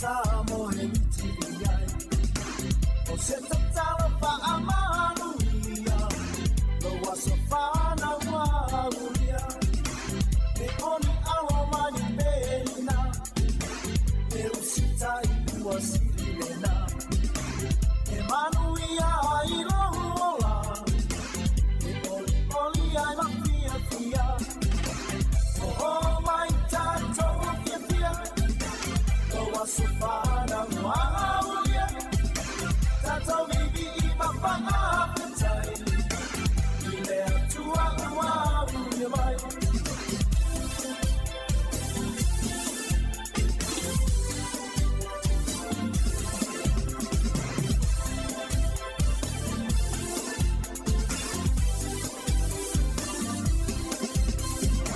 Matua Lema Paina Pa Amaru Tausina ile tele oaso wa on sapia nei male pia e ia so wa unia uso e ia tautula ya mua pe ale atua ia o le tana whaanono mai au Setalia e te i ua telefoni mai se tasi o le whanau o lo iei au Setalia o se tama Samoa, si tama Samoa se furufitu tau sanga. Ia aina whai le carnival e po le ale mea na whai au Setalia. Awa e atula si tama lea se furufitu tau sanga o lae pe whai mai se misa isi o nauso. Na tamo e atula o le au si tama e bavau. Ai te i le tui ai e tui le naifi ia le masalo e tau le fatu. O maliu la o lo whailo na maliu i Sydney e au Setalia. Ia o le mea le nei e se lo ta whaanoa noa ai. Ele i o tangata o le mea utupu o tangata e whaatupua whaalawelawe e tele ina lea afia ai afia ina i tangata e le i manatu e whaatupu ni whaalawelawe ia o le tama le la o whaalongo atu i le telefoni mai ale ia ale ali i lea mai ese ma le ami o le lea o le tama o le momo e foi o le vaai atu utupu le whaalawelawe a o le kengi lea e iei naisi ia ai o atu si tama ia ai tuhi loa le tangata se i vai atu le malo leo whaafonga ia tātou te talo ia a wa o mai fo i ni sila tu ai ngā whaalawelawe whaapea ia alofa ia le atu e pui alo ma whanau Samoa ia ma i latou uma le Pasifika i tutonu o le nei atuno ia ai mai se fo ia tuno wao mawai i latou isi atuno pe o Australia ia manu i fafo o te talitonu e molia e monia i ani sila i fo i whaalawelawe ai le whapea le te tele o whaalawelawe pe o na iai ia te whaaloa atu iai ia le mamalua le au whaafonga ia tātou te talo i le atua ina ia puipuia mai alo ma whanau ia ma tātou malawa le tangata Pasifika ma so se tangata mai le malosi o le ti Apollo ia awa e tātou te talitonu lava o whainga ia whaati Apollo e whaaleanga ma whasioti le tangata ia whainga ia le atua ma Yesu ke viso le tātou ali i whaola o le finangalo ia ola ma manuia tangata ma fia ia ma fo ia tua i ma le fia le nano umatanga o fia whaatalitari mo i tātou ia le taiminei ia le mamalua le au whaafonga wa ngata i fo i le au nanga aleina i lau atina mo li atu whaaftai tele lava i atu fue o lo whaafoea le masini o lo aluatua i le nei por kanami whaaftai le au whainga luenga pa ia le atua o lato whaletua i so se whata whaitaulanga o i lato uma o lo whainga luenga le lei awale manuia o istangata o li imata mai tai fo mai ia o li imata mai tai leo ia ai mai se fo i le si fonga lau mua i le au whainga luenga o lo whaima i lato ma vai ma vai fofo e te tari tonu ai lau whaalonga pe se mea fia le whaafonga atu i sao noanga a li i fo i matamai ta i o si ufonga lau moa e whaafia ina i o tātou ta māma tina mātua ai mai se tangata malava i a o le taimi nei i o le angata mai eile ina i laua tina whaamanuia le atua i le mamalu o le au whaafonga e ai mai se foi le sunga le li a ia tu foi ia le afionga ia whamasanga ma le au whainga nuenga o ma tamai ta i mali i o iai whaamanuia le atua mo o tau uma ia o le taimi nei tau whaaso i fua le mamalu o le au whaafonga. Sekia, Samoa, Kepata, Radio!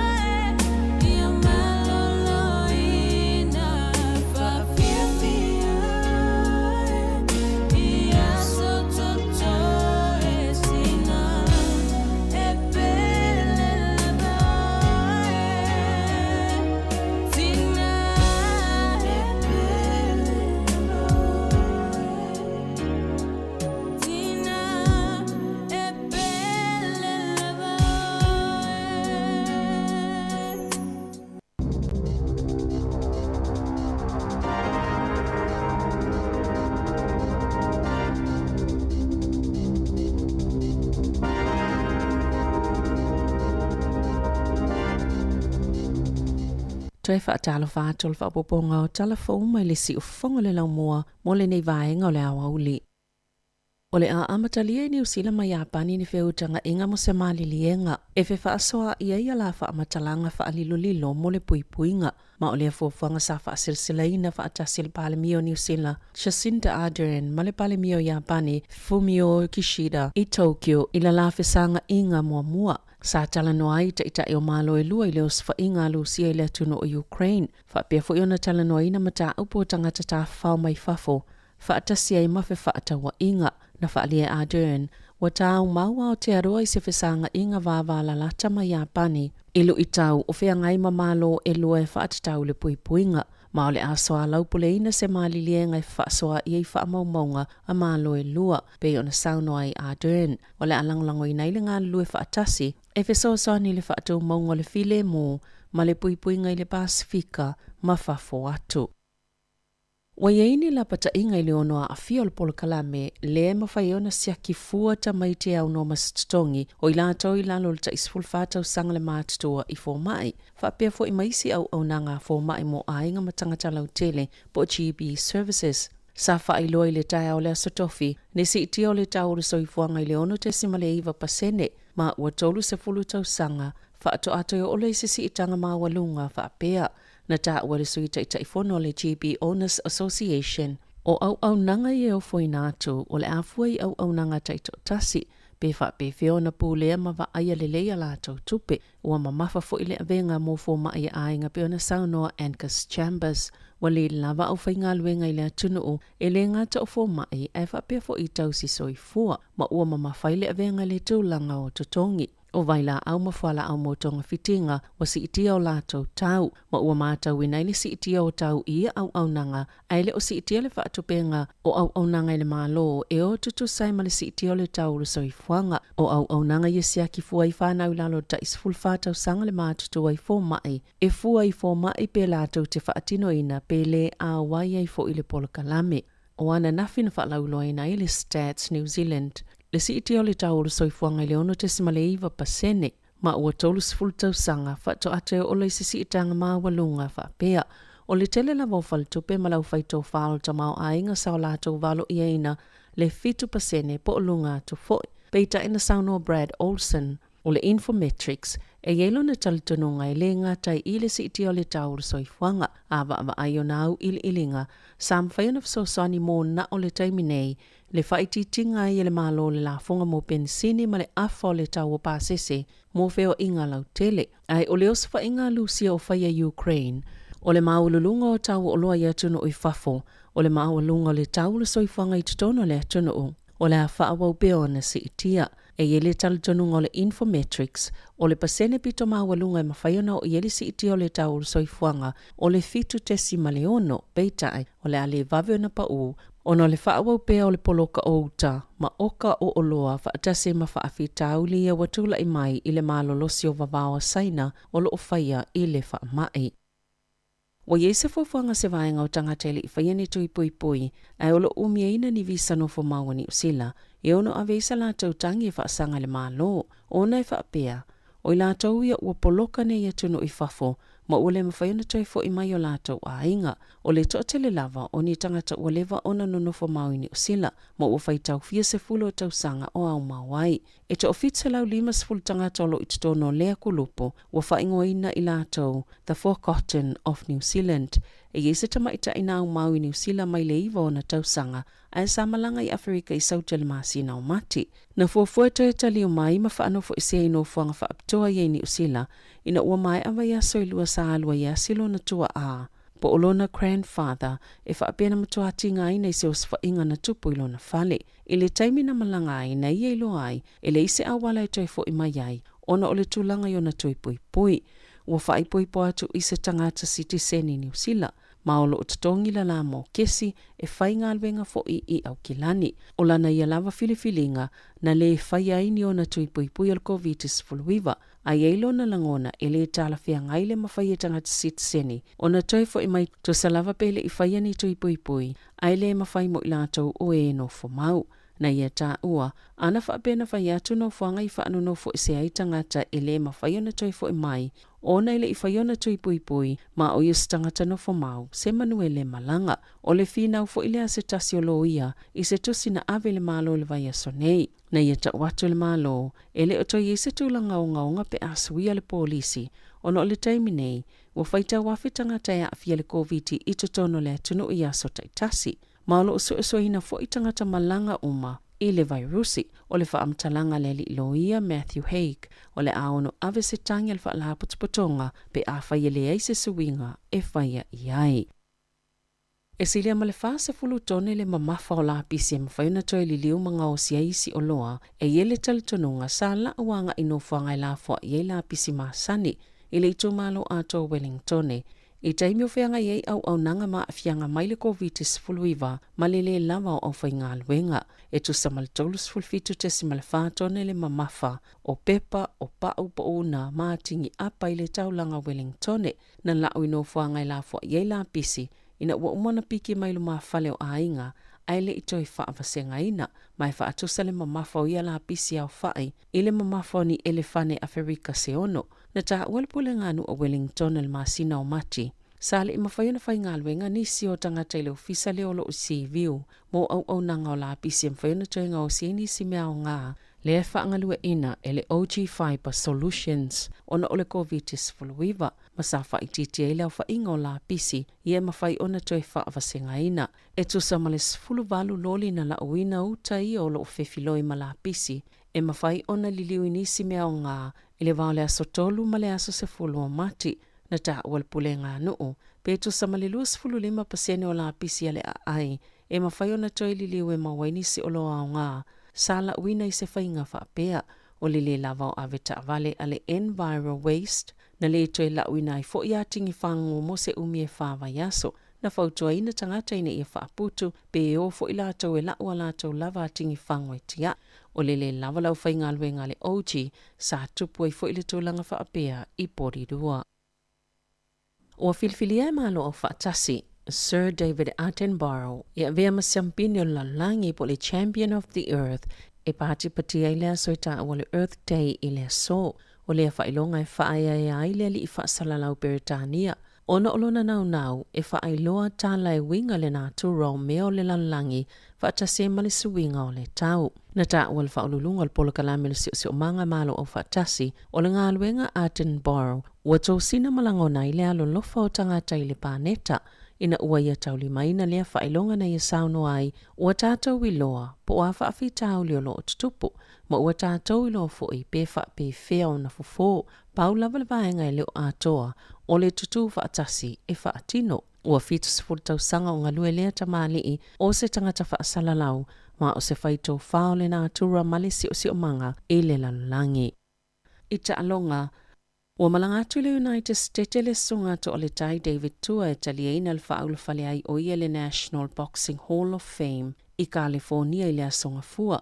O le whaaya yanga le ave I tangata fuso ma I lātou na ngā lulua I le whai pelenga o na olo lātou sao te le I le ta'alonga. E lua tau sanga o tolo pole a polokalame I le Crystal Ballroom I Montebello talua I le wha mai. E tolu ni vasenga o le avae iai le whae inga o ia whaaya yanga mo I lātou ua filifilia. O tua o lo I le vasenga o le lua whelua sfulu. O lo iei whaatasi ma se tasi o li I tauta ua I le fusuanga Sugar Ray Leonard ma Laila Ali.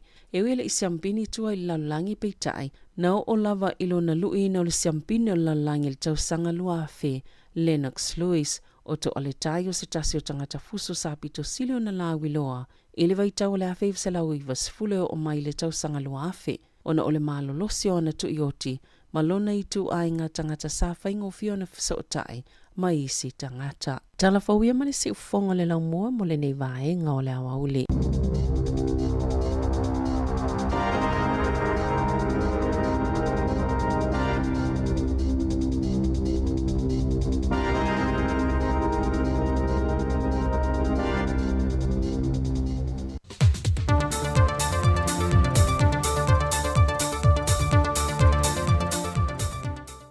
O te toi whaatala whātu se isi whaopoponga le neo tātou talafau mai Samoa, mo le whaeunga le neve aso le tautua le si whonga le lau mua.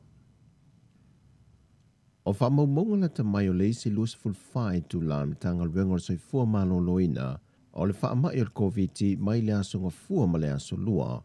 Wa whaamawina ai o lo oanga i pe ilunga le whaita wa whai o tangata o lo o a fia o le atinuu. O whase lau valus fulmalilima tangata fauna a fia. Ma wha au popo i lava anga i atu i le lanta i le fitu wafe tangata Samoa a fia talumai le aso se fulmalifitu o mati. I lea wha maunga e toa se fulmale ono i la tōna wha alofo e sel whalmai mto tua. Tō tolu o loo le potu tinga i na le ICU. Ai le aise tasi o wha au popo le au maali liu. I to tonu o le luas fulfai tu la. E ui o loo si pe lunga le foi numero tangata a fia. Ai o sa tūlanga le leiwa ta oto mai nei wha maunga i la tōa mai au la tō tuilo na lua le wha mai.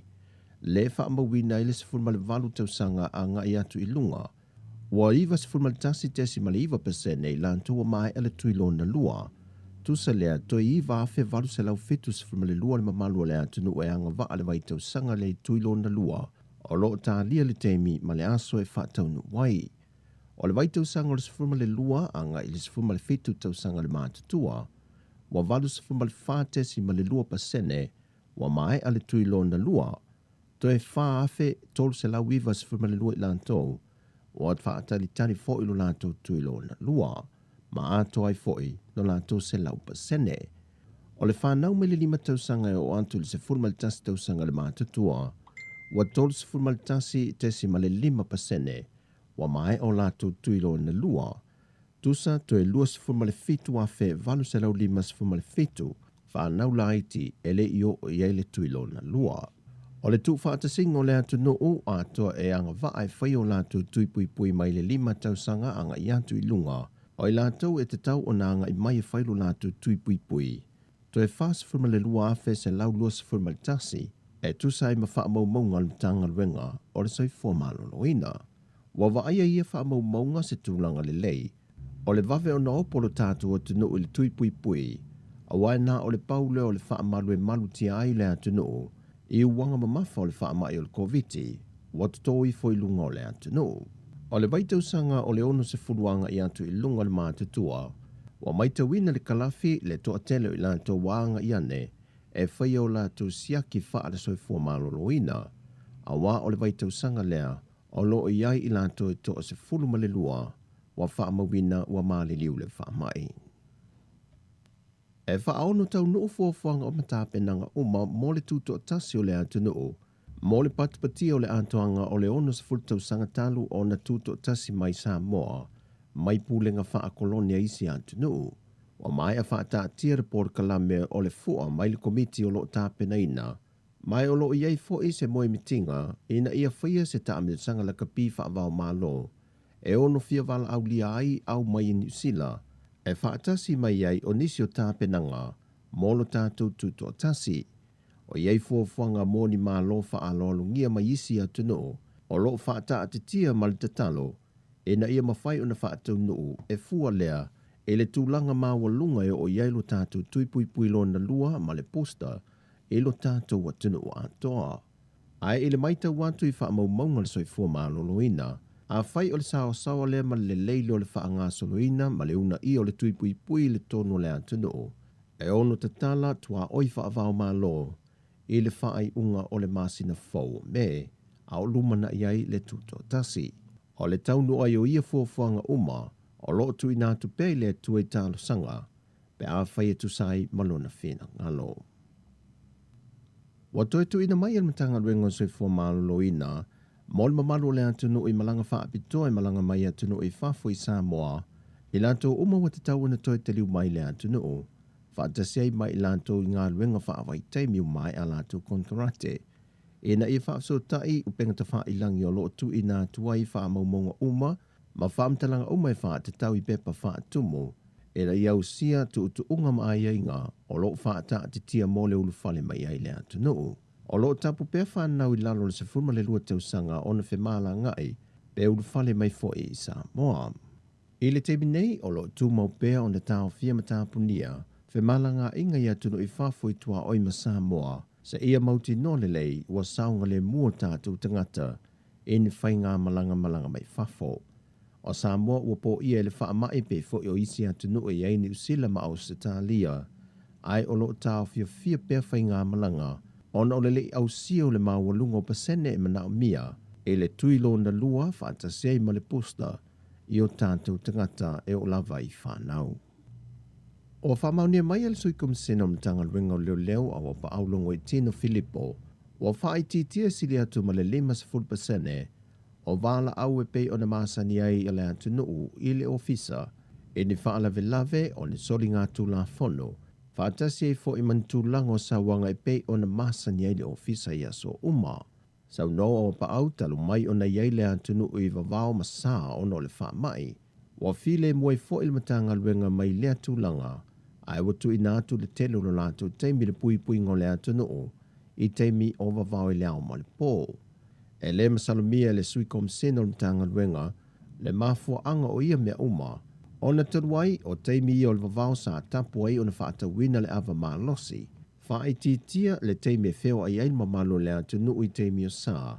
Ai wale lei fo i pui ngā li i mawhai pule, a le tele o afio anga. O tala fawia mai sa mo le whai unga leva yaso, manuia le ne yaso, whaasoi foia.